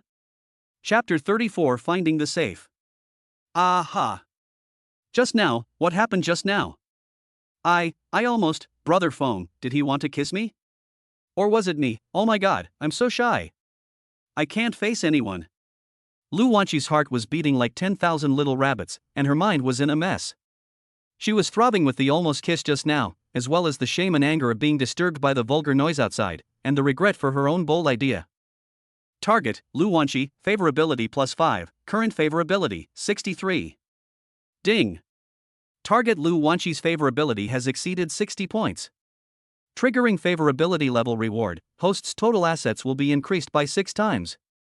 Detection and critical hit determination. Determination successful. Triggering lucky critical hit. This asset increase multiplier is +1 extra. Asset increase calculation, current asset 790,000 yuan x 7 times equals 5.53 million yuan. Newly added assets, 4.74 million yuan. Qin Feng was not interested in the astronomical amount of money on the system panel. His mind was a little confused. The soft and fragrant woman in his arms and Lu Wanqi's shy and slightly confused eyes almost made him lose control. This little girl, did she want to kiss me just now? He muttered to himself. He wanted to strike while the iron was hot and do something to Lu Wanqi, or at least say a few tender words to ease the embarrassment. But seeing her burying her head deeply, her small ears turning red, and her whole body curled up in the corner of the closet like a frightened quail, he couldn't say anything else and could only temporarily suppress the temptation in his heart. At this moment, there was a noise in the bedroom outside the closet. The little lover seemed to get off the bed and put on her clothes. Her footsteps then walked towards the big closet where Qin Feng and Lu Wanqi were hiding. Click. The door on the left side of the wardrobe was opened from the outside. Qin Feng and Lu Wanqi held their breath instantly, their hearts in their throats. They stared at each other in horror. A hand with bright red nail polish reached in, rummaged casually among the hanging clothes, and took out a piece of clothing that looked like a woman's coat. The cabinet door was slammed shut again roughly. Just as Jiaojia was leaving with her coat in hand, Qin Feng and Lu Wanqi in the closet heard her snort with disdain, and she complained very softly, almost to herself, "Humph, this old thing is really useless. I'll have to find someone else to relieve my heat after this." It was not until they heard Jiaojia walking out of the bedroom in her slippers and the sound of the door outside closing that the two people in the closet breathed a sigh of relief as if they were exhausted. Lu Wanqi's legs went limp, and she collapsed directly into Qin Feng's arms, breathing heavily and leaning tightly against Qin Feng's chest. Inside the closet, Qin Feng and Lu Wanqi held their breath and waited for a few minutes.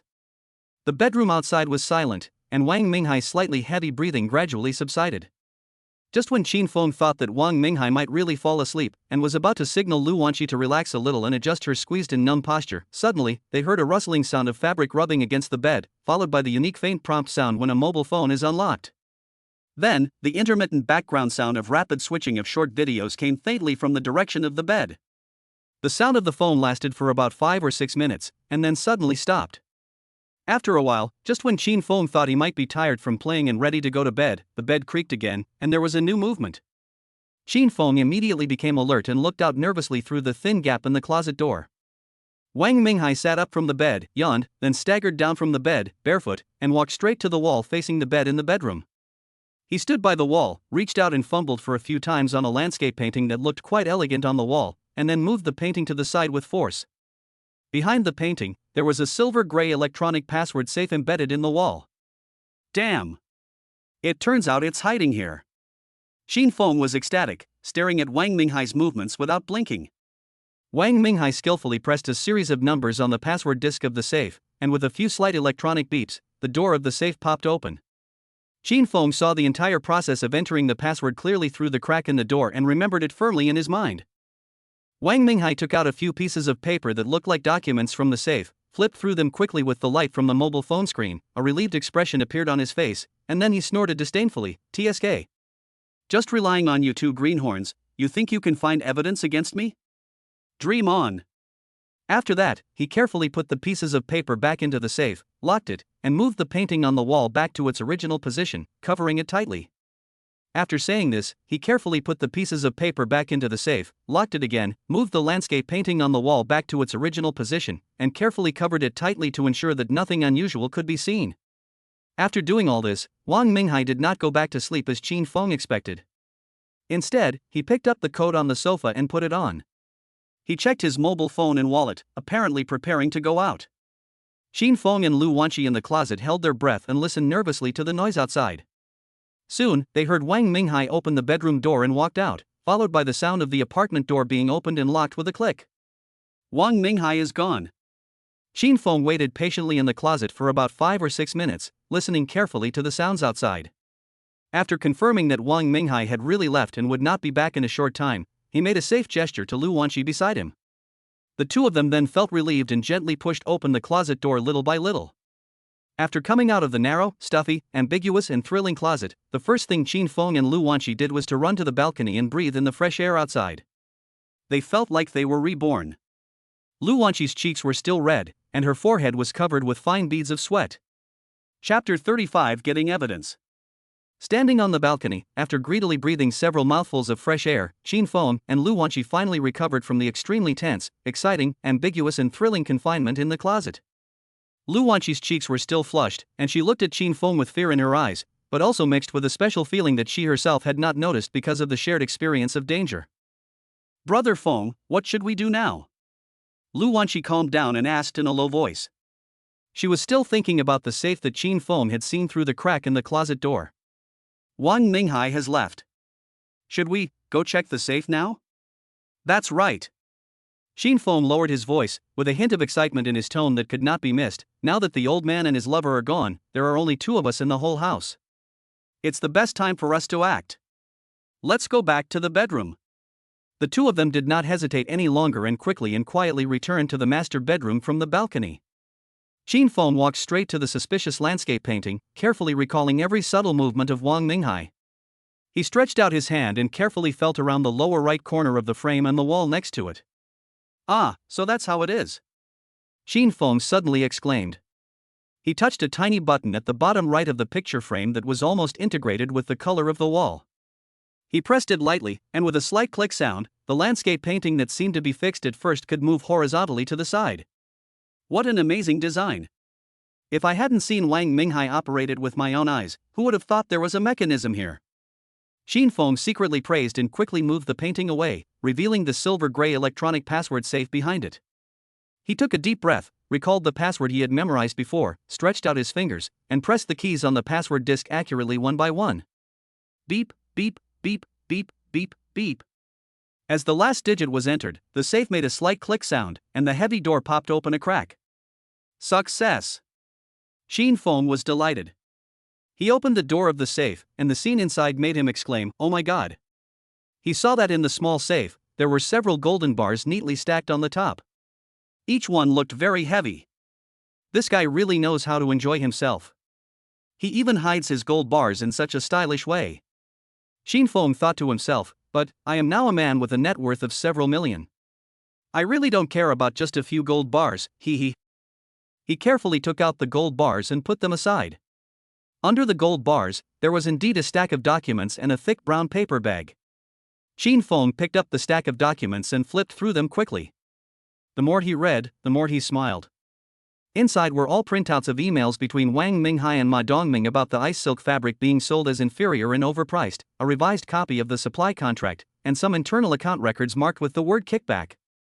And in the brown paper bag, there were stacks of cash and several bank card transfer receipts. Got it. Wanshi, this is it. These are the ironclad evidence of their collusion. Xin Feng excitedly waved the documents in his hand to Lu Wanshi. Really? That's great.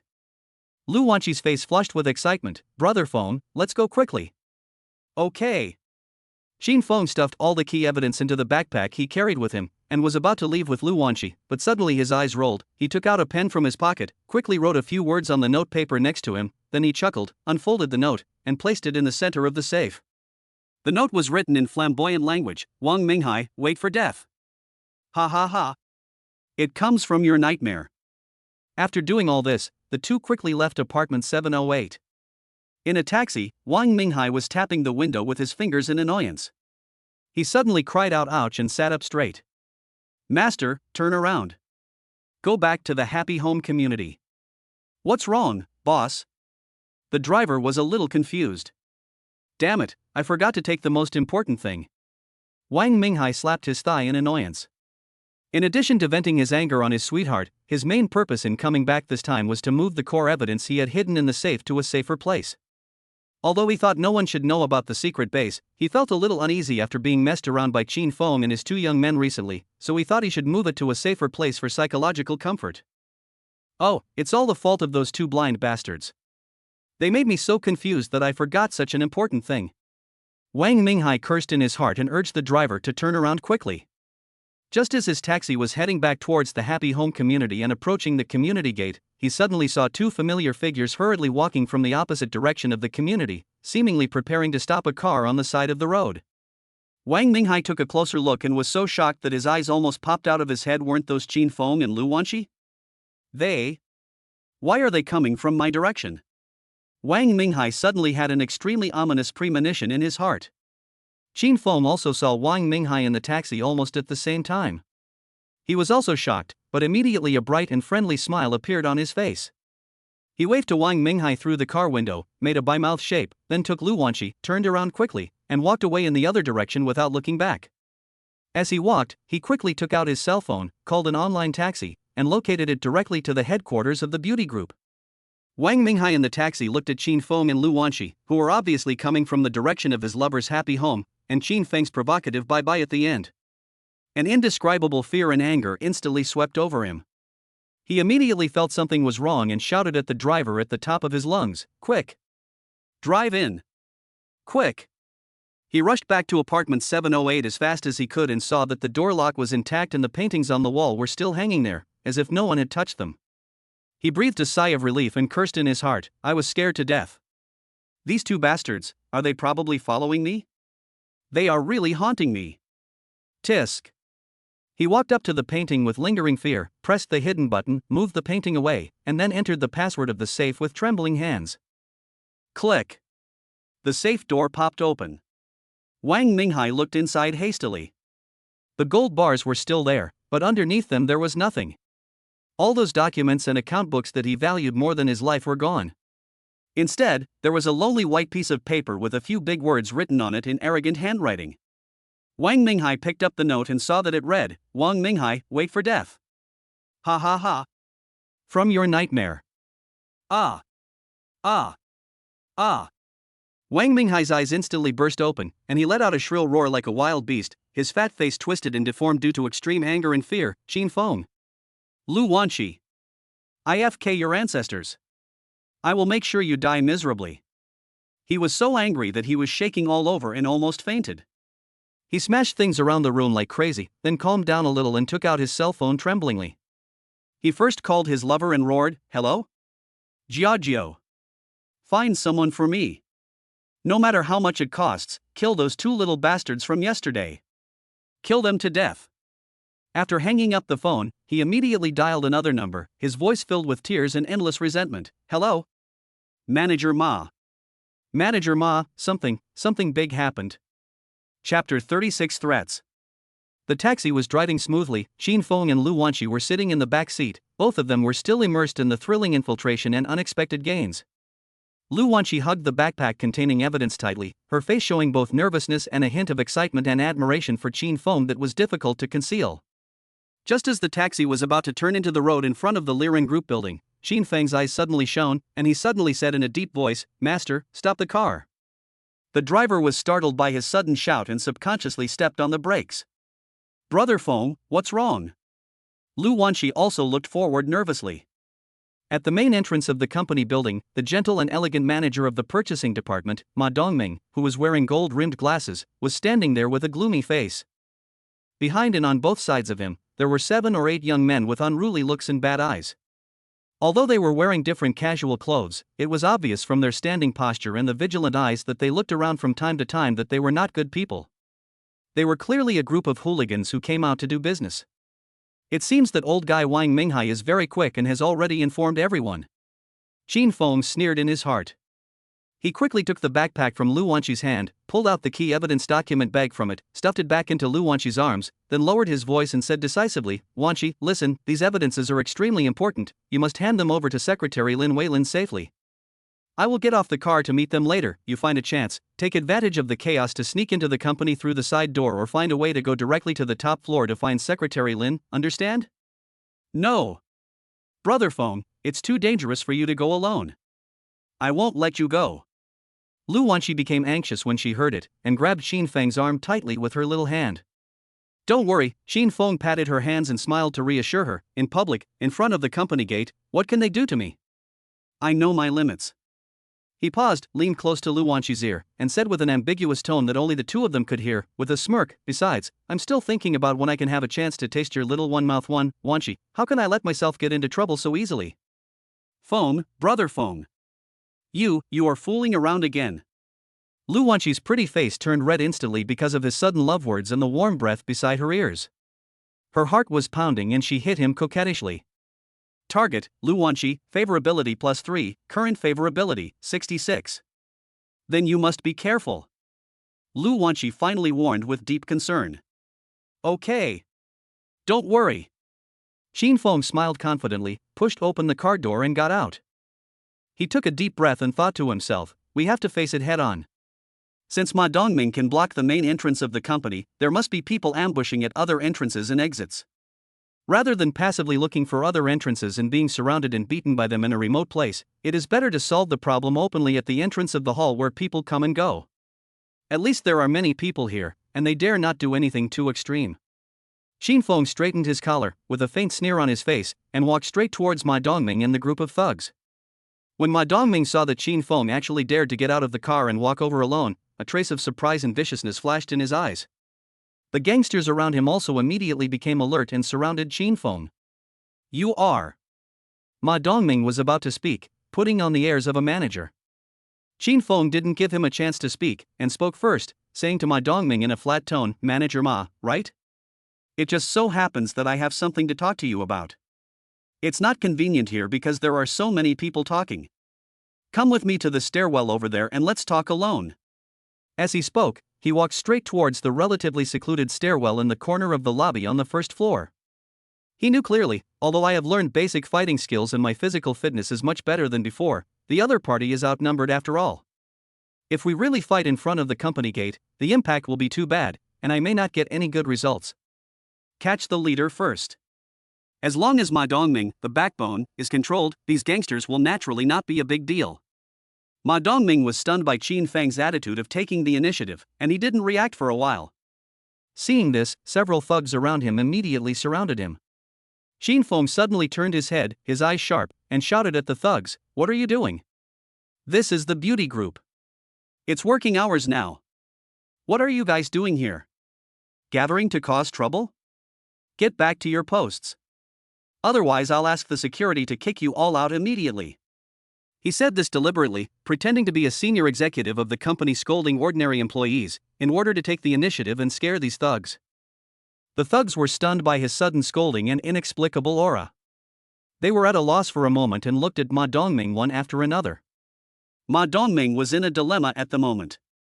He didn't expect Qin Feng to be so difficult to deal with.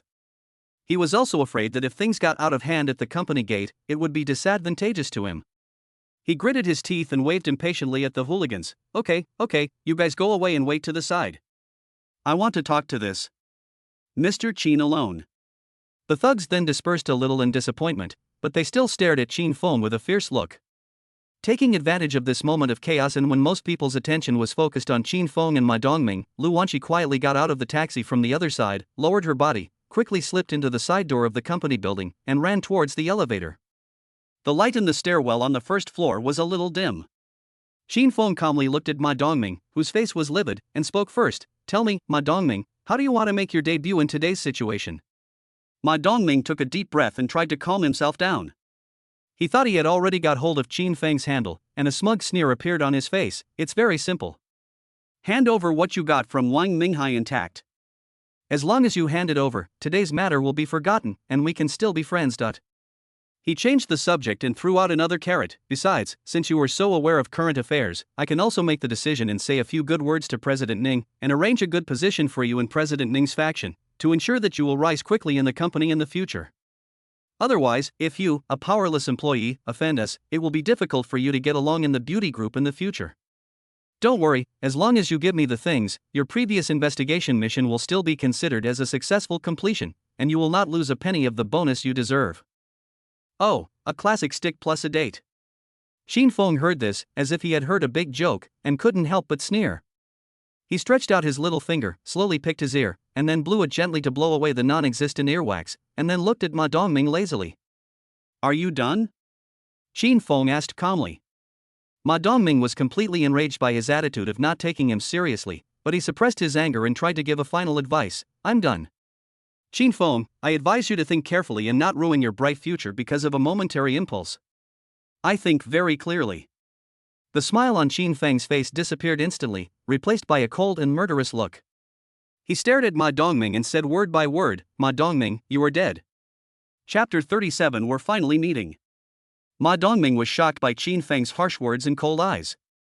He was furious and his face was bulging with veins. "What did you say? Qin Feng, didn't you fucking hear what I just said to you? You are just a small employee, how dare you threaten me? I tell you, I can find 100 ways to make you completely unable to survive in this company, do you believe it?" "Oh? You want me to be unable to get by?" Qin Feng raised his eyebrows. There was no fear on his face. Instead, he showed an expression as if he was looking at an idiot, as if he had heard something extremely ridiculous. He leisurely took out his phone from his pocket, unlocked it without haste, and opened the bank app. He held up the balance screen with a long string of numbers in front of Ma Dongming and said in a calm tone, "Manager Ma, please open your eyes and look carefully." "What is this?" Ma Dongming subconsciously leaned over to take a look, and saw a long string of glaring numbers on the phone screen, which made him gasp and his eyes almost pop out. Ones, tens, hundreds, thousands, tens of thousands. He counted tremblingly, and the more he counted, the colder his heart became. "Did you see it clearly, Manager Ma?" Xin Feng took back his phone, with a playful smile on his face. Ma Dongming was completely stunned. He looked at Xin Feng in disbelief. "No. No. You are so rich, why the hell are you still working here? Why are you a clerk?" "I like it, what's it to you?" Xin Feng shrugged, looking relaxed and comfortable. Ma Dongming's heart was instantly filled with shock. Damn it. This guy is much richer than me. How can I bribe him? He doesn't lack money at all. All the threats and inducements he had prepared were stuck in his throat at this moment, and he couldn't say a word. He was timid but still wanted to make a final struggle. "So what if you have money? Aren't you afraid of me?" "What am I afraid of you for?" Xin Feng interrupted him, the smile on his face gradually turned cold. "Manager Ma, I'm so rich, guess if there is any background behind me that you can't afford to offend?" You. Ma Dongming was completely choked by Qin Feng's words. He looked at Qin Feng's fearless and unfathomable appearance, and the idea of resistance in his heart was completely extinguished. Bribery, he is richer than him. Threat, he doesn't seem to be afraid at all, and may even have a stronger background than him. How can this be played? Xin Feng looked at Ma Dongming's distraught and cold sweaty look and smiled with satisfaction. He stepped forward, stretched out his hand, patted Ma Dongming's shoulder heavily, and said in a serious tone, "Manager Ma, you should take a long-term view. Some money can be taken, but some money is too hot to handle. You should take care of yourself." After saying that, he no longer paid attention to Ma Dongming, who had completely wilted. He turned around, walked out of the stairwell leisurely, and headed towards the elevator hall.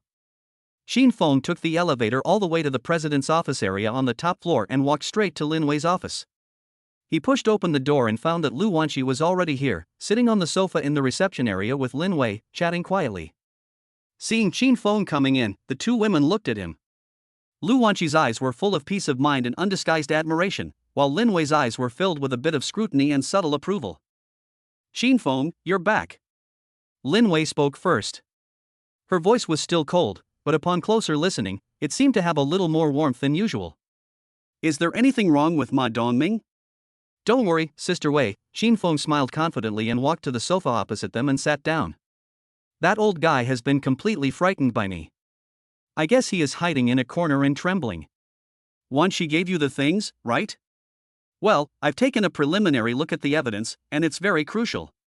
Lin Wei nodded, with a rare look of sincere admiration on her face. "Xin Feng, you did a great job this time. With these things, plus the KTV recordings, Ma Dongming and Wang Minghai, the two pests of the company, will definitely be brought to justice and will never be able to turn over again." As she spoke, she picked up an envelope from the desk and handed it to Xin Feng. "This is a special approval from Mr. Gu. It's a bonus for you for this operation. It's not much, just 50,000 yuan. Divide it between the two of you." Xin Feng took the envelope, without even looking at it, and handed it directly to Lu Wanqi beside him, saying generously, "Wanqi, take this money, it's all yours." "Ah." Lu Wanqi was shocked by the sudden huge sum of money and waved her hands quickly, her face flushed. No. "Brother Feng, I can't take this money. This mission, from beginning to end, you have been working hard. I didn't do anything at all. How can I get so much money?" "Why didn't you do anything?" Xin Feng said with a smile, "You accompanied me to adventure in a place like Happy Home.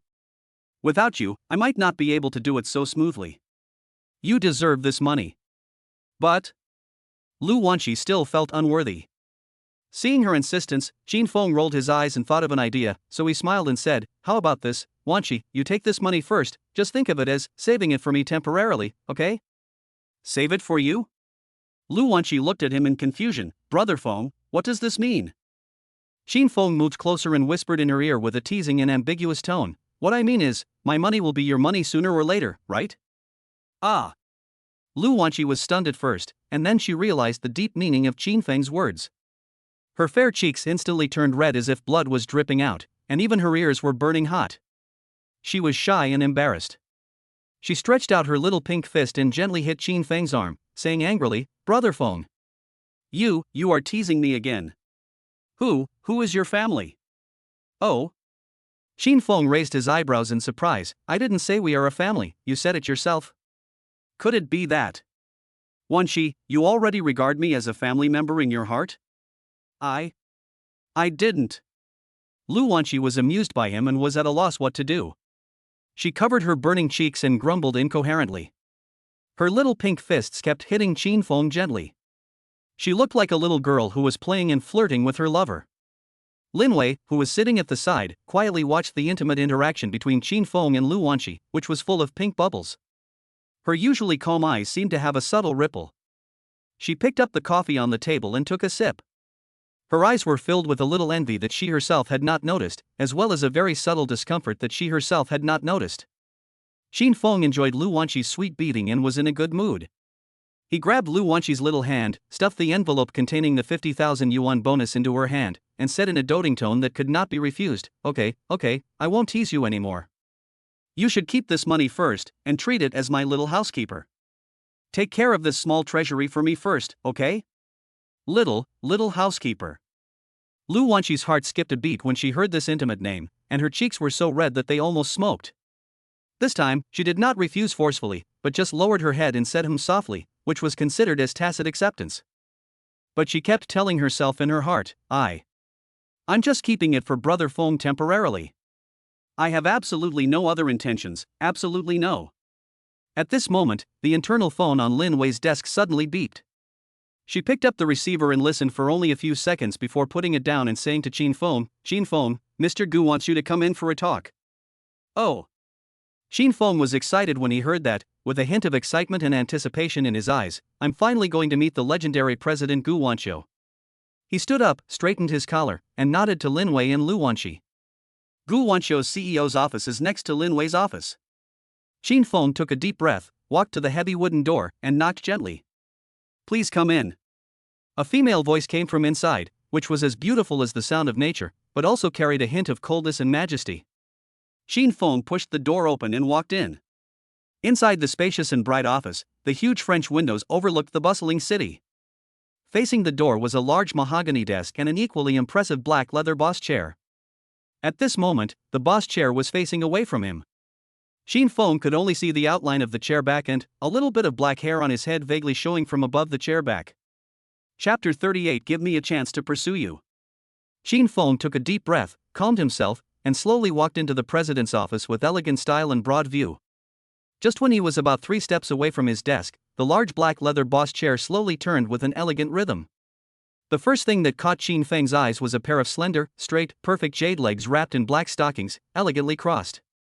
Following the breathtaking curve upwards, there was a well-cut black professional skirt, outlining a slender waist and a full body. Further up, there was a beautiful face that could make any man fall in love with it. Bright eyes, white teeth, a beautiful nose, cherry lips, skin whiter than snow, elegant temperament with a subtle charm and majesty. She casually draped her long black curly hair over her shoulders, with a faint, elusive smile on the corner of her mouth, looking at Qin Feng with her beautiful phoenix eyes that seemed to be able to see through people's hearts. The system panel pops up instantly. Target, Gu Wanqiu. Age, 27. Occupation, President of Beauty Group. Appearance, 97. Favorability, 10 subordinates I have heard of slightly. Status, single. Qin Feng secretly praised in his heart, it is indeed the best of the best. His face remained calm, and he bowed slightly respectfully. Hello, Mr. Gu, I am Qin Feng. Gu Wanqiu's gaze stayed on Qin Feng for a few seconds. She opened her red lips slightly, and her voice was as clear and sweet as pearls falling on a jade plate, but with a hint of the calmness and aloofness of a superior. Qin Feng, don't be so reserved. Sit down. She pointed to the guest chair in front of the desk. Thank you, Mr. Gu. Qin Feng sat down as he was told, with an upright posture and calm eyes looking at Gu Wanqiu. Lin Wei told me everything. Gu Wanqiu leaned back slightly, leaning against the back of the chair, her hands elegantly folded in front of her, with a hint of appreciation in her tone, this time regarding the matter of Ma Dongming from the purchasing department and Wang Minghai from the Blue Sky Group. You did an excellent job, you were thoughtful, bold, and decisive, and helped me and the company a lot. I am very pleased that the company has such an outstanding young person like you. Mr. Gu, Thank you for your praise. This is what I should do. Xin Feng said modestly, but he was secretly thinking about what the female president would say next. I heard from Lin Wei that you hope to have a chance to work for me? Gu Wanqiu narrowed her eyes slightly, looking at him with a half smile. I trust Lin Wei very much. Since she recommended you to me, I am willing to give you this opportunity. From today on, you will be transferred to the president's office and work with Lin Wei as my personal secretary, responsible for assisting me in handling some daily affairs and special projects. What do you think? Personal secretary? Qin Feng's heart moved. This was one step closer than he expected. He immediately stood up and said respectfully, "Thank you, Mr. Gu, for your trust and promotion. I will do my best to live up to your expectations."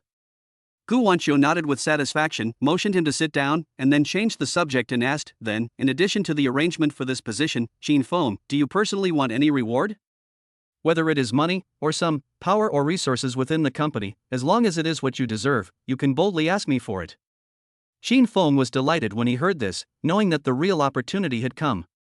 He pretended to be silent for a moment, then raised his head, looked at Gu Wanqiu with burning eyes, and said word by word, "Boss Gu, if possible, I don't need money and power for the time being.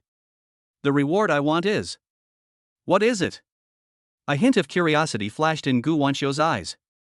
"What I want is you, Mr. Gu, to give me a chance to pursue you," Qin Feng said in a shocking manner. He knew in his heart that if he wanted to get the attention of a proud girl like Gu Wanqiu, who was high up and used to seeing all kinds of outstanding men, or even make her interested in him, it would never work if he followed the rules.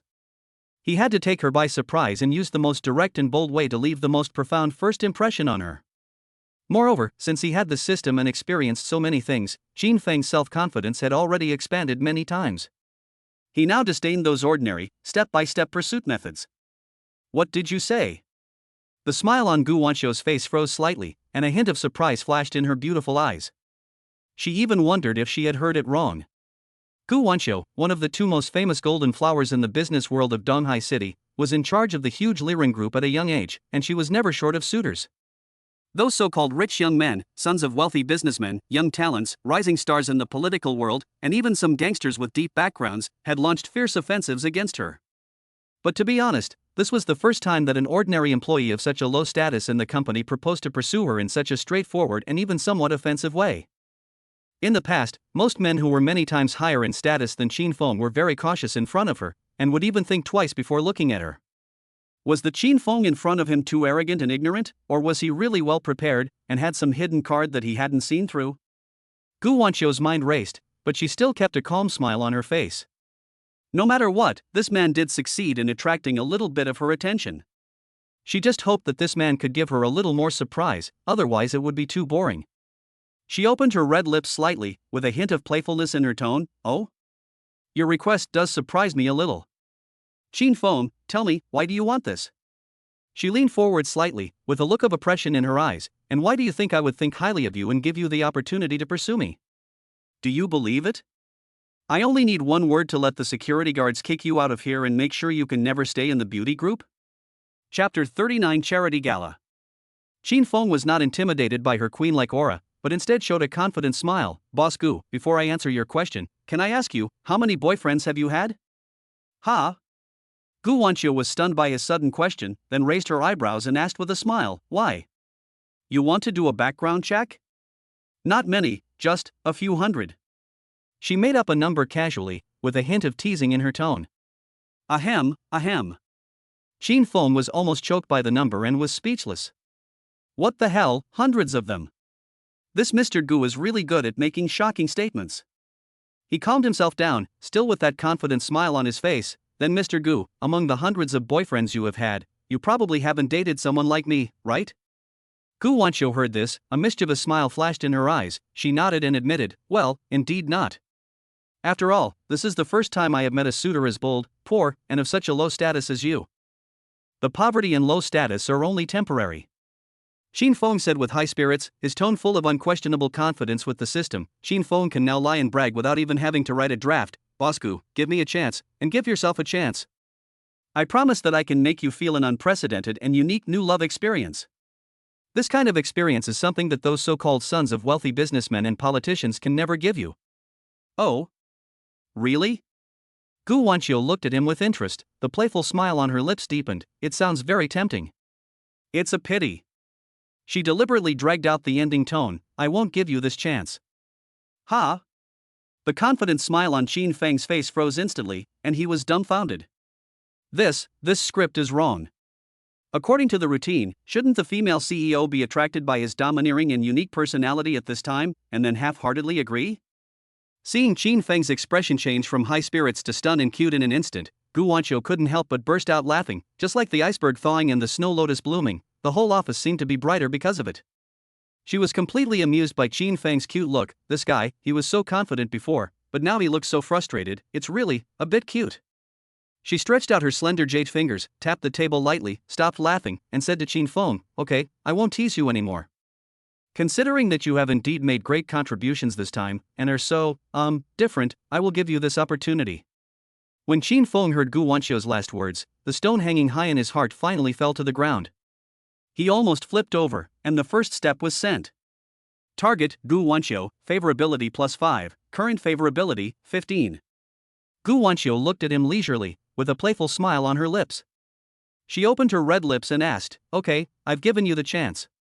So, my pursuer, can you tell me now how you plan to pursue me?" Qin Feng's smile froze slightly. He really didn't have time to think about this question in detail. He was just busy trying to get her to agree to give him a chance. He scratched his head awkwardly and said honestly, Mr. Gu, to be honest, I really haven't thought of the specific steps." Gu Wanqiu raised her eyebrows slightly when she heard this, with a hint of undisguised teasing in her eyes. "Oh? You want to pursue me, Gu Wanqiu, just with passion and a few empty words?" Qin Feng, I'm beginning to think that you might really be just a brainless, reckless man. Qin Feng thought to himself that this female CEO was not so easy to fool. Gu Wanqiu stretched out her slender jade fingers, tapped the table lightly, and said in an unquestionable tone, "Don't say I didn't give you a chance to perform. There will be a charity dinner tonight, and the celebrities and business elites of Donghai City will be in attendance. You, as my male companion, will accompany me to this party." She paused, her eyes fixed on Qin Feng sharply, with a hint of warning. "Qin Feng, this is the only time I am interested in your so-called pursuit, and the only opportunity one am willing to show you. You must seize it. I don't want you to be so unplayable that I will feel bored and completely lose interest in you, understand?" "Understood. I promise to complete the task." Qin Feng immediately straightened his back and answered decisively. "Are you kidding? This is a great opportunity to get close to Gu Wanqiu, the stunning female CEO, and even to appear in public as a male companion.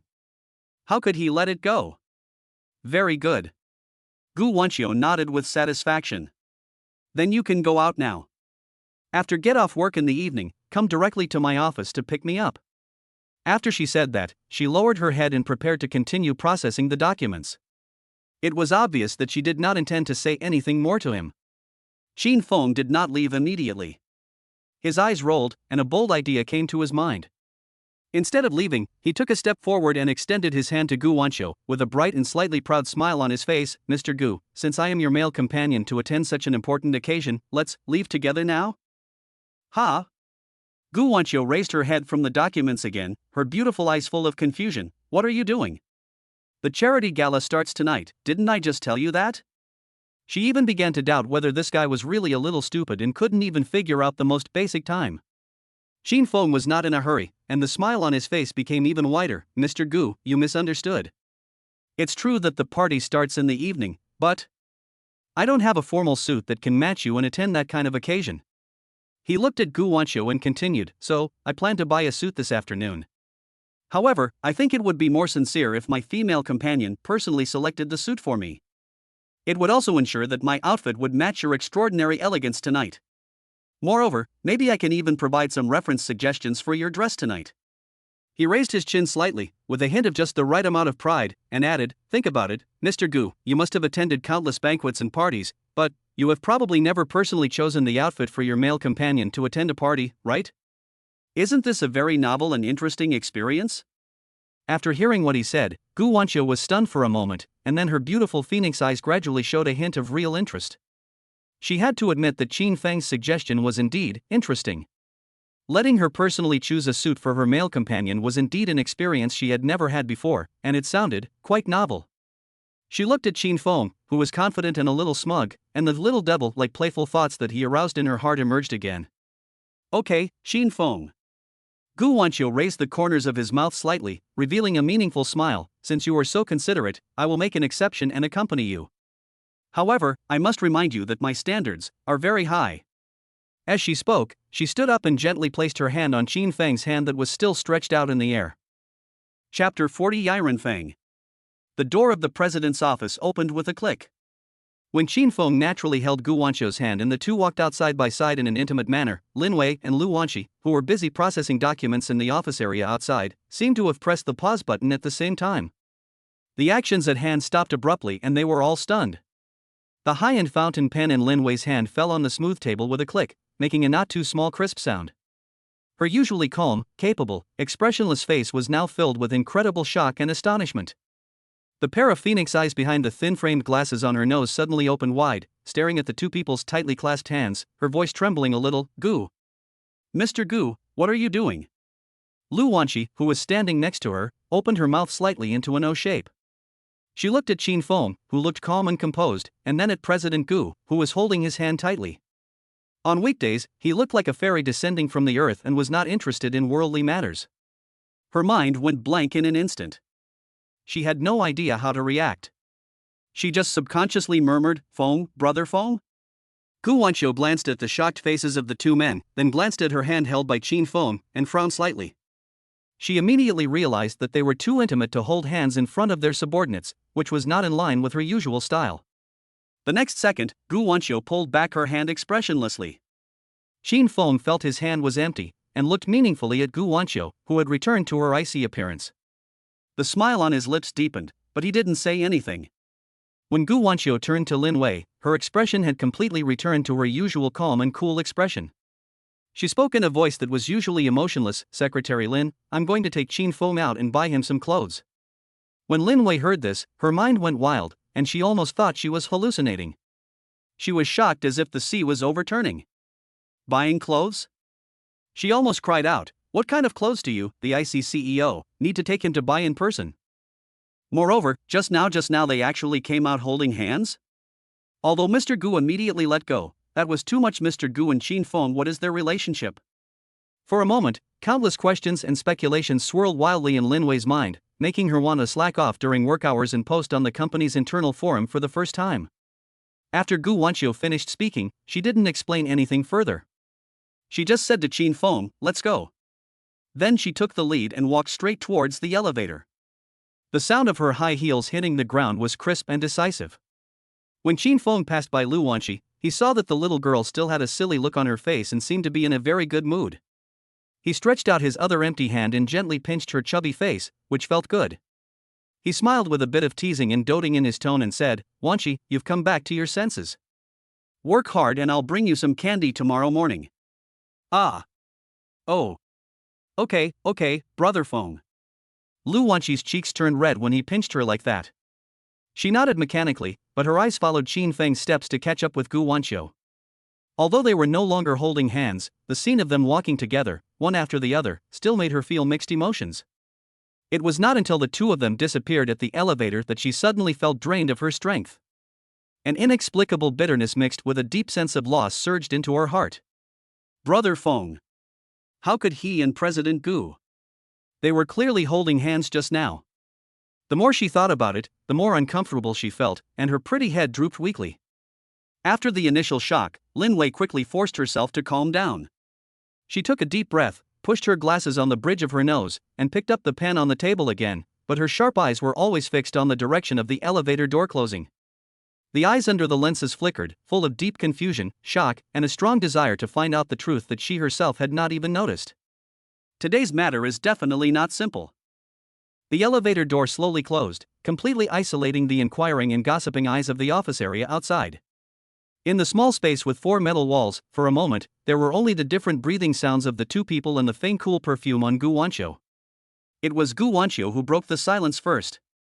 She leaned against the inner wall of the elevator and glanced at Qin Feng, who was standing upright beside her with a calm expression. The corner of her mouth curled up with a hint of a smile. There is such a little fangirl in the company who is devoted to you, and you dare to come and provoke me blatantly. Xin Feng, you are really brave. Xin Feng heard this and turned his head to meet her teasing and scrutinizing gaze.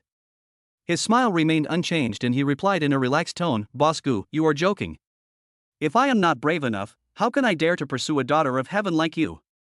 After listening to this, Gu Wanqiu was stunned for a moment, then sneered softly with an inexplicable meaning. He did not ask more questions on this topic, but just commented, slippery tongue. This was considered as tacit agreement with his statement. The elevator door opened, and the two came to Gu Wanqiu's exclusive parking space, where a black Bentley with smooth lines and low-key luxury was parked. Can you drive? Gu Wanqiu took out the car keys from her bag and asked casually. Yes. Xin Feng nodded. Although he didn't have a car, he had obtained a driver's license a long time ago. Gu Wanqiu directly threw the car keys to him, you drive. Xin Feng took the key steadily, opened the car door, sat in the driver's seat, and felt the comfortable seats and technologically advanced interior of the top luxury car. The car quickly drove out of the underground parking lot and merged into the daytime traffic. The car was silent for a while, and Gu Wanqiu finally spoke. She glanced at Xin Feng and asked, tell me, where do you want to take me to buy things? It can't be an ordinary shopping mall, right? Xin Feng listened, still steering steadily, with a faint smile on his face, and said directly, of course not. Mr. Gu, let's go wherever you usually buy clothes. Gu Wanqiu's beautiful eyes flashed with surprise. She looked Xin Feng up and down, her tone a little scrutinizing and suspicious, are you sure? Where I buy clothes, any piece starts at hundreds of thousands. Why, are you going to let me pay? I will definitely pay for it myself. Xin Feng's answer was still crisp and clear, full of confidence. Gu Wanqiu stared at Xin Feng for several seconds. This guy's eyes were unusually calm. Facing her direct questioning just now, he didn't even waver at all. That calmness didn't seem to be fake. She couldn't help but murmur in her heart, with a hint of uncontrollable surprise and curiosity, is he pretending? Or is he some hidden rich second generation? She wanted to poke him a few more times to see if he would reveal his true intentions, but seeing Xin Feng's calm attitude if you can choose whatever you want, I'll pay for it, Gu Wanqiu's tentative thoughts were aroused with some real curiosity. She wanted to see what this man was up to, whether he was really confident or just pretending to be mysterious. Okay, Gu Wanqiu raised the corner of his mouth almost imperceptibly, with a hint of playful challenge, and directly gave an address, then let's go to Yirenfang, that's where I often go. Chapter 41 Su Qing. The car drove through the bustling city and finally stopped in front of a boutique that didn't look particularly big, but was decorated very elegantly and low-key, with no eye-catching signs at the door. The name of the store was just three beautiful words Yirenfang. As soon as Xin Feng parked the car, a waiter dressed in a well-dressed cheongsam and with a gentle temperament came forward and opened the car door for Gu Wanqiu. The two walked into the store and saw a beautiful woman, about 35 or 36 years old, wearing a modified velvet cheongsam, showing the plumpness and charm of a mature woman to the fullest, coming out from the inner hall with a smile on her face. When she saw Gu Wanqiu, she greeted him warmly. The system panel pops up at the appropriate time. Target, Su Qing. Age, 35. Occupation, owner of Yirenfang senior fashion designer. Appearance, 87. Favorability, 20. She is an old acquaintance of Gu Wanqiu and her best friend. She is initially friendly to the people she brings with her. Status, widowed. Oh. I was wondering who it was. Such a distinguished guest has come. Isn't this our President Gu? What fragrant breeze brings you here? Su Qing's voice was like a yellow oriole singing out of a valley, with some of the softness of a Jiangnan girl, but her eyes were shrewd and capable. Gu Wanqiu smiled and exchanged a few pleasantries with her, then pointed at Xin Feng beside her and said, Sister Qing, I came here today specifically to bring you business. This guy next to me has to accompany me to a charity dinner tonight, and he's in need of a suitable outfit. You guys also sell men's suits here, right? Sell. Of course. Su Qing looked at Xin Feng inconspicuously, then showed Gu Wanqiu a meaningful smile. As long as it is a guest brought by you, President Gu, let alone a suit, even if it is the stars in the sky, Sister Chang will find a way to pick them for you, right? She then instructed a young female shopping guide next to her, Xiao Qian, hurry up and take this gentleman to the VIP fitting room. Take his measurements carefully and bring out the latest and best handmade suits in our store that will suit his temperament best. Let him try them on carefully. Yes, Sister Chang. The shopping guide named Xiao Qian responded respectfully and politely led Xin Feng to the fitting area in the inner room. When Qin Feng was taken in to measure his size and choose a style, he vaguely heard Su Cheng and Gu Wanqiu chatting and laughing in low voices in the living room outside. Su Cheng asked in a gossipy tone, "Hey, Wanqiu, tell me the truth, what's going on? I've known you for so many years, and now the sun is rising from the west, and you actually brought a man to buy clothes from me. Miss Gu, are you finally tempted by someone?" After a pause, she curiously asked, "Who is this handsome boy? Tell me quickly, which family is he from?" "I, Su Qing, know most of the young and handsome men in Donghai City, but this one looks very unfamiliar to me." Gu Wanqiu took a sip of tea and replied calmly, "Sister Qing, don't make wild guesses.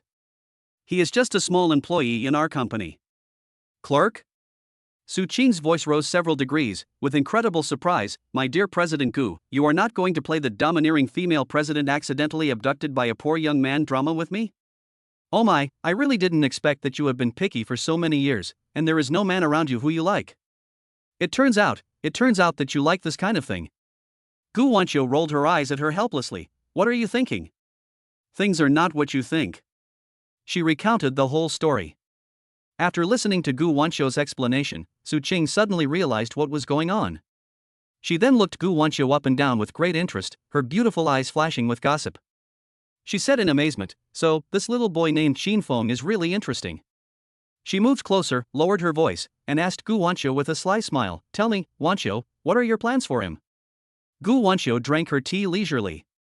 Her tone seemed casual, but in fact, she was in control. "What's your plan?" "Let's see." She paused and continued in a flat voice, "Let him try tonight. If he can surprise me and perform well enough, I don't mind giving him a chance and then see what happens later. But if he makes me feel boring, then of course I'll just go wherever I want and get out of here." This sounds cruel, but it is in line with Gu Wanqiu's usual style. Hearing this, Su Qing let out an exaggerated ouch and smiled. "My dear President Gu, your standards are really high. You want him to be both a surprise and eye-catching. TSK, I'm afraid this guy won't be around you for long." In the living room outside, although Su Qing and Gu Wanqiu spoke in low voices, Qin Feng could actually hear most of what they said. Qin Feng thought to himself, "It seems that Gu Wanqiu and Ning Wanqiu are the same. They both say they have a lot of boyfriends, but after all this time, it's still Chur. Interesting, such a top-notch girl, I must get her." Thinking of this, the corners of his mouth curled up slightly with a hint of playfulness and confidence. At this time, with the professional service of the shopping guide Xiaoqian, Qin Feng had indeed changed his clothes and was waiting to go out and give the two of them a big surprise. Qin Feng's body proportions are pretty good. This is thanks to the fact that when he was in college, he went to the gym for a short period of time in order to pursue a few girls who he thought were very beautiful at the time. Although he didn't catch up with any of them because his wallet was too empty, it was a waste of time, but he has a hanger-like body with broad shoulders, narrow waist, and well-proportioned muscle lines. With Qin Feng's good figure, the experienced shopping guide Xiaoqian was also very quick and quickly selected and matched a complete set of dark suits for him.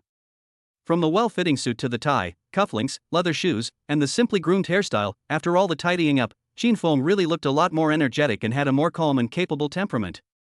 Qin Feng stood in front of the large floor-length mirror and looked at his new self. He was still the same person, but after putting on this outfit, his temperament was indeed very different from his usual casual style, less unruly and more mature and stable. He nodded at the mirror, thinking that although the price of this Yirenfang product was definitely not cheap, the effect on his body was indeed not bad, at least it looked quite real. After taking a deep breath and finally checking whether his tie was tied properly, Qin Feng stretched out his long legs and walked out of the fitting area with a calmness and strong confidence emanating from the inside out. Chapter 42 Power Outage. "How is it, Mr. Gu?" Qin Feng put his hands slightly in his trouser pockets, stood tall in front of Gu Wanqiu and Su Qing, and asked in a steady voice with just the right smile. The conversation in the living room came to an abrupt halt. Su Qing's eyes lit up first, and she looked carefully at Qin Feng, not hiding the surprise and admiration in her eyes. Gu Wanqiu just glanced at him indifferently, looked him up and down calmly, and there was no special emotion in her tone. She only commented, "Well, it's okay, just average. It looks much neater than the one you just wore." After saying that, she retracted her gaze, picked up the teacup beside her, and took a sip slowly, as if she had just expressed the most ordinary opinion about an ordinary commodity and didn't take it too seriously. Qin Feng curled his lips in his heart and thought to himself, the requirements are really high. Su Cheng was not as calm as Gu Wanqiu.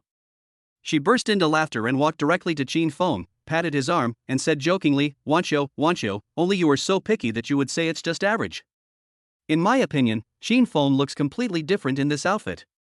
If he were to package it a little, send it to a fashion magazine for a cover photo, or stand on a catwalk, he would be a professional male model and would definitely charm a lot of girls. Before Su Qing finished her praise. Snap!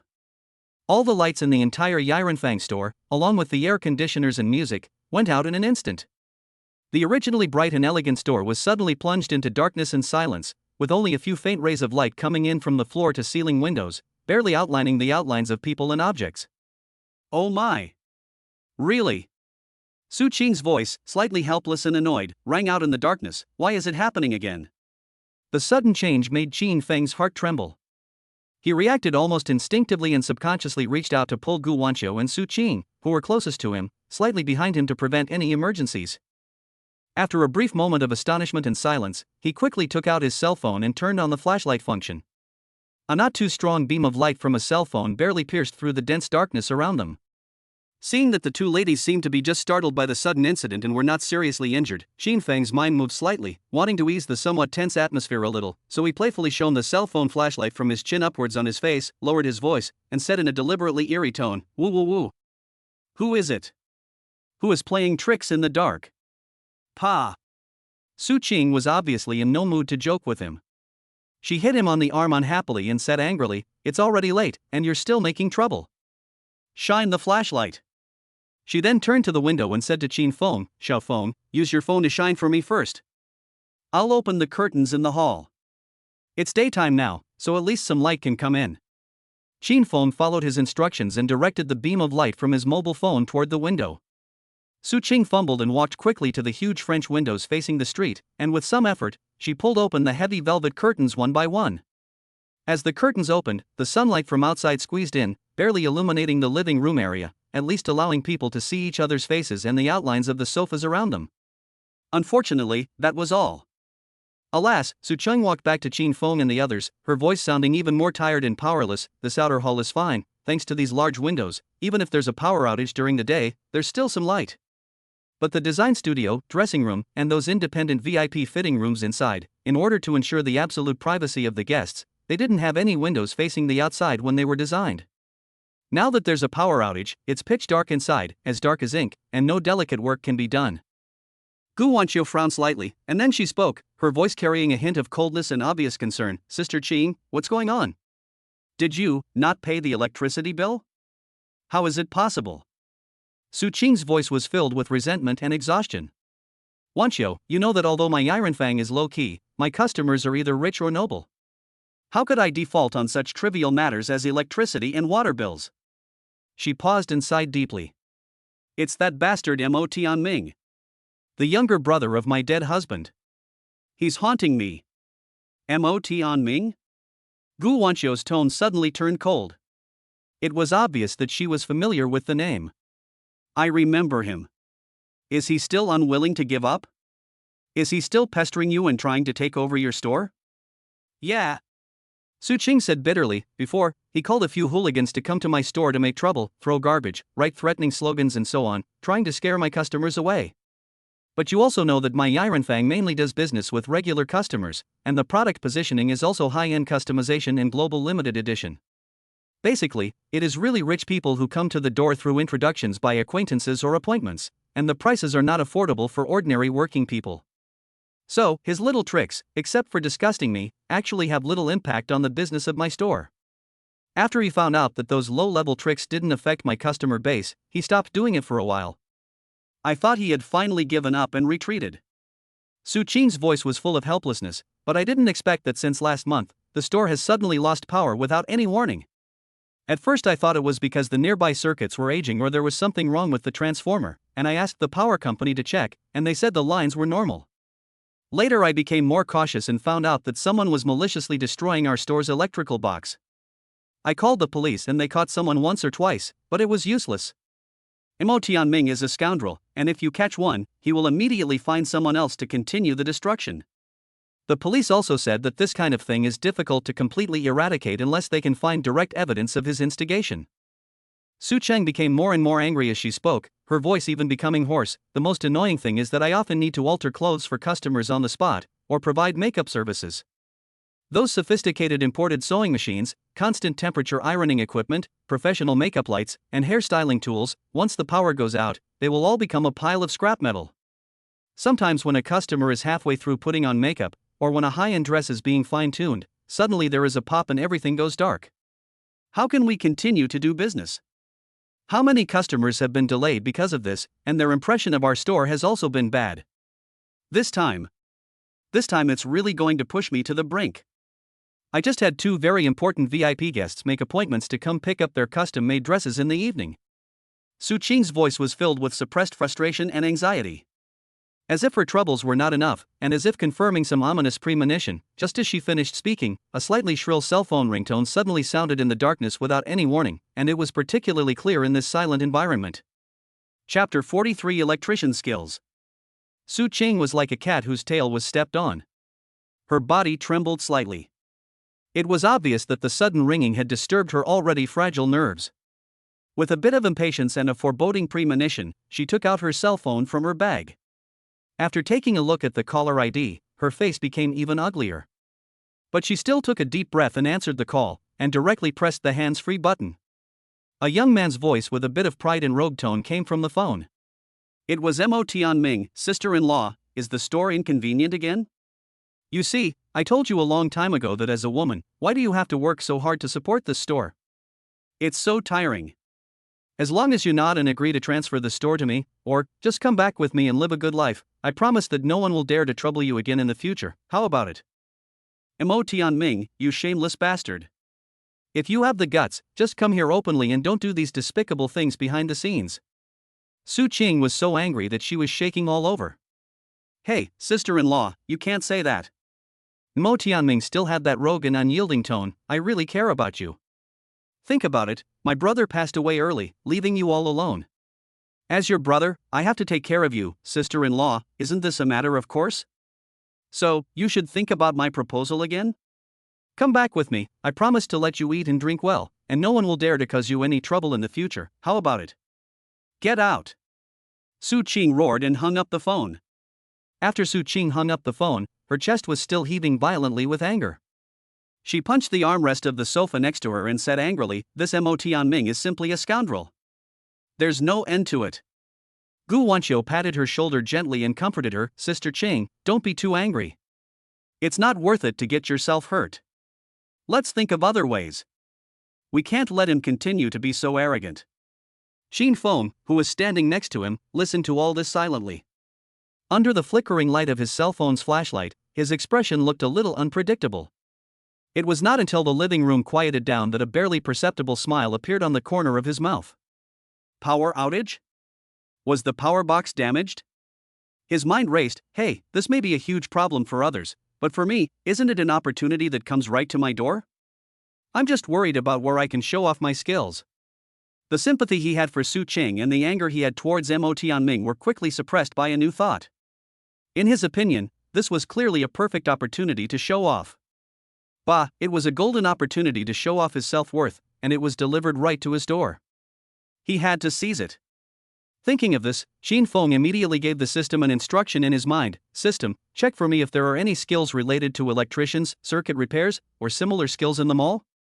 It would be best if they can quickly solve this kind of power damage problem. System Mall quick search in progress. Related skills have been selected. Primary circuit maintenance, master basic circuit knowledge and be able to perform simple troubleshooting and maintenance. Exchange price, 100,000 yuan. Intermediate electrician skills, proficient in the principles of various civil and commercial circuits, able to independently complete complex circuit design, installation, testing and advanced fault repair, including rapid repair and reinforcement of damaged electrical boxes. Exchange price, 700,000 yuan. Intermediate electrician skills, 700,000. Although it's a little expensive, the effect description of rapid repair and reinforcement of damaged electrical boxes is tailor-made for this situation. Xin Feng made a quick decision in his mind. He now has a huge sum of more than 5 million in his bank card. For a mere 700,000, in order to perform well in front of the two beauties Gu Wanqiu and Su Qing, and solve practical problems at the same time, this investment is absolutely worth it. Exchange 4, intermediate electrician skills. Xin Feng confirmed to the system in his mind. Confirmed to redeem intermediate electrician skills? It will cost 700,000 yuan. Confirm. Exchange successful. Intermediate electrician skills has been issued. The host's current remaining assets, 553W70W equals 483W yuan. Almost at the moment when the system prompt sounded, Xin Feng's mind was enlightened, and a large amount of knowledge and experience about circuit principles, safe operating procedures, fault detection methods, and various complex electrical box structures and repair techniques flooded in. This knowledge was so clear, systematic, and practical, as if he had been a senior electrician for more than 10 years and was familiar with all kinds of circuit problems. He felt that his hands seemed to have become more dexterous and steady. When he saw the electrical appliances and wires that were plunged into darkness due to the power outage, he was no longer at a loss, but could quickly analyze their possible connection methods and potential failure points. Very good. Xin Feng clenched his fists with satisfaction, feeling the strong confidence brought by this newfound ability. At this time, Su Qing said to Gu Wanqiu and Xin Feng with a tired and apologetic look on her face, "Oh, I'm so sorry, Wanqiu and Xin Feng.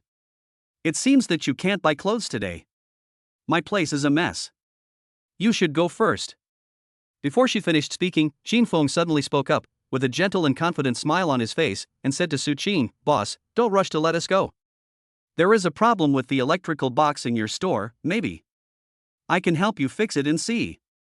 "You?" Su Qing's eyes widened in surprise when she heard this. She looked Xin Feng up and down. "Brother Xin Feng, aren't you an employee of Wanqiu Company? Could it be that you are an electrician?" Gu Wanqiu, who was standing by, also looked at Xin Feng in surprise. She didn't expect Xin Feng to make such a suggestion. In her impression, although Xin Feng had behaved somewhat unexpectedly recently, he seemed to have nothing to do with the profession of electrician. Xin Feng looked at the surprised expressions of the two beauties and just smiled. He didn't explain much and just said, "I know a little bit. Sister Su Qing, why don't you let me try? Anyway, there is a power outage now and I have nothing to do. Where is the power box?" The shopping guide named Xiao Qian, who had been accompanying him, said immediately, The power box is next to the utility room in the backyard. "Sir, please come this way, I'll take you there." Su Qing and Gu Wanqiu looked at each other, and Gu Wanqiu spread his hands, with a hint of watching a good show in his eyes. Su Qing had no choice but to follow Xiao Qian and Xin Feng to the backyard with some doubt. Arriving at the backyard, Xiao Qian pointed to a metal electrical box in the corner that had been pried open halfway, revealing the messy wiring inside, and said, "Sir, this is it." Xin Feng stepped forward, took a quick look inside the electrical box, and immediately identified the problem. "Well, it's not a big problem," he said confidently. The most important main wires were roughly ripped off from the terminal and a small part was cut off. The method was very amateurish, but the damage was not small. "The electrical part is pure fabrication, please don't mind it, caret. Chapter 44, Repairing the Electrical Box. Without waiting for others to react, Xin Feng squatted down and began to carefully check whether other lines in the electrical box were damaged, and began to clean up the broken wires and burnt insulation. He had a lot of knowledge and experience brought by the intermediate electrician skills in his mind, and at this moment, he operated it like a real professional. After working for just a few minutes, Xin Feng felt that his expensive custom-made suit and the shirt inside were too much of a hindrance. Especially when he needed to bend over and lean into the inside of the electrical box to perform some delicate operations, the expensive clothes were not only covered with dust, but also restricted his hands and feet, which was very inconvenient. Xin Feng was not polite, and took off his neat suit jacket neatly, and handed it to Xiao Qian, the shop assistant who was waiting beside him and was a little overwhelmed. Then, he quickly unbuttoned the cuffs and collar buttons of his shirt, took off the textured white shirt, and casually put it on the back of the chair next to him, revealing his muscular upper body wearing only a black sports vest. Although he is not a muscular man, he has maintained a certain amount of exercise all year round. At this moment, in the slightly dim light in the store due to the power outage, his healthy body without a trace of fat is still quite attractive, full of strength and vitality unique to young men. Gu Wanqiu and Su Qing stood not far behind him, looking at him with his bare chest, sweat on his forehead, concentrating on the damaged electrical box in front of him, working seriously, and they couldn't help but be stunned for a moment. Su Qing was the first to come back to her senses. She nudged Gu Wanqiu next to her with her elbow and said in a low voice with a hint of undisguised admiration and amusement, "Hey, Wanqiu, you know what, Xin Feng has a pretty good figure. Look at his shoulders, waist, and the muscles on his arms. They are quite solid, much better than those frail pretty boys. Gu Wanqiu simply glanced at Qin Feng's exposed back and arm muscles that glowed with health in the dim light. There was still no emotion in her tone. She simply said him as a response, but her gaze seemed to inadvertently linger on him for another 2 seconds. Seeing her disapproving look, Su Qing couldn't help but burst out laughing. CEO Gu, you are the only one who is so picky. In my opinion, Qin Feng looks more masculine and powerful when he takes off his clothes than when he is dressed. If he goes to the beach for a walk in the summer, those girls' eyes will probably be glued to him. Upon hearing this, Gu Wanqiu curled the corners of his mouth slightly, and said nothing more. He just picked up the water cup beside him and took a sip. Seeing this, Su Qing's eyes flashed with a sly smile, and she teased her deliberately, "What's the matter, Wanqiu, did I get it right? Or, are you interested in this young handsome guy? If you really think he's okay, you have to seize the opportunity, otherwise I will strike first, okay?" Gu Wanqiu put down the water cup, the corner of her mouth raised a smile, her tone was a bit lazy and careless, and she glanced at Su Qing sideways. "Oh? You like him? Okay, if you really like him so much, then I will generously give this piece of fresh meat to you. Gu Wanqiu, don't need him. Go to hell. I'm really thinking about you, I'm afraid you'll miss a good man." Su Qing hit her in a scolding manner, but then she whispered seriously, "But to be honest, Wanqiu, this Qin Feng, although he sometimes looks slick, but at critical moments, I feel, he is really responsible and reliable." The two of them talked in low voices, thinking that no one could hear them, but Qin Feng in front of them heard every word. He was secretly happy, especially when he heard Su Qing's undisguised praise and Gu Wanqiu's hypocriticalism, which made him more confident. "Hey, my figure is pretty good," Qin Feng thought proudly. This sudden surge of self-confidence made his head hot. Almost subconsciously, he turned his head and said loudly to Gu Wanqiu, "Wanqiu, go to the hardware store next door right now and buy me a few of the thickest fuses and a roll of high-quality insulating tape. Go quickly." He said this with confidence, as if he was commanding his subordinates. As soon as the words came out, not only Gu Wanqiu and Su Qing were stunned on the spot, but even Qin Feng himself reacted instantly. It's bad. He got too proud. Gu Wanqiu's beautiful phoenix eyes narrowed dangerously, and the air pressure around her seemed to drop several degrees in an instant. She looked at Qin Feng with an extremely cold and scrutinizing gaze, and asked word by word, "Qin Feng, what did you just say?" "Say it again?" Qin Feng's forehead was covered with a layer of cold sweat, and he cried out in his heart, "Damn it! I'm doomed."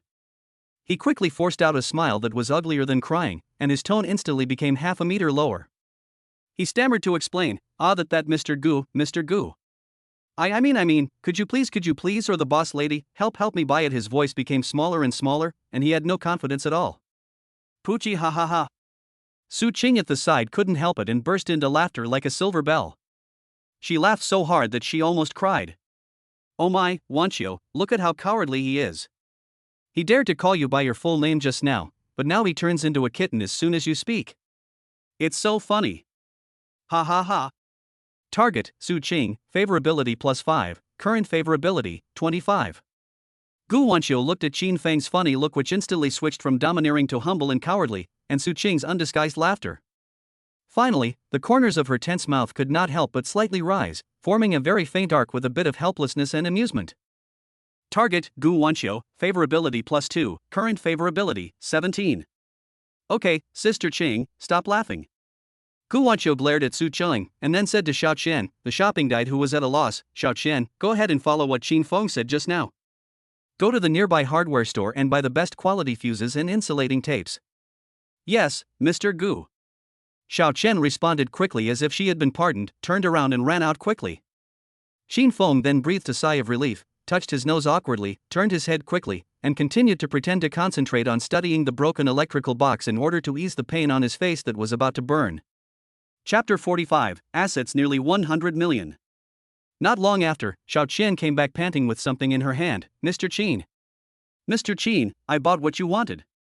Qin Feng took over the wires, fuses and tape, and began to repair the problem in an orderly manner, relying on his decades of experience and skills as an electrician.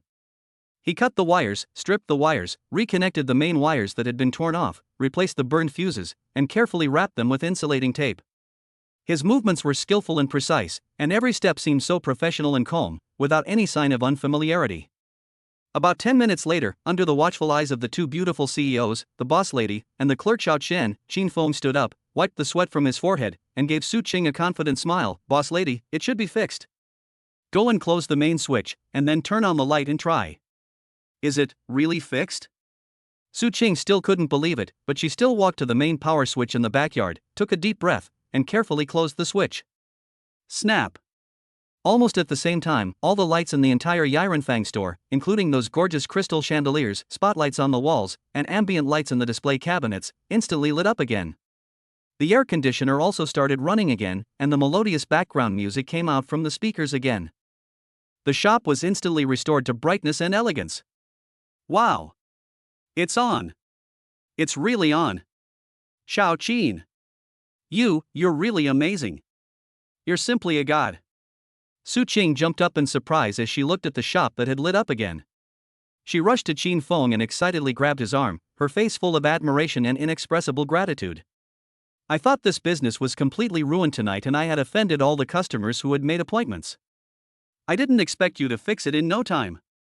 You are simply my savior. Target, Su Ching, favorability plus 10, current favorability, 35. Ding! Target Su Ching's favorability has exceeded 30 points. Triggering favorability level reward, host's total assets will be tripled. Detection and critical hit determination.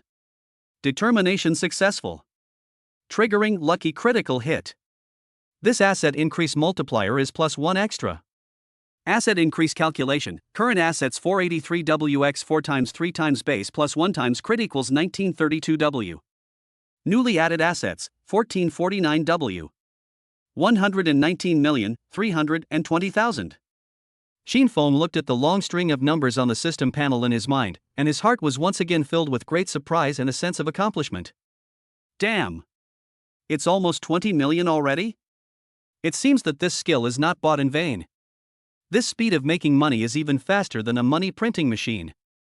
He suppressed the urge to check the balance of his bank account immediately, and his face still maintained the calmness and confidence after solving Su Ching's problem. He smiled at Su Ching, who was still excited and grateful, and said, "Boss, you're welcome. It's just a small favor."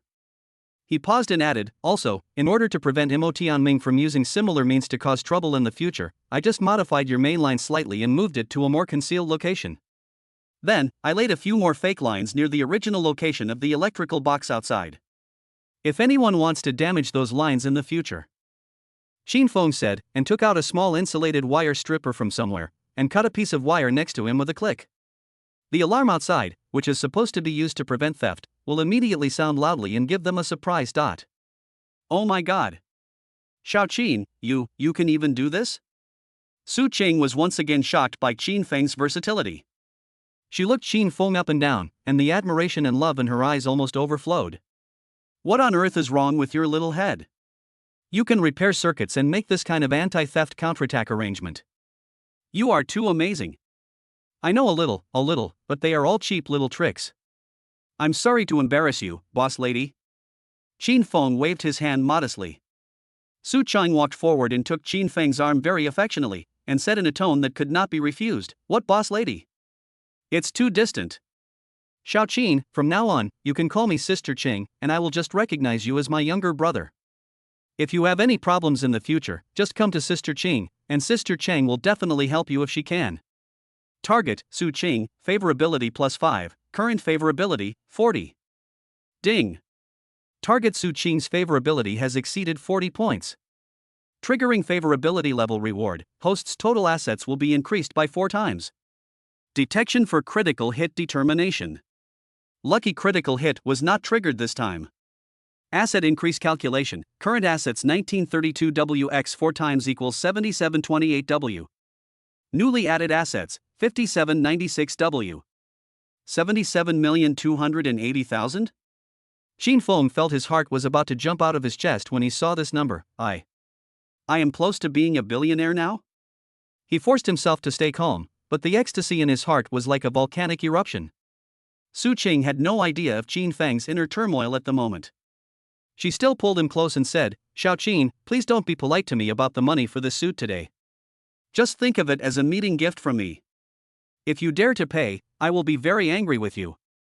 Qin Feng felt Su Qing's undeniable enthusiasm, as well as her genuine intimacy and kindness towards him, so he couldn't refuse. He smiled and said, "Thank you so much, Sister Ching. Don't worry, if there are any minor electrical problems in your Yirenfang in the future, I'll take care of it." Okay. I feel much more relieved after hearing what you said. Su Qing smiled from ear to ear, and then instructed Xiao Qian beside her, "Xiao Qian, hurry up, take Xiao Qian to pack up the suit and the clothes he just took off carefully, and also get all the accessories." "Yes, Sister Cheng." When Qin Feng followed Xiao Qian to deal with the clothes, Su Qing immediately pulled Gu Wanqiu aside, lowered her voice, and asked in a gossipy yet serious tone, "Hey, Wanqiu, are all the employees of your beauty group so powerful now? Do they all have special skills?" Gu Wanqiu glanced at Su Qing, who was a little excited next to her, and said lightly, "I just found out today that he can actually repair electrical boxes." Her tone sounded calm, but in her heart she was actually quite surprised by Qin Feng's performance today and a hint of indescribable appreciation. Su Qing was amazed and asked, "Honestly, Wanqiu, do you have any feelings for him?"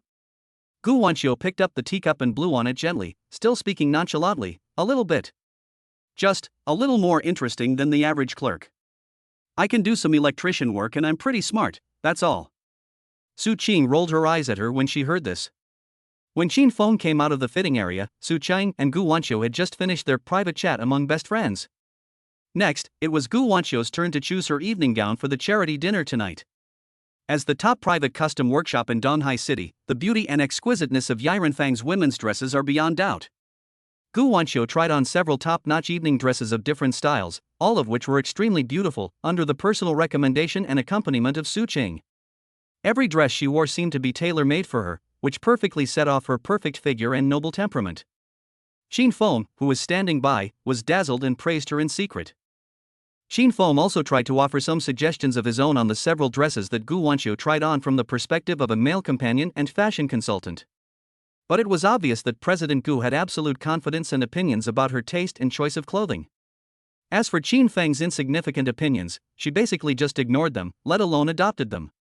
In the end, she chose a dress according to her own preferences, which best showed her aura. Chapter 46, Appearance Reaches 80. Oh, this woman has such a bad sense of time when it comes to buying clothes. Qin Feng sat on the soft and comfortable sofa in the reception room of Yirenfang, watching Gu Wanqiu, accompanied by Su Qing, enthusiastically lingering among the rows of gorgeous dresses, and couldn't help muttering in his heart. They arrived at Yirenfang at noon. It took Qin Feng just over an hour to buy a suit and later act as an electrician to repair the circuit. But when it came to picking out evening gowns, even though every one of them looked stunning on her, she still kept striving for perfection and spent more than 3 hours selecting and trying on them, and she still hasn't made a final decision yet. Qin Feng glanced at the valuable chivalric Philippe watch sponsored by Su Qing on his wrist, and the hour hand had already pointed to 4 o'clock in the afternoon. After she finishes choosing, we'll rush to the party venue. It'll be around 5 o'clock, so the timing is just right. However, Qin Feng was not the kind of person who would just sit and wait. At the beginning, he occasionally came over and gave 1 or 2 immature suggestions to a dress that Gu Wanqiu was trying on. But after finding that Gu Wanqiu's opinions on his straight male aesthetics were simply in one ear and out the other, and were completely ignored, he tactfully withdrew, sat on the sofa in the living room, and began to study his own godly rich system. If you have money, you have to spend it. If you don't turn money into strength, what's the difference between you and a miser? Qin Feng looked at his huge assets of more than 70 million, and his heart was filled with pride. He first clicked on the Attribute Improvement interface. Appearance is a stepping stone, charm is the master key. He decided to improve his core competitiveness first.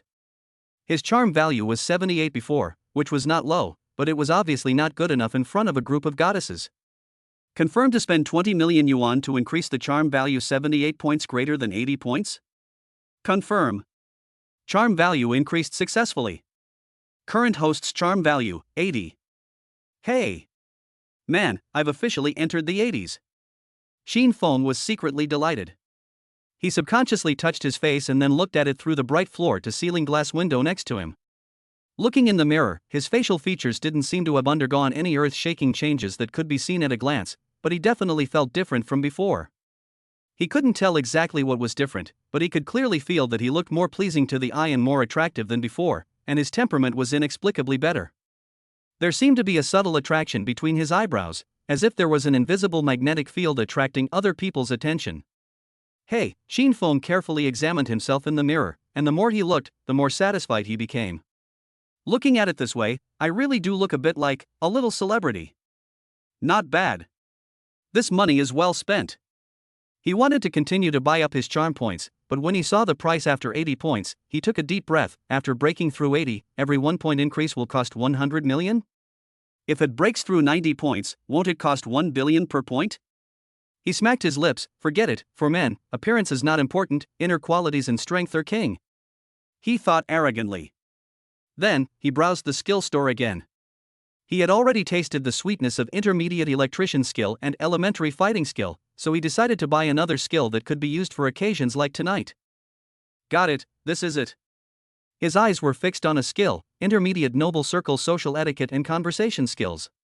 Skill description allows the host to quickly master the social etiquette and behavioral norms of various occasions in the upper class society, and master the skills of having effective, decent, and charming in-depth conversations with people of different identities and statuses. Exchange price, 5 million yuan. After all, I've never been in this so-called rich circle before, Qin Feng thought. The ability to speak the truth to people and lies to ghosts is very important. I can't look like I'm worth tens of millions or even hundreds of millions, but when I open my mouth, I still sound like a loser with a monthly salary of a few thousand. That would be too cheap. Exchange. Successfully exchanged for intermediate noble circle social etiquette and conversation skills. Consumed 5 million yuan. The host's current remaining assets, 77.28 million, 20 million, 5 million equals 52.28 million yuan. Qin Feng felt a little pain as he looked at his assets that had shrunk significantly again. There is still more than 50 million left, which seems to be a lot. However, at the rate I spend money on skills, I don't think it will last too long. If there is something that needs skills at the dinner later, I guess I will run out of money soon. I still have to find a way to trigger more system rewards as soon as possible. At this moment, the door of the fitting room was finally pushed open gently. Gu Wanqiu walked out accompanied by Su Qing. She changed into a well-cut royal blue long evening gown. Under the light, her skin was whiter than snow and her face was extremely beautiful. Her well-groomed black hair and the perfect delicate makeup on her face made her exude a kind of charming gentleness and moving brilliance. Gu Wanqiu walked out, and when her eyes fell on Qin Feng, she couldn't help but pause slightly, and a barely perceptible surprise flashed in her beautiful eyes. Qin Feng, why do you seem to be a little more handsome than before? Qin Feng smiled secretly, knowing that the charm value enhancement effect was working. He remained calm and said, I just asked Xiao Qian to help me put on some makeup, so this is the reason. Gu Wanqiu said him without comment. The two stood side by side, ready to set off. Gu Wanqiu naturally reached out her hand and gently held Qin Feng's arm. Her arm was soft and flexible, and she exuded a faint, elegant fragrance like that of an orchid, which made Qin Feng's heart slightly moved.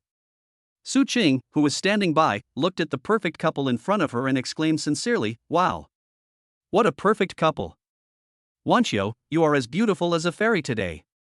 Xiaofeng is also very handsome. The two of you standing together are simply the most dazzling presence at the charity dinner tonight.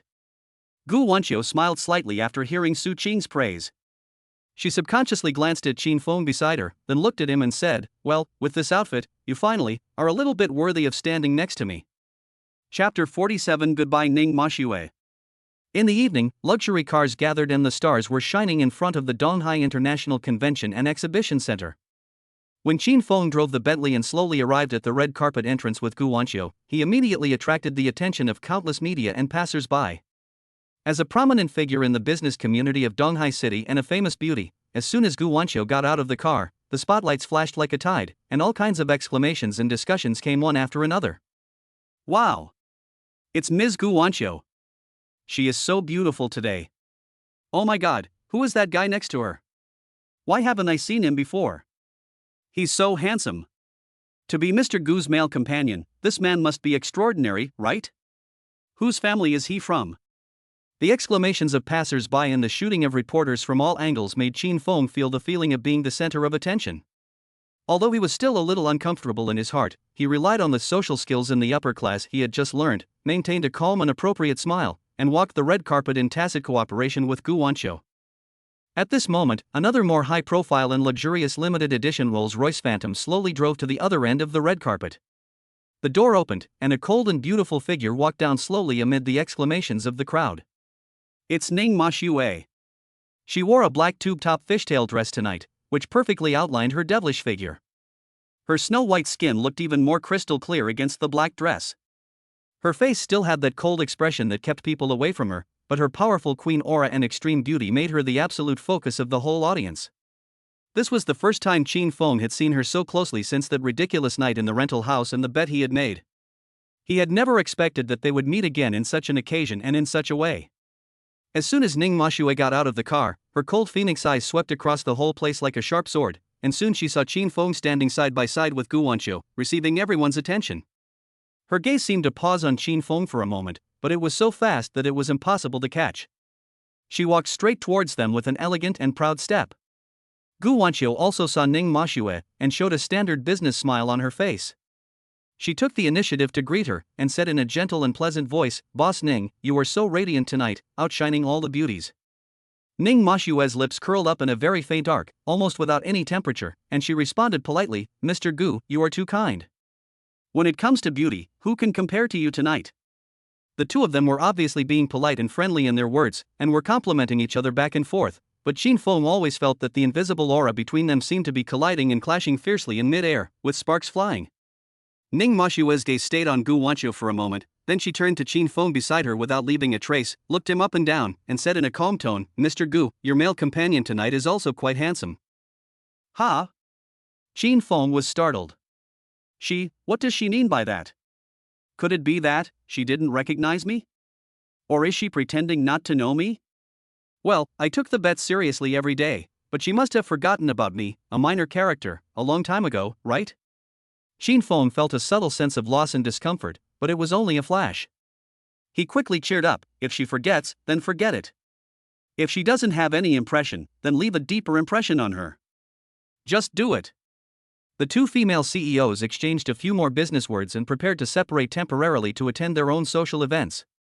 At this moment, a young man wearing an Armani suit, with shiny hair, but with a somewhat vulgar and anxious look in his eyes, quickly walked over from behind Ning Mashue, and naturally wanted to reach out and hold Ning Mashue's hand.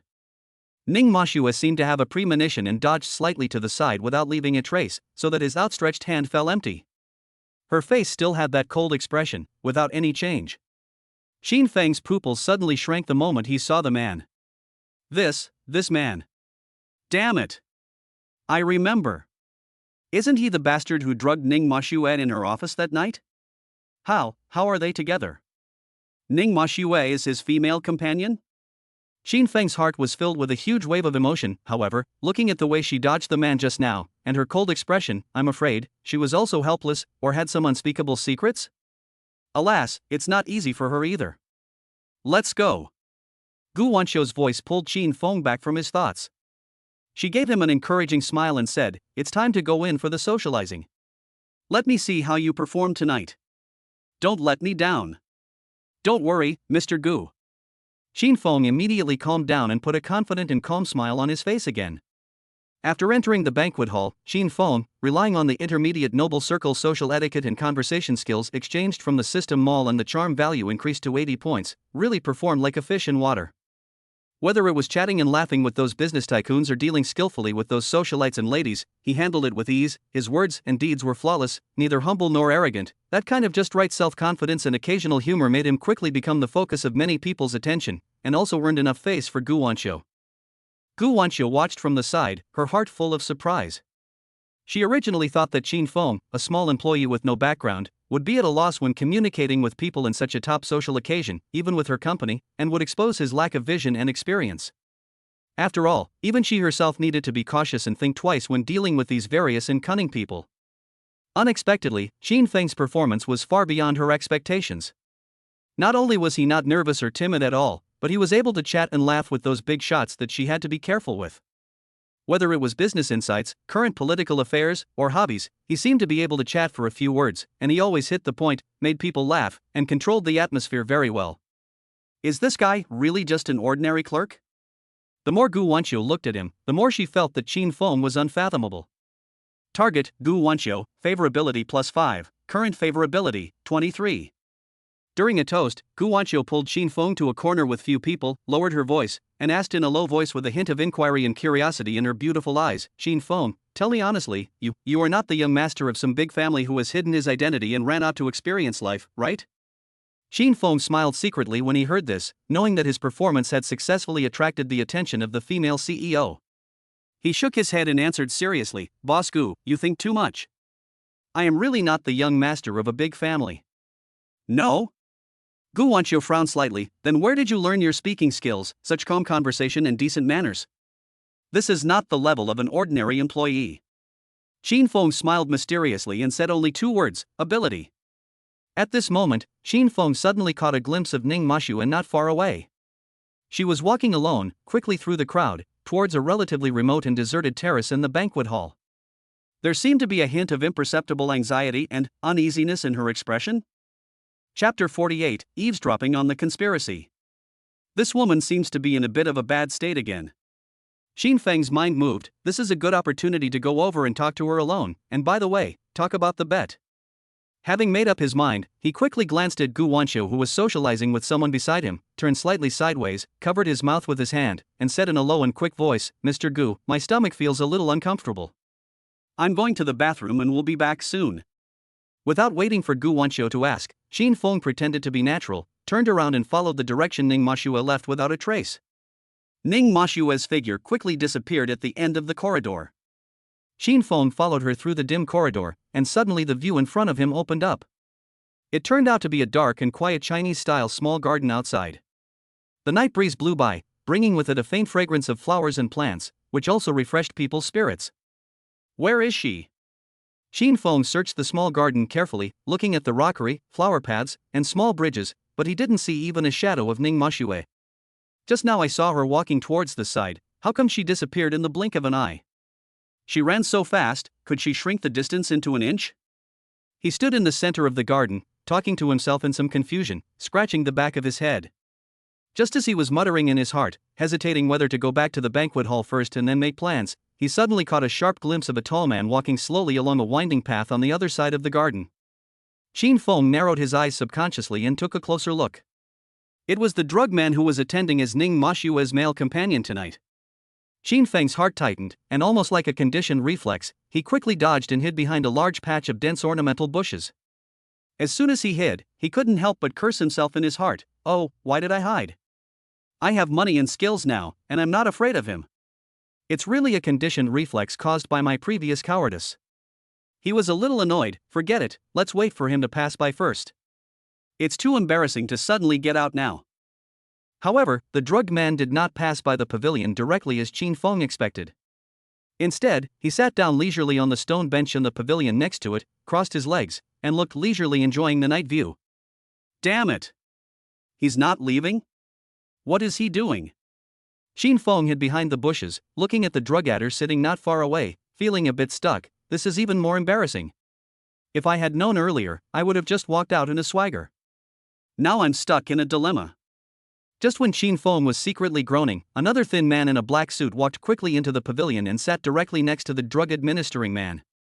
I only heard the man who came later said in a low voice, "Mr. Luo, the goods are here." "Goods? What goods?"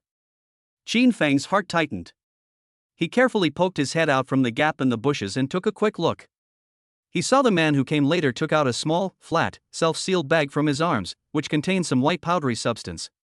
Could it be another cheap aphrodisiac? Prepared for Ning Mashuo again? Who on earth did Ning Mashuo offend? Why is she always targeted by others in this way? But does the spring medicine look like this?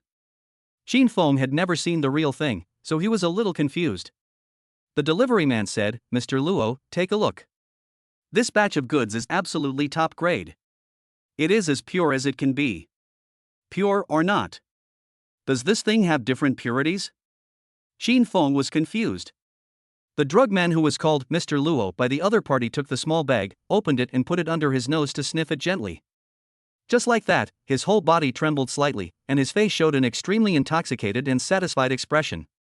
After a long while, he slowly opened his eyes, took a long breath, and said in a voice with a strange hoarseness and excitement, "Well, not bad, this batch of goods is indeed good." "Yes." Qin Feng saw his ecstatic look. Even if he was ignorant, he knew instantly that this was definitely not some aphrodisiac. This was clearly duping. Oh my god. This grandson surnamed Luo is really full of evil. He actually dared to do such a thing at a charity dinner. Qin Feng's heart was filled with shock and anger.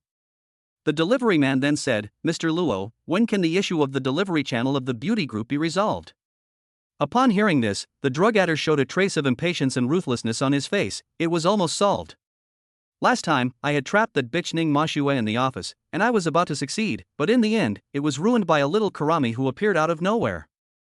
It's really unlucky. He paused, a lewd light flashing in his eyes, but it doesn't matter, tonight, she definitely can't escape. No matter how defensive she is outside, can she be defensive against the alcohol at this dinner? He asked again, did you bring her medicine? The man quickly took out a small pill from his other pocket and handed it to the drug man, saying, I brought it, Mr. Luo, don't worry. It's the same pill as last time, Mr. Luo, have you tried it? The drug man took the bottle, a lewd smile appeared on his face, and he said, I tried it. Although I couldn't use it on that bitch Ning Mashue last time, I tried it on the princess there when I went to the bar later. The effect was very good. Within a few minutes, the girl was on fire. The drug-giving man snorted complacently, his eyes flashing with greed and calculation. Don't worry, as long as I deal with that bitch Ning Mashue tonight and let her know the consequences of resistance, that internal delivery channel will be easy to get, right? By then. The delivery man immediately responded, you will definitely not get a penny less when the time comes.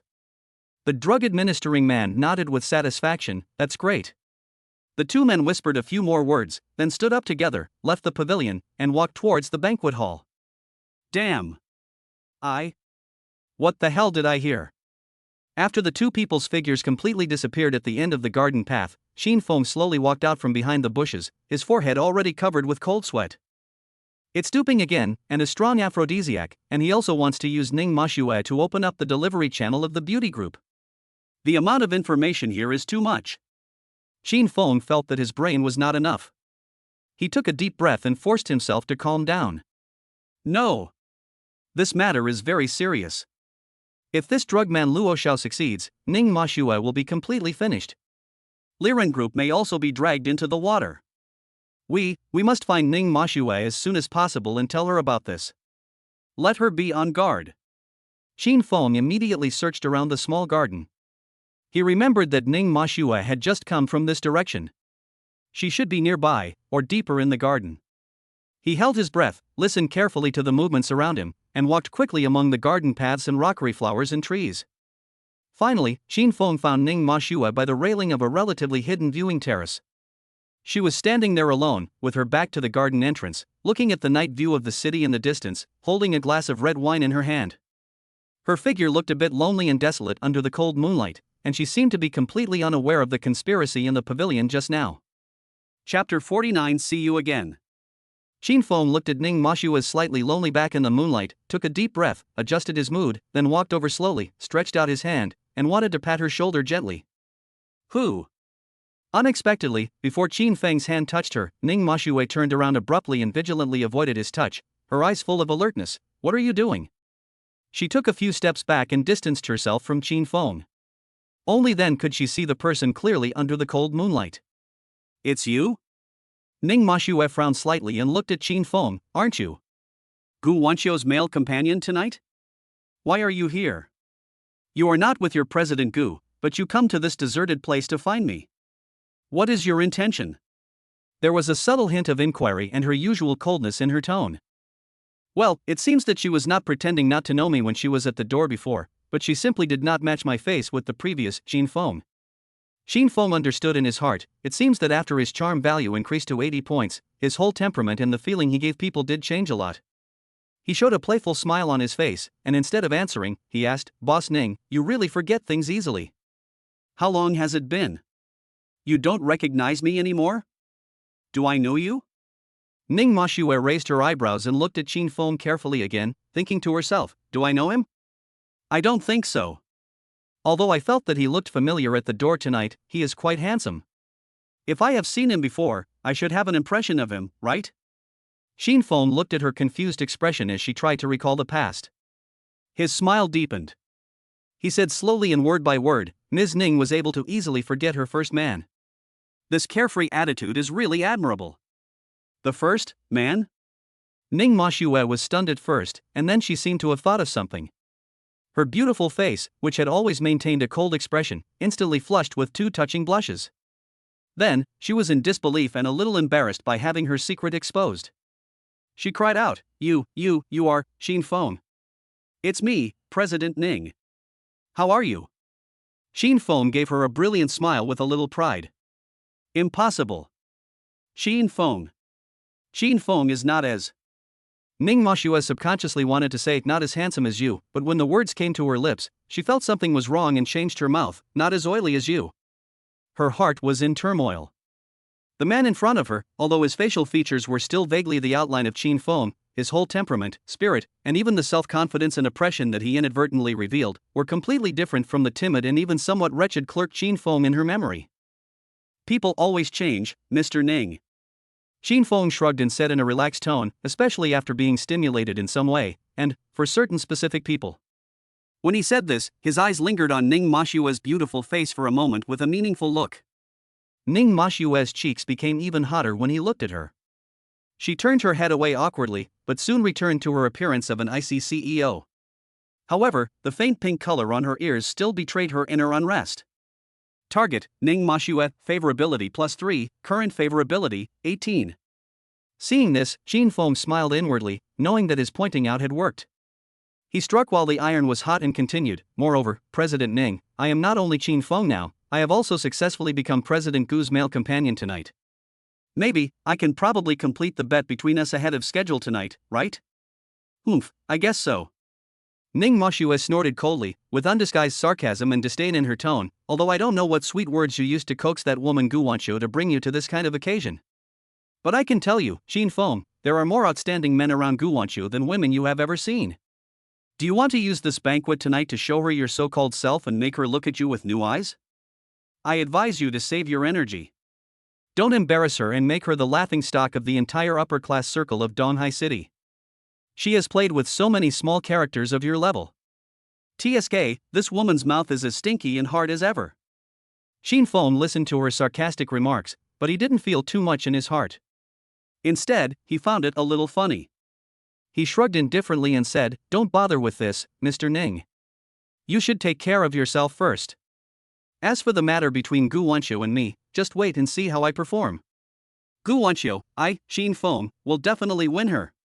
When the time comes, Mr. Ning, don't forget to fulfill the bet between us and be my girlfriend obediently.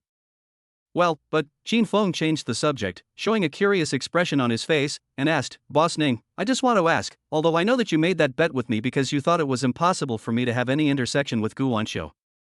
But, what if? What if I really get together with Gu Wancho, and then you agree to let me pursue you because of the bet, then our relationship, isn't it a bit, what? You don't care? Ning Moshua snorted with disdain when she heard that, as if she had heard a huge joke. She looked at Shin Fong as if he were an idiot, her tone full of arrogance and control like a queen. Shin Fong, what are you thinking about? When the time comes, if that day really comes, I will naturally have plenty of ways to make you kick that woman Gu Wancho. Let her taste what it feels like to be bullied by me, Ning Moshua. Ha ha ha.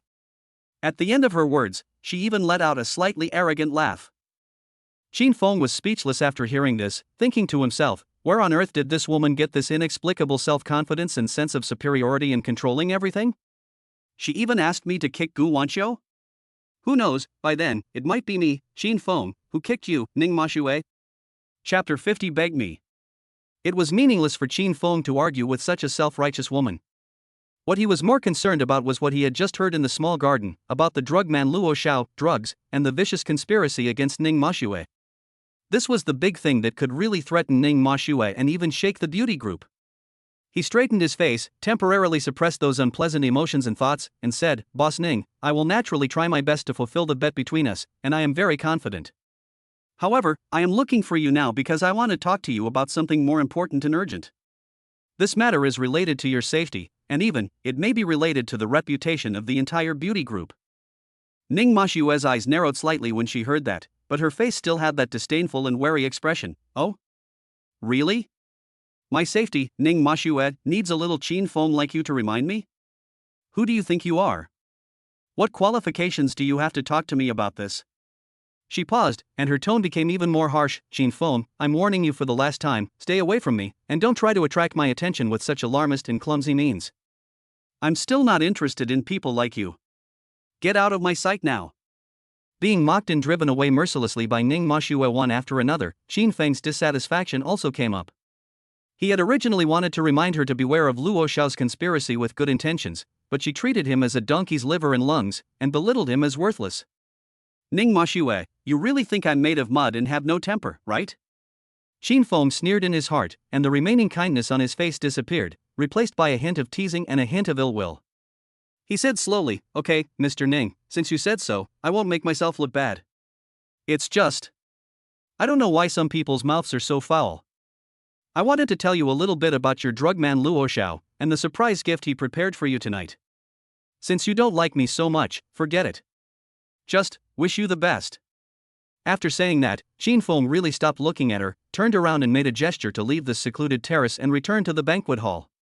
Etc.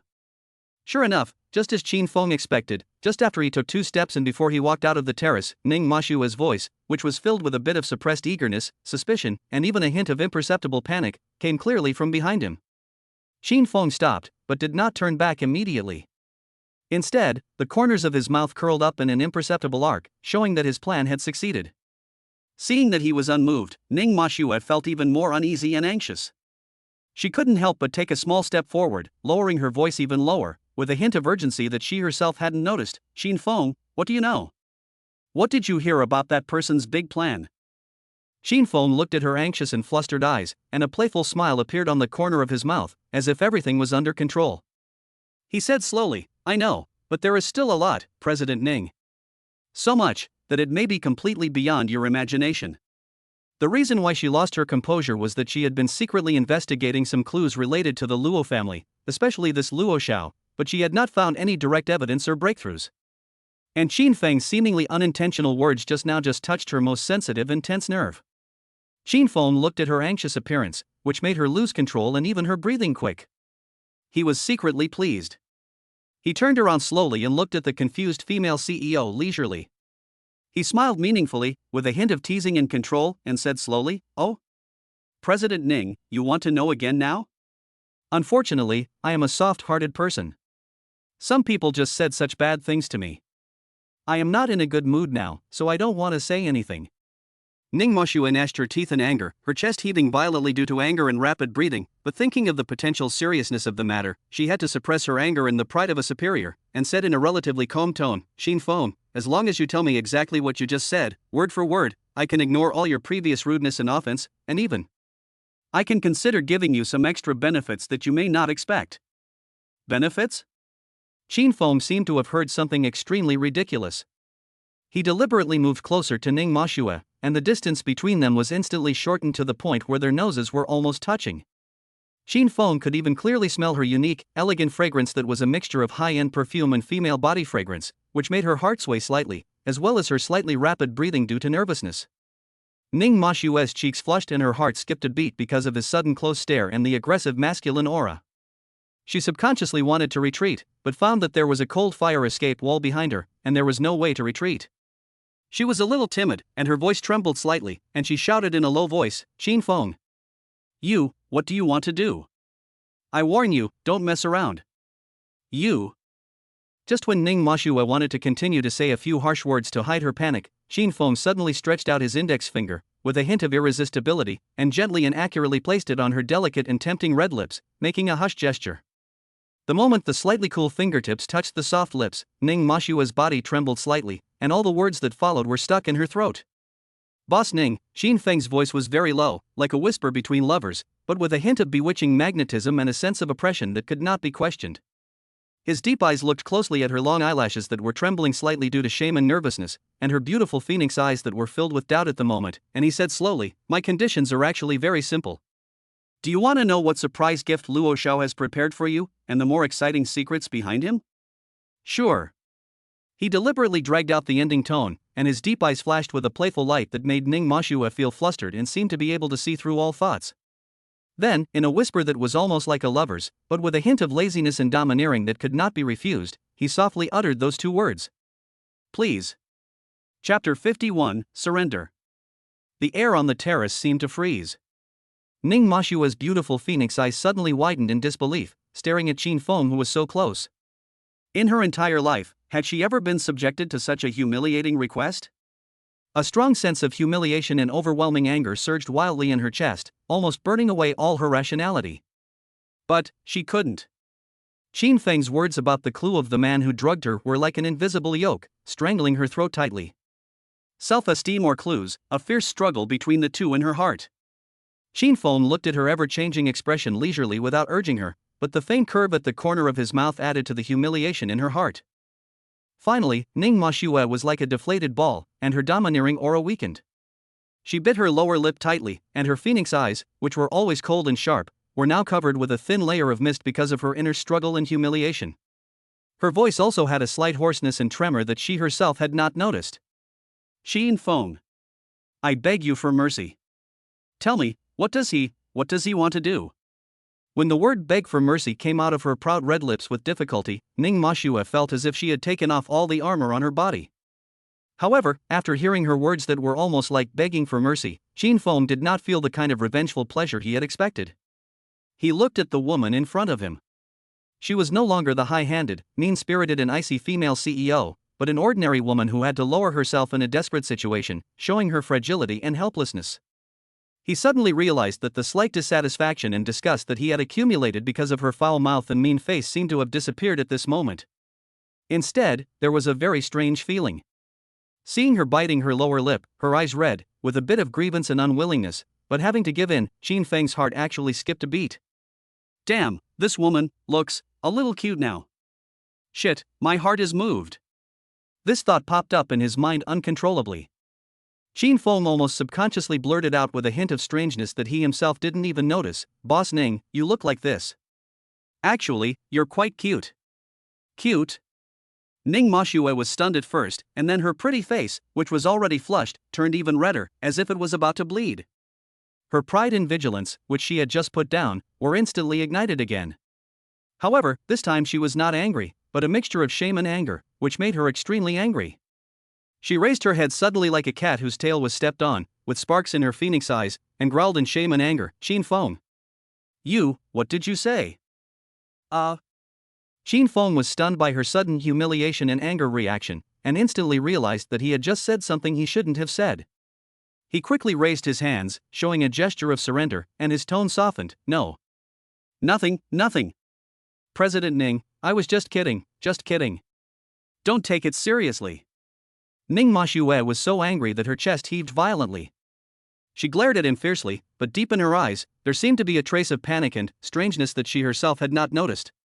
Target, Ning Mashue, favorability +5, current favorability, 23. Alright, no more jokes, let's get down to business. Qin Feng stopped when he saw that things were going well, and quickly changed the subject. He motioned Ning Mashue to come closer, lowered his voice, and prepared to tell her the conspiracy he had just heard. I'm telling you, they're going to.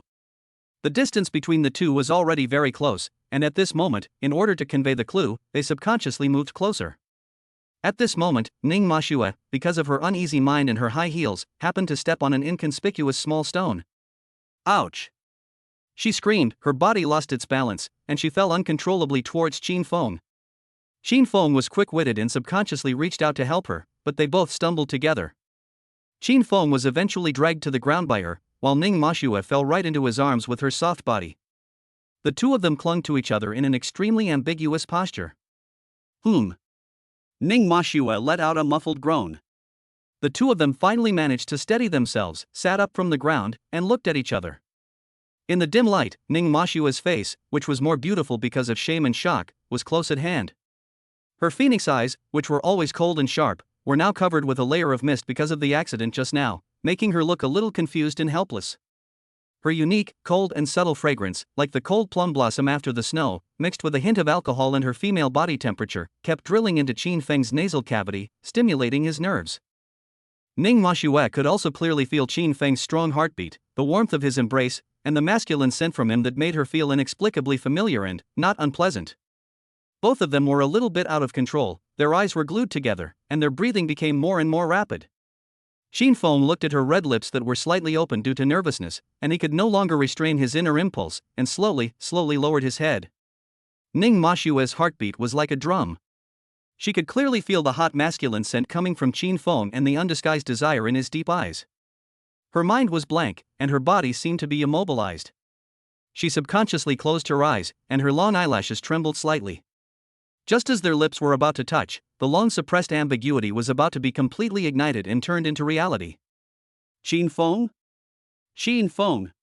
Are you here? A clear and pleasant female voice, but at this moment it sounded like thunder in the ears of Qin Feng and Ning Mashue, suddenly came clearly from the end of the corridor not far from the fire escape. It's Gu Wanqiu's voice. Chapter 52, Stealing a Man. Qin Feng? Qin Feng. Are you here?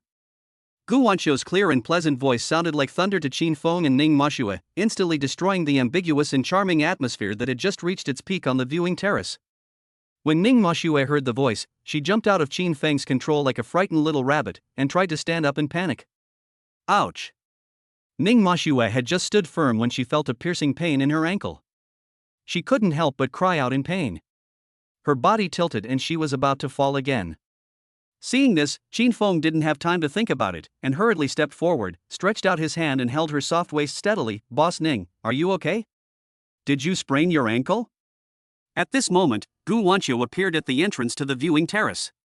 She saw Qin Feng supporting Ning Mashue, whose face was red and painful, in a gesture that was almost like hugging.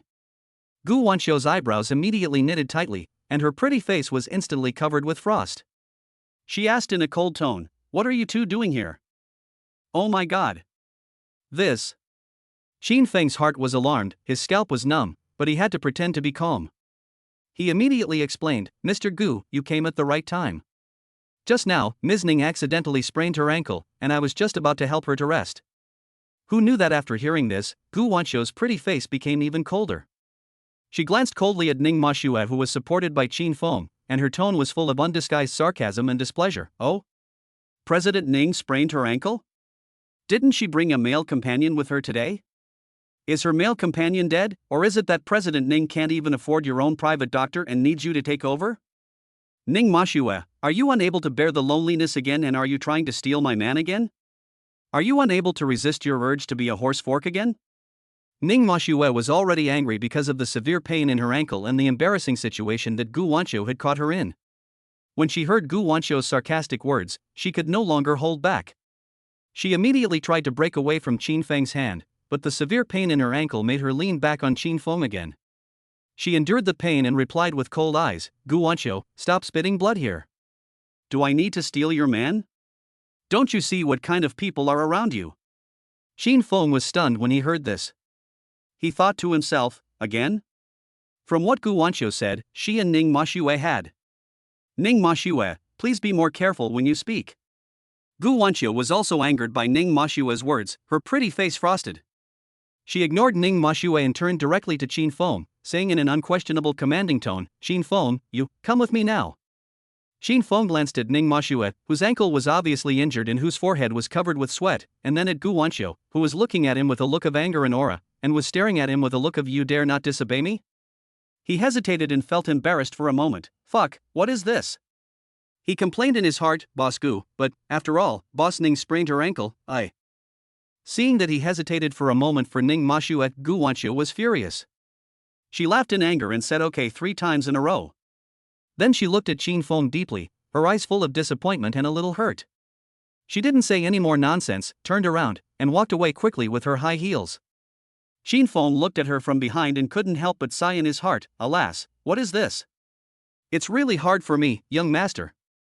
Just when he was feeling somewhat helpless, a system notification sound suddenly rang in his mind. Target, Ning Mashue, favorability plus 10, current favorability, 33. Ding. Target Ning Mashue's favorability has exceeded 30 points. Triggering favorability level reward, host's total assets will be tripled. Detection for critical hit determination. Determination successful. Triggering lucky critical hit. This asset increase multiplier is an additional plus 2. Final asset increase multiple, 3 times basic plus 2 times critical hit equals 5 times. Asset increase calculation, current assets 5228W x 5 times equals 26140W. Newly added assets, 20912W. Oh my god. More than 200 million? I've made a killing. I've made a killing. Qin Feng was a little stunned by the sudden huge fortune, but then he was overjoyed. Forget it, at least it's not completely worthless. Listening to the clear and pleasant broadcast of the system, this inexplicable Shura field tonight is worth it. It's worth it. Xin Feng's heart moved when he saw Ning Mashua's brows slightly furrowed in pain, and her white ankle that didn't dare to touch the ground hard and looked a little pitiful. He immediately opened the system mall in his mind and quickly locked onto 2 skills. Exchange. Xin Feng muttered to himself. Confirm to exchange 4 intermediate massage technique and intermediate emergency treatment technique? A total of 5,000 W yuan will be consumed. Confirmed. Exchange successful. Host's current remaining assets, 26140W 5000W equals 21140W. 2 new streams of knowledge and experience instantly flooded into Qin Feng's mind. Ning Mashue saw Gu Wanqiu leave in anger, but Qin Feng stayed here, and she couldn't help but feel a little strange in her heart. She suppressed the waves in her heart and asked in her usual cold and teasing tone, Qin Feng, why don't you follow your CEO Gu? Do you think that this CEO is more attractive than Gu Wanqiu, so you like me more and want to stay and continue to pursue me? As she spoke, she stretched out her well-maintained jade hand, with a hint of provocation and vague temptation, and gently touched Qin Feng's cheek. Qin Feng was stunned by her sudden action, then he slapped her dishonest hand away and said, Don't flatter yourself. The reason I didn't leave was purely because you sprained your foot and needed urgent treatment. He took a step forward, squatted down, and carefully checked Ning Mashua's white ankle, which was already a little red and swollen. Then he said without letting anyone argue, Come on, President Ning, don't move. I'll give you an emergency treatment first, and then I'll give you a massage. Ning Mashue thought to herself, TSK, a tough-talking man. But she did not refuse Qin Feng's help and let him gently lift her ankle. Chapter 53 Hug.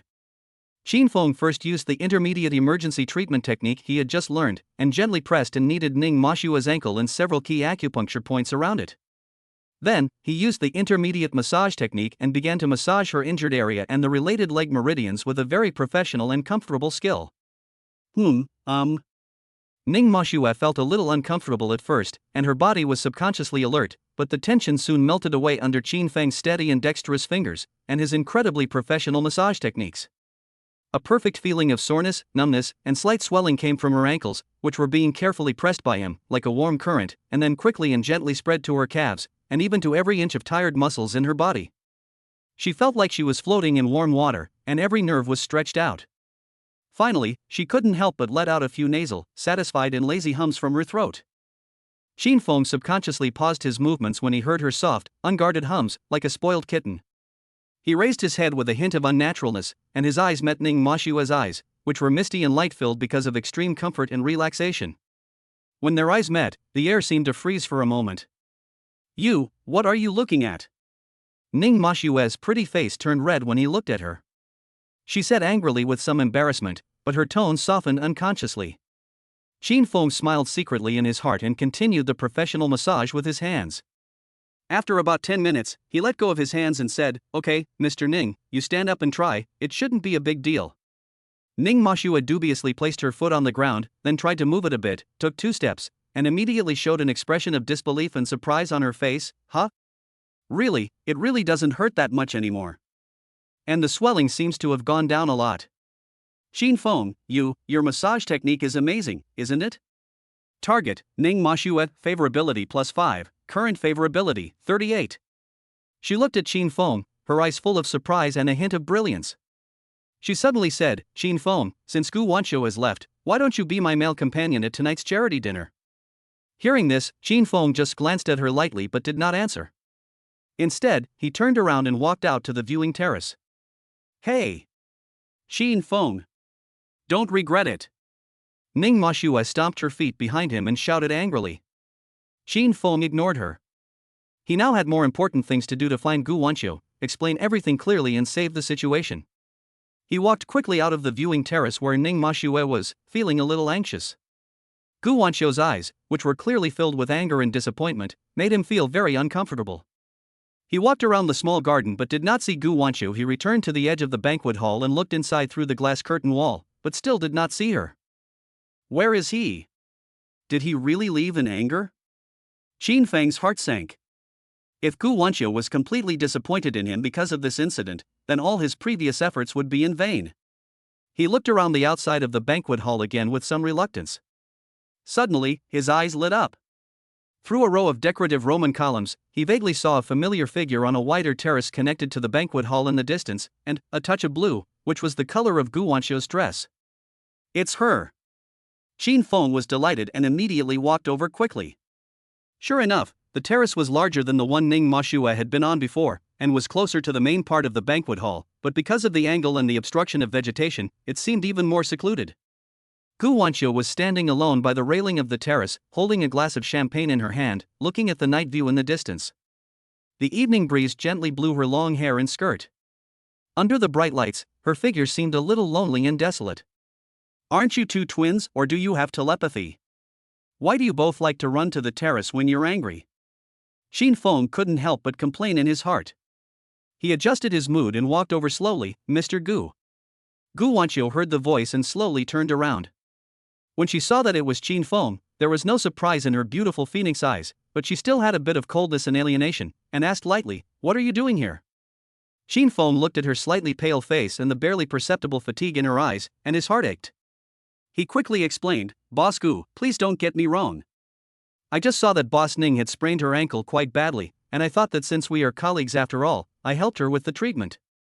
I definitely didn't mean to abandon you." Gu Wanxiu listened to his explanation, but her eyes remained cold. She laughed softly and self-deprecatingly, her voice carrying a hint of indescribable hoarseness and pain. "He said the same thing at the beginning." Her voice was very soft, as if she was talking to herself. "He said that he just wanted to help her, it was just a piece of cake, and asked me not to think too much about it, and then. When she said this, her voice suddenly choked, and without any warning, a crystal tear rolled down from those beautiful phoenix eyes that always showed confidence and control, and slid down her smooth cheek, reflecting a heartbreaking light under the light. Qin Feng was stunned when he saw her tears suddenly falling and the pain and fragility hidden in her eyes, as if an old scar had been touched.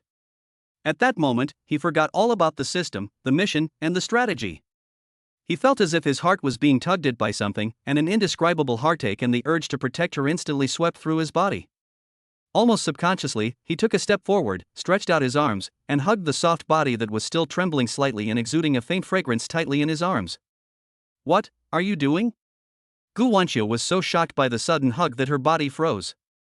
Qin Feng hugged her tighter, resting his chin gently on the top of her fragrant hair, and said in an unprecedentedly gentle and firm tone, very clearly in her ear, "I will not leave you." These 6 simple words seemed to carry some strange magic. Gu Wanxiu's body in his arms went from being stiff at first, to trembling slightly, and then, gradually softening completely. She didn't say anything else, but buried her face deeply in Qin Feng's warm and solid chest. The grievances and pains that had been suppressed for a long time finally found an outlet at this moment, turning into bursts of soft crying, and her shoulders also shrugged slightly. The two of them just hugged each other quietly, without saying a word. The evening breeze blew across the terrace, blowing away some of the tension and sadness in the air. It was about 6 o'clock in the evening, and the sky had not yet completely darkened. There was still a touch of magnificent sunset in the distant sky, outlining the outline of the city like a dream. Chapter 54 Gu Wanxiu's Past. It was unknown how long it took for Gu Wanxiu's suppressed crying to gradually subside.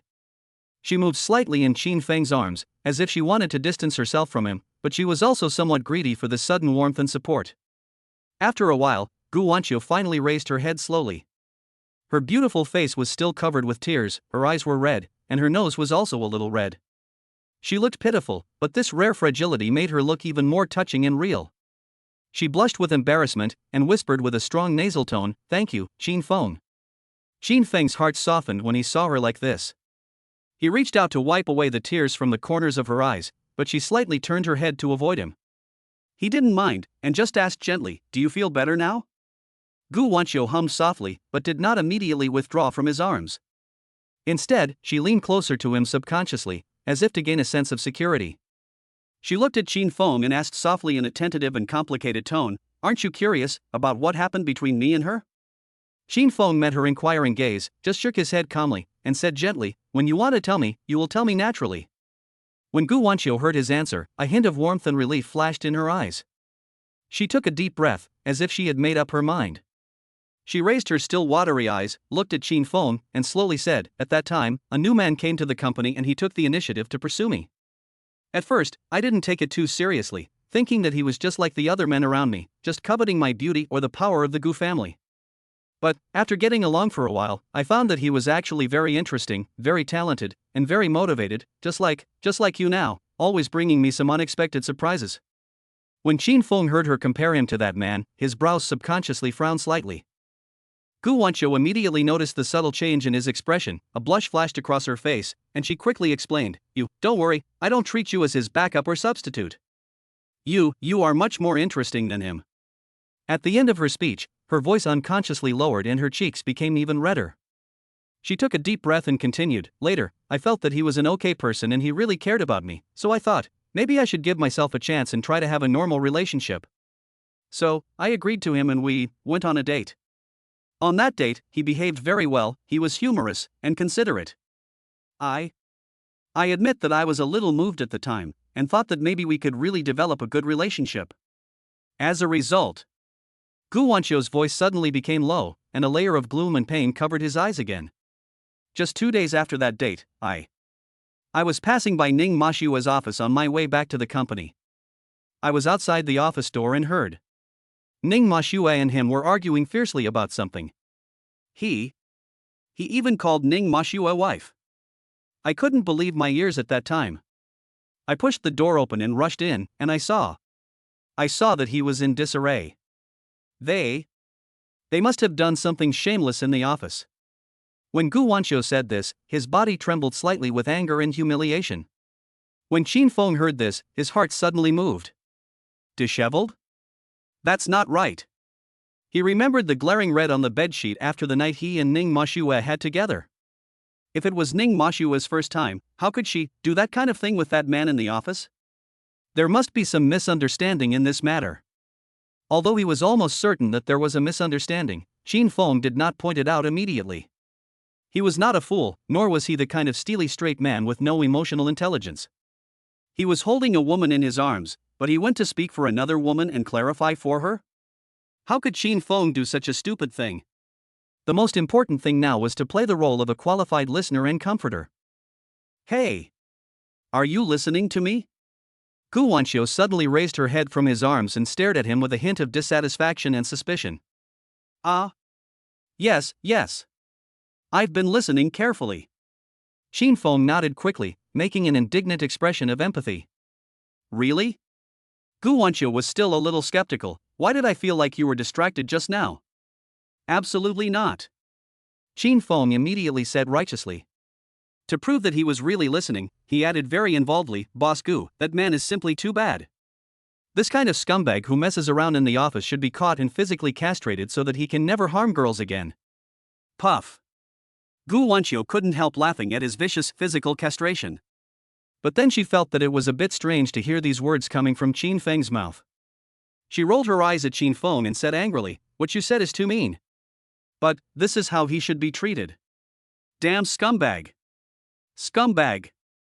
Qin Feng listened to her coquettish approval and felt a chill somewhere down there. The atmosphere between the two of them eased a lot because of this little episode. Then, Gu Wanqiu seemed to realize that she had been held by Qin Feng in an overly intimate position. Her face flushed again, and she pushed Qin Feng's chest shyly, saying in a low voice, that, Qin Feng, you should let go of your hand, it's not good to keep holding you like this. Qin Feng looked at her shy and cute appearance, and his heart skipped a beat uncontrollably. Meow, this woman must be a fairy. So cute. Moreover, he could clearly feel that her slender waist wrapped by his arms was really slender, soft and fragrant. Girls are indeed fragrant and soft. However, now that he had heard enough and had taken advantage of her, if he continued, he would be a hooligan. He reluctantly released his hand from her waist, but his face still had that gentle smile. Gu Wanqiu felt the restraint around her waist disappear, and secretly breathed a sigh of relief, but a small sense of loss inexplicably rose in her heart. She regained her smile, with a bit of sunshine after the rain, and said to Qin Feng, Humph, you have made up for it in time this time, and your performance is also good. This president will be generous and forgive you for the time being. She paused, and regained some of her ability and aura as a female CEO, with a cunning light flashing in her eyes. Let's go, we should go back to the dance. Remember, you are my male partner tonight, and my assessment of you has just begun. Target, Gu Wanqiu, favorability plus 20, current favorability, 37. Ding. Target Gu Wanqiu's favorability has exceeded 30 points. Triggering favorability level reward, host's total assets will be tripled. Detection for critical hit determination. Lucky critical hit was not triggered this time. Calculation of asset increase. Current assets 231.4 million x 3 times equals 694.2 million. New assets 462.8 million. Chapter 55, the Shura field appears. Back in the brightly lit and clinking banquet hall, Gu Wanqiu this time really leaned most of her body weight gently on Qin Feng's arm. Unlike when she first entered the venue, she was still a bit deliberately reserved and distant. At this moment, whether it was her posture or the expression between her eyebrows, she had a bit more naturalness and dependence that she would only show in front of close people. Qin Feng could clearly smell the elegant fragrance from her hair and neck, like the fragrance of lotus after rain. His arms could also feel the softness and warmth of her body, and his heart could not help but feel dizzy. He looked around at the men and women who were dressed in fancy clothes but looked pale in his eyes at the moment, then leaned close to Gu Wanqiu's ear and whispered in a tone of pride and sincerity, "Boss Gu, I just looked around carefully, and it seems that there is really no lady in the whole banquet hall who is more beautiful than you." Gu Wanqiu blushed slightly when she heard his slightly greasy compliment. She stretched out her other hand and hit him on the arm lightly, saying angrily, "What nonsense are you talking about?" She paused, but the corners of her mouth rose slightly uncontrollably with a hint of imperceptible sweetness. "Qin Feng, why do I find that you are becoming more and more slick now? This is not called smooth talking, Mr. Gu, I am telling the truth." Qin Feng immediately retorted seriously. Gu Wanqiu was amused by his serious look and burst out laughing. The blush on her face due to shyness became even more intense. She stretched out her slender jade fingers and gently pinched the soft flesh on his waist, saying with a bit of coquettishness, "I told you not to talk nonsense." Perhaps because of the true feelings expressed on the terrace and their frankness to each other, Gu Wanqiu at this moment seemed much more pampered in front of Qin Feng. The powerful aura and deliberate alienation of the female president were also greatly reduced, revealing more of the dependence and trust of a little woman. Although Qin Feng also likes her usual arrogant and queen-like look, he also feels great when she is a little bit girly and dependent now. Qin Feng thought happily in his heart. Just when Qin Feng was feeling proud and enjoying this rare intimate atmosphere with Gu Wanqiu, a cold voice with a hint of teasing suddenly came from beside them like an untimely cold current. "Hey, isn't this President Gu? The two of you are so close, it's the envy of others." Qin Feng and Gu Wanqiu looked in the direction of the voice at the same time, and saw Ning Mashue standing not far from them with a glass of champagne in her hand. She had that signature cold smile on her face, whose deep meaning was hard to tell. Her phoenix eyes were like X-rays, scanning back and forth between the two people who were leaning on each other.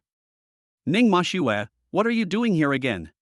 When Gu Wanqiu saw Ning Mashue, the smile on her face instantly faded, replaced by undisguised vigilance and hostility. She subconsciously held Qin Feng's arm tighter and leaned slightly towards him, as if she was afraid that the treasure beside her would be snatched away by someone. Ning Mashue looked at Gu Wanqiu, who was like a hen protecting her food, with a wider curve at the corner of her mouth and a more playful look in her eyes.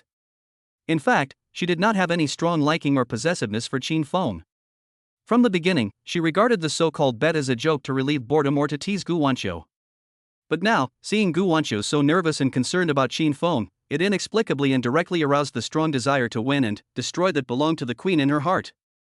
She walked slowly in front of the two of them with graceful steps, her eyes flickered between Qin Feng and Gu Wanqiu, and then she said to Gu Wanqiu in a tone that was deliberately ambiguous and provocative, "Mr. Gu, your little boyfriend and I have a special relationship. I still remember how brave he was that night." She deliberately dragged out the last syllable and stopped halfway through her words, leaving endless room for imagination. Boom! Qin Feng felt like his brain was blown up by a bomb. Oh my god! Oh my god! Is Ning Mashue crazy? What does she want to do? Qin Feng panicked instantly, and cold sweat broke out on his back. Gu Wanqiu just cried to me about her betrayal by her ex-unconfirmed boyfriend in Ning Mashue, and her trust and favorability towards me were at their peak. If Gu Wanqiu knew now that I had done that with Ning Mashue before this, wouldn't it be game over on the spot, and I couldn't die anymore? He cried out in his heart, "You two are both excellent, both are my goddesses, I like both of you. Can't you two just be my wings?" Qin Feng felt that he was going to die in the next second. Gu Wanqiu's face changed instantly when she heard Ning Mashue's ambiguous but suggestive words.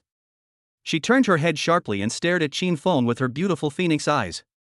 Her eyes were full of shock, suspicion, and a hint of rapidly gathering coldness. "Qin Feng, is what she said true?" Ning Mashue was watching the show leisurely on the side, with a smug sneer on her lips.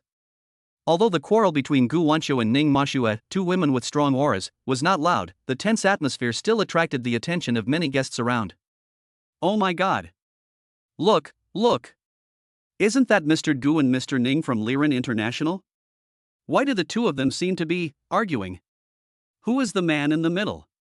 They are pulling both sides, it looks so miserable. TSK, two female CEOs are jealous of each other in public?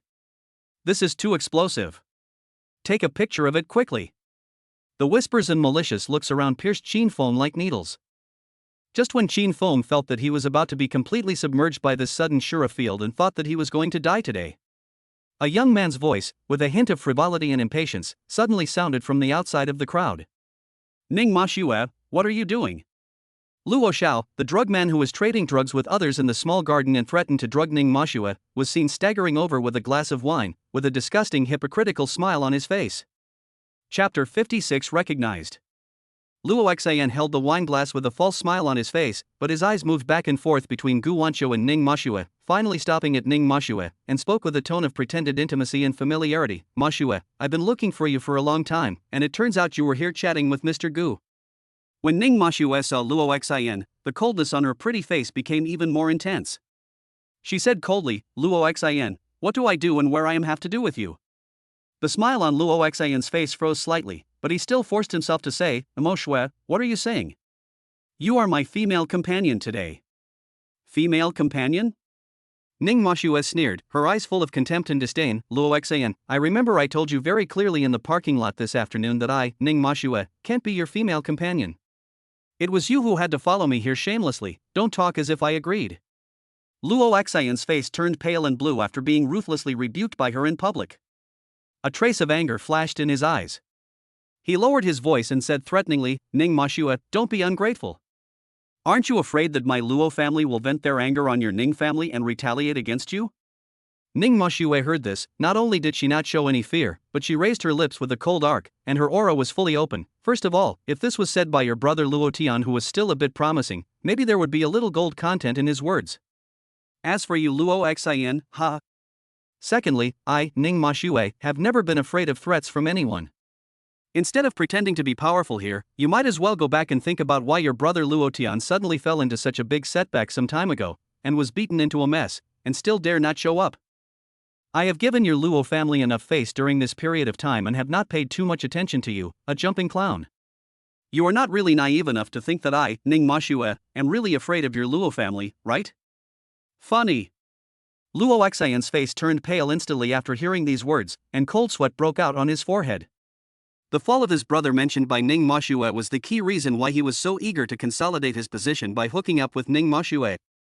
Ning Mashue ignored him and turned around. Her cold and sharp phoenix eyes looked at Qin Feng and she said in an unquestionable queen-like tone, You, come here, come to me. Qin Feng was shocked by the powerful and cold queen aura that Ning Mashue exuded at the moment. Almost subconsciously, he wanted to take a step towards her. Just took 2 steps. A soft little hand suddenly hugged his arm tightly. Qin Feng was stunned and turned his head to look. He saw Gu Wanqiu pouting with dissatisfaction in her big eyes. She looked up at him with her little face, She said, the meaning of which was self-evident, do you dare to go over and try? Qin Feng was suddenly overwhelmed. Oh my god. On the left is the cute and adorable Gu Wanqiu, and on the right is the powerful Ning Mashue. This. He looked at Ning Mashue and Gu Wanqiu, who were obviously starting to exchange glances in mid-air, and secretly complained in his heart. And Luo Xian, who was choked by Ning Mashue's words and was speechless, was simply a waste in Qin Feng's eyes. I thought you could help me attract some firepower, but you are useless. You were speechless after just a few words from Ning Mashue. Qin Feng swallowed hard and tried to explain to Gu Wanqiu, Mr. Gu, your voice. Luo Xian suddenly interrupted Qin Feng's words. He stared at Qin Feng with a look of surprise and doubt in his eyes. Why does it sound a little familiar to me? Ah. I remember. You are the guy outside Ning Mashue's office that day. He finally matched Qin Feng's current appearance with the nosy employee that day. Qin Feng thought to himself, damn it. I'd been recognized, but he still pretended to be confused and innocent on his face. What are you talking about? I don't understand at all. Luo Xian wanted to expose it in public, but he swallowed the words back. After all, if the matter of drugging Ning Moshue was exposed, he would be finished. So, even if he wanted to step on Qin Feng immediately, he could only hold back for the time being. This feeling was even more aggrieved than a dumb person eating Coptus chinensis. He had no way to express his grievances and no place to vent his anger. His sinister eyes cast a glance at Qin Feng's face, which looked particularly annoying at the moment, and then quickly swept across Ning Moshue, who looked cold, and Gu Wanxiu, who was also unfriendly. He knew in his heart that the two women were obviously protecting Qin Feng, and the situation was extremely unfavorable to him. Forcing the situation would only bring humiliation to himself. Qin Feng, you little bastard, wait for me.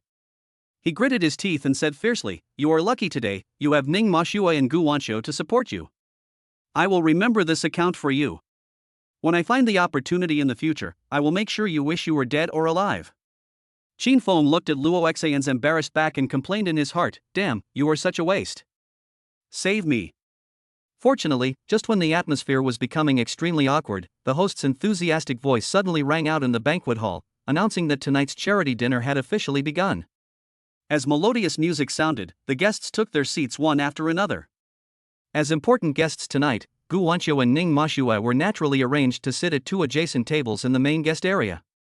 As Gu Wanxiu's male companion, Qin Feng naturally had to sit at the same table with her. A dramatic scene happened. When Gu Wanxiu sat down, her arm was still intimately around Qin Feng's arm. After sitting down, she showed no intention of letting go. Instead, she leaned closer to Qin Feng. Her beautiful phoenix eyes contained a hint of provocation like a winner, and she glanced at Ning Moshue, who had just sat down at the next table, with a smile. Ning Moshue was such a person, how could she not see Gu Wanxiu's little trick? A trace of disdain flashed across her cold face, and then, in the slightly surprised eyes of everyone, she hesitated for a fraction of a second, and the pride in her heart that was unwilling to be outdone instantly took the upper hand. She actually stood up leisurely and walked to the other side of Qin Feng. In the stunned expression of Qin Feng, she very naturally stretched out her jade hand, took Qin Feng's other arm, and then sat down in the empty seat next to Qin Feng. In an instant, on Qin Feng's left and right sides, there was a beautiful female president, with completely different temperaments but equally beautiful. Qin Feng only felt the intoxicating fragrance coming from both sides at the same time, as well as the thrilling soft touch transmitted through the thin dress fabric. Fuck! This feeling of being hugged by both sides. This fragrant breeze blowing in the face, this dilemma. Well, a wonderful burden. This Shura field must have it. He shouted wildly in his heart, and almost had a nosebleed on the spot. Chapter 57. However, Qin Feng soon lost the mood to show off. Because the banquet had officially begun, the host was giving a speech on the stage, and the guests around him were sitting upright. He was being held hostage by two female CEOs, so he couldn't act too frivolous, and it was even worse to care too much and be too serious in such an occasion. However, he wanted to keep things quiet, but the two female presidents didn't seem to want to let him off easily. So, Qin Feng felt it first. Gu Wanxiu on the left, probably because of Ning Moshue's smug look, became more and more angry, and stretched out her little hand to pinch the soft flesh on his waist hard. His Qin Feng almost cried out in pain, but he still had to keep a decent smile on his face. Then, Ning Moshue on the right seemed to have noticed something from Gu Wanxiu's little action, or she simply didn't want to lose momentum, and her cold jade hand also twisted Qin Feng's other waist slightly. Fuck! Are you two serious? Qin Feng felt that his waist was about to be broken by these two goblins, and a layer of cold sweat broke out on his forehead instantly. In the next few minutes, while the host was making a passionate speech and the guests were clapping politely, Qin Feng felt like he was in a purgatory without the smoke of gunpowder. The one on the left pinched him with a bit of pride in claiming sovereignty, the one on the right twisted him with a bit of cold arrogance in not wanting to be outdone. After pinching each other several times, Qin Feng finally couldn't stand it anymore. He no longer cared about being a gentleman. A fire of anger rose in his lower abdomen. He just got a little angry and suddenly stretched out his arms to hug Gu Wanxiu and Ning Moshue on both sides into his arms at the same time. Then, he lowered his head and said softly in a tone that only the three of them could hear, with a hint of warning and a tone that did not allow for argument, "Don't move. Be quiet." This sudden intimate action and overbearing words made Gu Wanxiu and Ning Moshue, the two female CEOs who were usually high and mighty, stiffen and were stunned for a moment. They blushed almost subconsciously. Gu Wanxiu felt ashamed and angry, but more of a strange throbbing. How dare he do this to me? But, he is hugging me now, should he be expressing his stance, meaning that he is on my side? In this case, should we just ignore Ning Mashue? But his hands are so hot. Ning Mashue's heart was filled with turmoil. This boy. He is getting bolder and bolder. He actually dared to hug me in public? But, humph, I knew he would choose me in the end. Although it was a bit rough, no. But his embrace was so warm. To Qin Feng's surprise, after being shocked by him, the two female presidents, after a brief moment of stiffness and shame, actually glanced at each other with a hint of pride, and then they both miraculously quieted down, leaned obediently in his arms, and stopped making noise. Qin Feng himself didn't know why the two women suddenly became quiet, but he was naturally happy to enjoy this hard-earned peace. After a few minutes, he felt that both of them seemed to have completely calmed down and their breathing had stabilized. He then carefully and little by little took back the two arms that were hugging the two beautiful women from their shoulders and waists, and resumed his posture of sitting upright. The two women seemed to have temporarily exhausted their fighting power because of their somewhat extraordinary behavior just now and Qin Feng's even more extraordinary counterattack. They just glared at him tacitly, fiercely and warningly, then temporarily stopped and turned their attention to the main banquet stage in front of them. While the host was enthusiastically introducing Mr. Lin's life and the special significance of tonight's charity event, Gu Wanqiu, who had been looking forward, tilted her head slightly and quickly explained to Qin Feng in a whisper that only the two of them could hear, with her unique coolness. Tonight's banquet is ostensibly a charity dinner, but it's actually the 80th birthday banquet for Mr. Lin Jiangwo, the founder of the Lin Group in Donghai City. Her voice was very low, and her breath brushed Qin Feng's earlobe. Mr. Lin has an extraordinary status in Donghai. Those present today are all leading figures from all walks of life in the city, and they will all give Mr. Lin generous gifts. Gu Wanqiu continued at a steady pace. Mr. Lin has an unwritten rule: every time he holds a birthday banquet, he will ask someone to appraise the value of all the gifts he receives, and then he will donate the money equal to the total value of the gifts to several charities in the city. So, this is not only a birthday banquet, but also a tacit charity fundraiser. Naturally, everyone will be more thoughtful when giving gifts, not only to celebrate Mr. Lin's birthday, but also to gain a good reputation for himself and his family. Qin Feng suddenly understood what was going on and nodded in understanding. No wonder when he came in just now, he felt that the atmosphere in this banquet hall was much more solemn and warm than that of an ordinary business cocktail party. It turned out that there was such a deep meaning in it. This form can really make both the organizer and the guests look good and gain both fame and fortune. Soon, it was time for the guests to come forward and present gifts to Mr. Lin. Gu Wanqiu and Ning Mashue, as the two presidents of Liren International, were naturally important guests. They each prepared a valuable antique as a gift, which was delivered by a special person and received praise from Mr. Lin and the surrounding guests. At this moment, Luo Xian, who had just left in disgrace, came up again with a thick face. He obviously didn't want to miss the opportunity to show his face in front of Mr. Lin.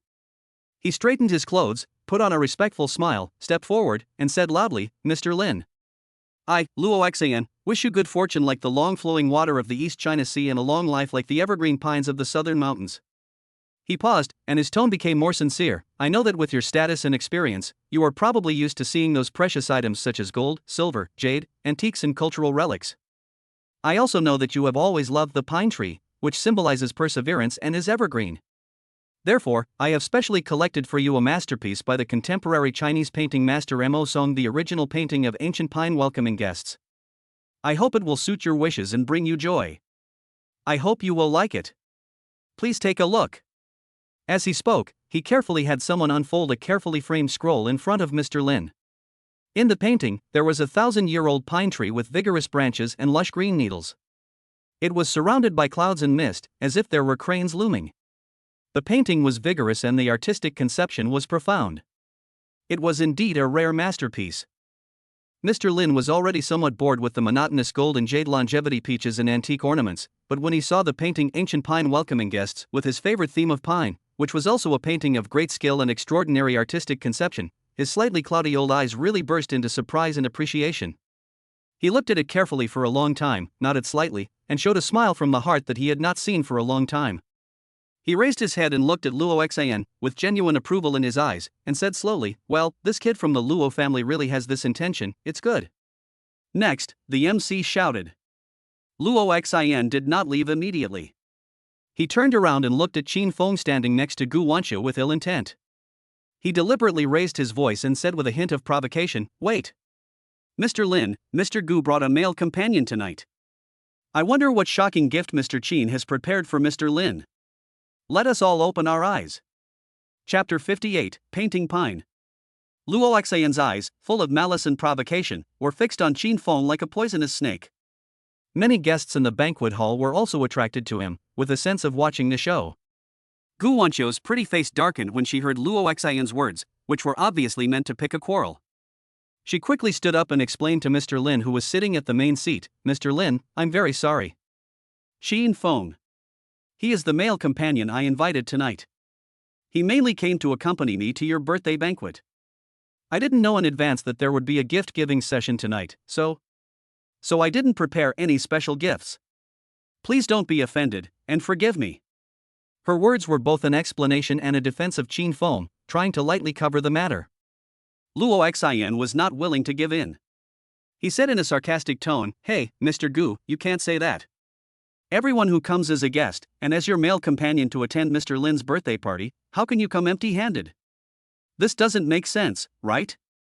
Even if you are in a hurry and don't have time to prepare a physical gift, it should be okay to prepare a little talent temporarily to show it to Mr. Lin to liven up the party, right?" He sneered in his heart, "Humph, you want to steal my woman? I will embarrass you in public today and kill you. The people present today are all the top dignitaries in Donghai City. The gifts given by each person are either antiques worth hundreds of millions or various rare treasures. Even if you, little Karami, really have some talent in singing and dancing, compared with these, it will only look as ridiculous as a child. When the time comes, let's see how you end up."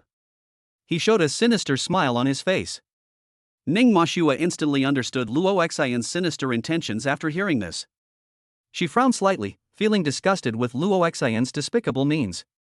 Although she was also happy to see Qin Feng suffer in front of Gu Wanqiu, she did not want him to become a laughingstock because of this kind of thing, and he could only be bullied by her. She touched Qin Feng's arm calmly and whispered in a voice that only the two of them could hear, "Qin Feng, don't be impulsive. This diamond necklace I often wear around my neck is quite unique in shape and worth several million. Take it for emergency use and say it's a gift you prepared. Luo Xian just wants to embarrass you in public, so don't fall into his trap and go up to perform some talent." Almost at the same time, Gu Wanqiu on the other side also eagerly lowered his voice and said to Qin Feng, "Yes, Qin Feng, don't panic.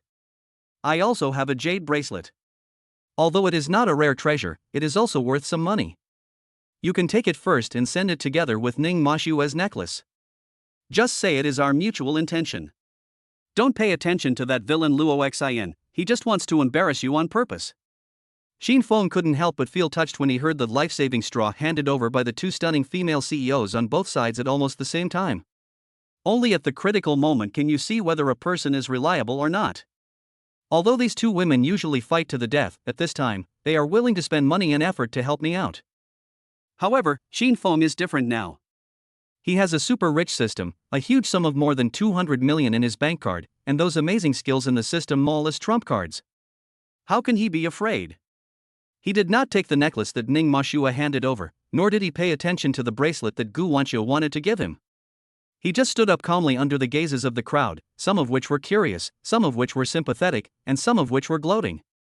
Ning Mashua and Gu Wanqiu saw that Qin Feng did not take the gift they prepared, but just stood up. They were both nervous, thinking that he was irritated by Luo Xian. They both subconsciously reached out their hands to pull Qin Feng down. Qin Feng stretched out his two hands, gently patted their soft little hands that were pressing on his arms, and signaled to them with his eyes not to worry. Then, under the gaze of everyone, he walked in front of Mr. Lin with steady steps. He first bowed respectfully to Mr. Lin, and then said in a loud voice, "Mr. Lin, I, Qin Feng, first of all, wish you good fortune and a long life. Secondly, I am deeply sorry for not being able to prepare a gift in advance tonight." He paused, a confident smile appeared on his face, and continued, "However, although I am not talented, I do know a little about painting. Since young Master Luo suggested showing off his talents to liven up the atmosphere, I would like to paint a picture on the spot of a vigorous pine tree to express my admiration and blessing for your perseverance and everlasting youth. Is that okay?" After hearing this, Mr. Lin looked Qin Feng up and down. He saw that although he was young, he was calm and composed, with clear eyes. He was full of confidence when he said this, and he couldn't help but become interested. "Oh? This gentleman can also paint pine trees?" Mr. Lin spoke slowly, with a hint of consideration in his tone. "Young man, you know that my requirements for pine tree paintings are very high. If it is just a simple impromptu painting, I'm afraid there is no need to show it in public. You came in a hurry today, and Mr. Gu has explained to you that it doesn't matter if you don't prepare a gift. It's good enough as long as the thought is there. Xin Feng heard this, with a smile on his face, and his tone became more confident. Mr. Lin, please rest assured. Although I dare not call myself a master, I am confident that I have some experience in painting pine trees, and I will not let you down. Xin Feng silently said in his heart, System, Exchange, Advanced Painting Pine Tree Specialty. Confirmed to redeem Advanced Painting Pine Tree Special? It will cost 100 million. Confirm. Exchange successful. Host's current remaining assets, 694.2 million. 100 million equals 594.2 million. A vast amount of knowledge about painting pine trees, the technical insights of countless masters, and a deep understanding of the charm of pine trees instantly flooded into Qin Feng's mind. Old Master Lin looked at Qin Feng's confident look, and saw that he was not a frivolous person, so most of the doubts in his heart disappeared, and instead a trace of genuine curiosity and expectation arose. Great! It's rare for a young man to have such confidence. Come on, bring the pen, ink, paper, and inkstone. Chapter 59, Slap in the Face.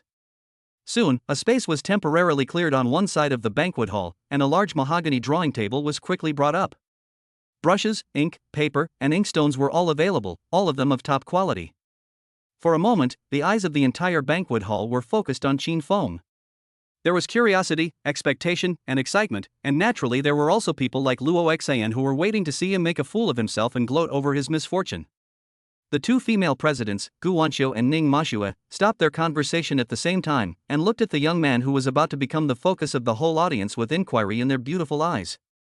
Qin Feng seemed unusually calm and composed under the spotlight. He walked to the drawing table, bowed slightly and respectfully to Mr. Lin, and then slowly picked up a medium-sized wolf hairbrush. He did not dip the brush in ink immediately. Instead, he closed his eyes, took a deep breath, and instantly all the essential techniques and insights of Advanced Painting Pine Tree Specialty merged into his mind. When he opened his eyes again, Qin Feng's aura seemed to have changed. His eyes were focused, his expression was calm, and he didn't show any of his usual eccentricity. He had the demeanor of a master who was confident in what he was doing. He turned his wrist, dipped the brush into thick ink, and then began to write on the snow-white rice paper. He wrote decisively, sometimes like a dragon taking water, with force penetrating the back of the paper, outlining the gnarled branches of the pine tree, sometimes like a dragonfly skimming the water, lightly painting and slowly drawing, embellishing the verdant and layered pine needles. Without too many complicated techniques, just a few simple strokes, a lone and proud pine tree standing proudly against the wind and piercing the sky, is vividly depicted on the paper. The pine tree seems not to be drawn, but grows out of the paper, with an indomitable spirit, which makes people feel refreshed. When Qin Feng put down the last stroke and the painting took shape, a layer of fine beads of sweat oozed out of his forehead. He put down the brush, took a step back, looked at his work, and nodded with satisfaction. There was a brief silence in the entire banquet hall, and then thunderous applause broke out. Good. Good painting. Good style. Mr. Lin, who was sitting in the main seat, was so excited that he stood up from his seat. He walked quickly to the drawing table, examined the painting carefully, and praised repeatedly, "This pine tree is alive. It has captured its soul. I have seen many pine paintings in my life, but only a few have such charm." He raised his head and looked at Qin Feng. There was no longer any consideration or doubt in his eyes. Instead, there was full of appreciation and approval, as well as the special love and respect that an elder has for a talented younger person. Qin Feng, right? Old Master Lin showed a smile from the bottom of his heart. He stretched out his hand and patted Qin Feng's shoulder heavily, and his tone became particularly kind. Good boy. Your painting is much more valuable than those gold, silver, and jade articles. From now on, if you don't mind, you can call me Uncle Lin. I have made friends with you, my old man. Uncle Lin, you are too kind. I don't deserve it. I don't deserve it. Qin Feng said hurriedly, bowing humbly, but he was very happy in his heart. When the guests around heard that Mr. Lin actually called this young man little friend, their eyes towards Qin Feng suddenly changed. Being called and valued by Mr. Lin like this young man's identity and future are probably limitless. Qin Feng turned to Mr. Lin and said, Uncle Lin, this humble work of mine has not yet been named. I hope you can give it a name, as a token of my appreciation. Oh? Let me name it? Mr. Lin was even more delighted when he heard that. He twisted his beard, pondered for a moment, and said in a loud voice, "This pine tree is independent and proud, and it is not afraid of wind and rain. Let's call it Proud Pine Facing the Wind. How about it?" "Good. What a good name." Chin Feng praised immediately. "Thank you, Uncle Lin, for the name." Gu Wanqiu, who was standing not far away, looked at Chin Feng, who was neither humble nor arrogant in front of Mr. Lin, and her beautiful eyes were full of surprise and admiration. He actually did it. And he did it so perfectly. Target, Gu Wanqiu, favorability plus 10, current favorability, 67. Ding. Target Gu Wanqiu's favorability has exceeded 60 points. Triggering favorability level reward, host's total assets will be increased by 6 times. Detection for critical hit determination. Lucky critical hit was not triggered this time. Calculation of asset increase. Current assets 594.2 million x 6 times equals 3.5652 billion. Newly added assets, 2.971 billion. Ning Mashua's mood was even more complicated. She looked at Chin Feng, and the coldness and disdain in her eyes melted away unconsciously, replaced by a deeper curiosity and a kind of expectation that she herself had not even noticed. As for Luo Xan, the instigator, his face was already as pale as death at this moment, and he wished he could find a crack in the ground to crawl into and never come out again. The banquet continued. Chin Feng, because of Mr. Lin's young friend's certification and his amazing painting skills, undoubtedly became a rising star at the banquet tonight. Many guests, especially those who claimed to be socialites or women with business purposes, held wine glasses and tried to come forward to chat with Chin Feng with a charming smile. Chin Feng felt very proud when he saw this, and was just about to put his intermediate noble circle social skills to good use, hugging girls on both sides, making friends with everyone and expanding his network. However, just as he showed a charming smile to a beautiful lady who took the initiative to talk to him, he felt Gu Wanqiu beside him cast a cold and warning look at him. That look seemed to say, "You dare?" Chin Feng's smile froze on his face. With a strong desire to survive, he immediately smiled apologetically at the lady, then obediently withdrew his thoughts on in-depth exchanges with all the beauties and stayed obediently by Gu Wanqiu's side. Chapter 60 The Queen's Jealousy. Chin Feng felt the cold, warning look from Gu Wanqiu. Just as he was about to reach out to take the business card, he subconsciously paused in mid-air. However, Chin Feng changed his mind and thought, "Why should I be so obedient? Although I have left a very good impression on Gu Wanqiu tonight, even a deep impression. However, for a woman like her who has long been accustomed to seeing all kinds of young talents and business elites, this alone is far from enough. Why not give her some more exciting stuff?" Thinking of this, a sly smile appeared on his face, and the hand that was suspended in the air not only did not retract, but stretched out again, as if he had not noticed Gu Wanqiu's warning look at all, and very naturally took the gold-stamped business card from the lady with shining eyes and enthusiastic face. "Ma'am, I'm glad to meet you too." Chin Feng had an impeccable and charming smile on his face, and his voice was gentle and magnetic. The lady blushed as he looked at her, and she said excitedly, "Mr. Chin, I just saw you drawing, you were so handsome. Your concentration and talent are simply fascinating." No, Chin Feng waved his hand modestly, "it's just a small talent that can't be shown on stage. I'm sorry to make you laugh." In the distance, Gu Wanqiu watched this scene, her beautiful phoenix eyes narrowed dangerously. "Didn't you see me? I just saw him glance at me. No, I have to change the angle so that he can see me." She held the wine glass calmly, moved a few steps gracefully, and walked to a direction where she could face Chin Feng again. As long as Chin Feng looked up, he could clearly see her pretty face with a kind smile. Chin Feng naturally also noticed Gu Wanqiu, who had changed her position, but he was in a playful mood at the moment and deliberately turned his head again, pretending not to see her, and continued chatting with the enthusiastic lady in front of him. Seeing Chin Feng so approachable, the lady became bolder.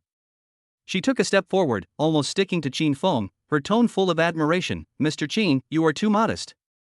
Your little talent will not arouse the interest of Mr. Lin, let alone be called little friend by him on the spot." As she spoke, one of her well-maintained hands was boldly placed on Chin Feng's arm, and her full and round breasts rubbed his arm vaguely. Chin Feng felt the soft touch on his arm, and he was secretly happy, but his face showed a hint of embarrassment. He said softly, "Madam, this is not good, right?" Although he said this, his body showed no sign of retreating. Instead, he squeezed in, fully enjoying the wonderful touch. "Oh, you are so bad." The lady's cheeks turned red because of his hypocrisy, and she gave him a reproachful look. Chin Feng smiled evilly and was about to say something else. "Where am I?" Before he could finish his words, he felt his ear being grabbed hard by a soft little hand. Gu Wanqiu had walked over quietly without anyone noticing. She still had a standard, impeccable smile on her face, but her eyes were as cold as the Siberian cold current. Ah! Ah! It hurts. Mr. Gu, please be gentle. Before Qin Feng could finish speaking to the lady, he was grabbed by the ear by Gu Wanqiu and dragged away in the surprised and gossipy eyes of the guests. She dragged Qin Feng all the way to a relatively secluded corner of the banquet hall before letting go. Qin Feng rubbed his red ears and looked at her innocently. Gu Wanqiu crossed her arms, looked down at him, and sneered, "Why, I saw you were having a good chat with that lady just now. Are you enjoying yourself so much that you don't want to leave?" Qin Feng quickly explained, "No way, Mr. Gu, you misunderstood. She was introducing her company's products to me. I am also expanding my network for the company." Upon hearing this, Gu Wanqiu snorted disdainfully, narrowed her eyes, glanced at him up and down, and said in a very mocking tone, "Really? Introducing their company's products? It seems to me that she is introducing to you whether the product on her chest is comfortable and soft." Qin Feng was left speechless by her straightforward and sharp words. Seeing that he couldn't get away with his jokes, he immediately changed the subject, with an expression that looked like he was taking credit for it. "Mr. Gu, let's not talk about that for now. My performance tonight was pretty good overall, right? Didn't it embarrass you?" Gu Wanqiu looked at him like this, and the jealousy and anger in her heart also dissipated for the most part. She turned her head away, but still refused to give in. "It's okay, just like that, so. Qin Feng immediately took advantage of the situation and moved closer, with an expectant light in his eyes. "Then, can I stay by your side forever and officially be your boyfriend?" Gu Wanqiu blushed at his sudden question and her heart skipped a beat. She avoided Qin Feng's burning gaze in a panic and said stubbornly, "You wish. You can stay with me, but the boyfriend thing, we'll talk about it later. I just passed my first assessment." Qin Feng heard this and said in surprise, "Huh? There are still tests? How many times will there be? Say it again." Gu Wanqiu blared at him in reproach. "Well then," Qin Feng showed a little grievance on his face, but then he put on a playful smile. "Then Mr. Gu, I performed so well today and helped you earn so much face, there should be some substantial reward, right? What reward do you want?" Gu Wanqiu looked at him and asked.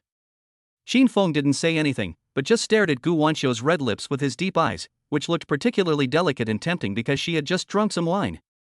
Gu Wanqiu followed his gaze and instantly understood what he meant. Her cheeks flushed red. She subconsciously took a half step back and said with a stutter, "No. No. There are too many people here." "Eh? Is it not possible?" Qin Feng showed a sly smile on his face. Instead of retreating, he took a few steps forward and pushed her to the wall in the corner. Gu Wanqiu was enveloped by the strong masculine scent on him, and she was even more flustered. Her heart was pounding, and she didn't dare to look into his eyes again. She warned him in a low voice, "Qin Feng. What are you going to do? Don't mess around." Qin Feng was just about to continue his offensive when he suddenly caught a glimpse of Luo Xian, who had left in disgrace before, at another exit of the banquet hall not far away. And he was sneaking out alone at this moment, and the direction seemed to be leading to the hotel's guest room department. Why is he still here? Qin Feng's heart trembled. He quickly looked around and found that he had not seen Ning Mashue since just now. Oh no! Something feels wrong. Is Ning Mashue safe? No, I have to go check it out. This thought instantly overwhelmed all his romantic thoughts. He immediately stopped approaching Gu Wanqiu, his expression became serious, and he said to Gu Wanqiu quickly, "Boss Gu, I suddenly have something very urgent to deal with. Please wait here for me, I will be back soon." Gu Wanqiu was immersed in a complex emotion of shame, annoyance, and anticipation, and she did not expect Qin Feng to suddenly change his expression. "Ha!" She was stunned for a moment. Before she could react, she looked at Qin Feng's back as he quickly walked away. She subconsciously stretched out her hand, but only grabbed a piece of air. She stood there, watching Qin Feng's back disappearing at the end of the corridor. She felt her heartbeat was still frighteningly fast and her face was burning. Chapter 61. Even if the rescue. Qin Feng greeted Gu Wanqiu, then turned around and quickly caught up with Luo Xian. He saw the uncontrollable, vulgar, and excited expression on Luo Xian's face, and the ominous premonition in his heart became stronger. He followed closely behind Luo Xian, and the two of them walked one in front and one behind, and soon passed through the corridor and entered the hotel's guest room area. Luo Xin seemed to be unaware, and his steps were even a little frivolous. Qin Feng followed him to the corner of a corridor. As soon as he turned around and took a few steps, his eyes suddenly became cold, and he quickly dodged and hid behind a cleaning car next to him. Because he saw a woman standing at the door of a room not far ahead, and the woman glanced in his direction very keenly. She was a woman with neat short hair and a strong and sturdy figure. Although she was wearing a hotel staff uniform, her tough temperament and vigilant eyes were not comparable to ordinary people. Bodyguard? Qin Feng thought to himself. It seemed that Luo Xin came prepared this time. In order not to alert the enemy and to approach more safely, Qin Feng immediately ordered the system in his mind. System, open them all and redeem the stealth skill. Intermediate stealth skills greatly improves the host's concealment during actions. Exchange price, 500 million. Damn it! Why is it so expensive? Qin Feng was shocked. This price was many times more expensive than the skills he had bought before. He was about to ask the system why the price had skyrocketed, but he saw Luo Xin in front of him chatting with the short-haired woman. He had to suppress his doubts and gritted his teeth and said, 500 million is 500 million. Exchange. Exchange successful. Host's current remaining assets, 3.5652 billion. 500 million equals 3.0652 billion. A mysterious knowledge and experience once again flooded into his mind, and Qin Feng felt that his breathing, heartbeat, footsteps, and even sense of existence seemed to be integrated with the surrounding environment. Luo Xin asked impatiently, I saw the message you sent me, saying you've already helped me get it done? The short-haired woman nodded, her voice steady and calm. Yes, the person is in the house in front, room 301. Luo Xian's eyes were full of Did you use the medicine? I did. The short-haired woman replied, it's the little pill provided by the boss. It works very well. When you're done, go to room 507 on the 5th floor. The boss is waiting for you upstairs. Luo Xian rubbed his hands, an obscene smile appeared on his face. Don't worry. After I have enjoyed myself and finished my business, I can easily fulfill your boss's request. No, I can't bear it anymore, I want to go now. As he said, he touched his cone in an extremely obscene manner. The short-haired woman looked at his impatient appearance, a barely perceptible contempt flashed in her eyes. She frowned and said, then enjoy your meal, Mr. Luo. Then she said no more, turned around and left from the other side of the stairs. He. Luo Xian let out a disgusting laugh, rubbing his hands, and impatiently walked past the cleaning car where Qin Feng was hiding and walked towards room 301. Qin Feng, who had activated intermediate stealth, was like a ghost. Luo Xian walked by him without noticing him at all. Qin Feng followed him silently, and when Luo Xian swiped his card to open the door, he also slipped into the room.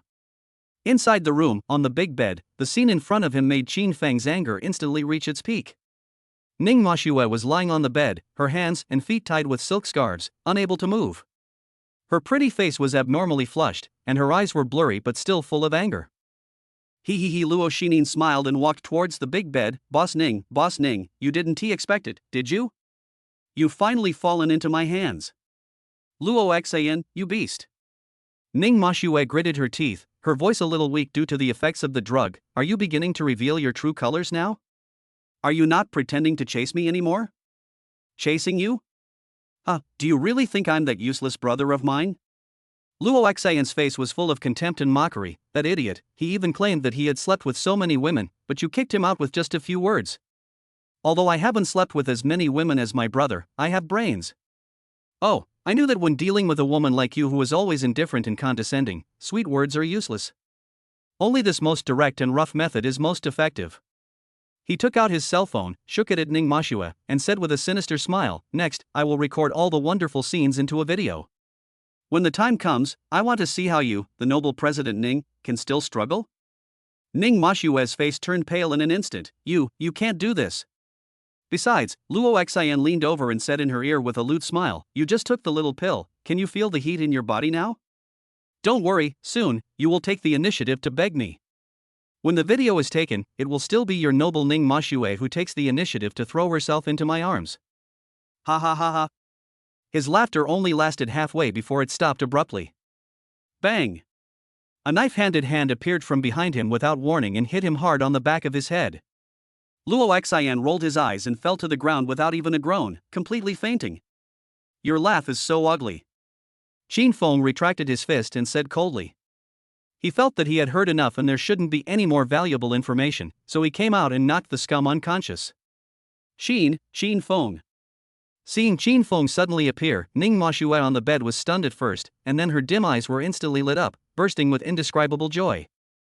Boss Ning, it seems that you still have to rely on me at the critical moment? Qin Feng walked to the bedside, looked down at her, with a playful smile on his lips. You come and untie me. Ning Moshue said anxiously, her body twisting even more violently due to the effect of the drug. Oh? Qin Feng raised his eyebrows and said slowly, then begged me. You're still joking like this? Ning Moshue was angry and anxious. She used all her strength to lift her bound feet and kicked Qin Feng symbolically.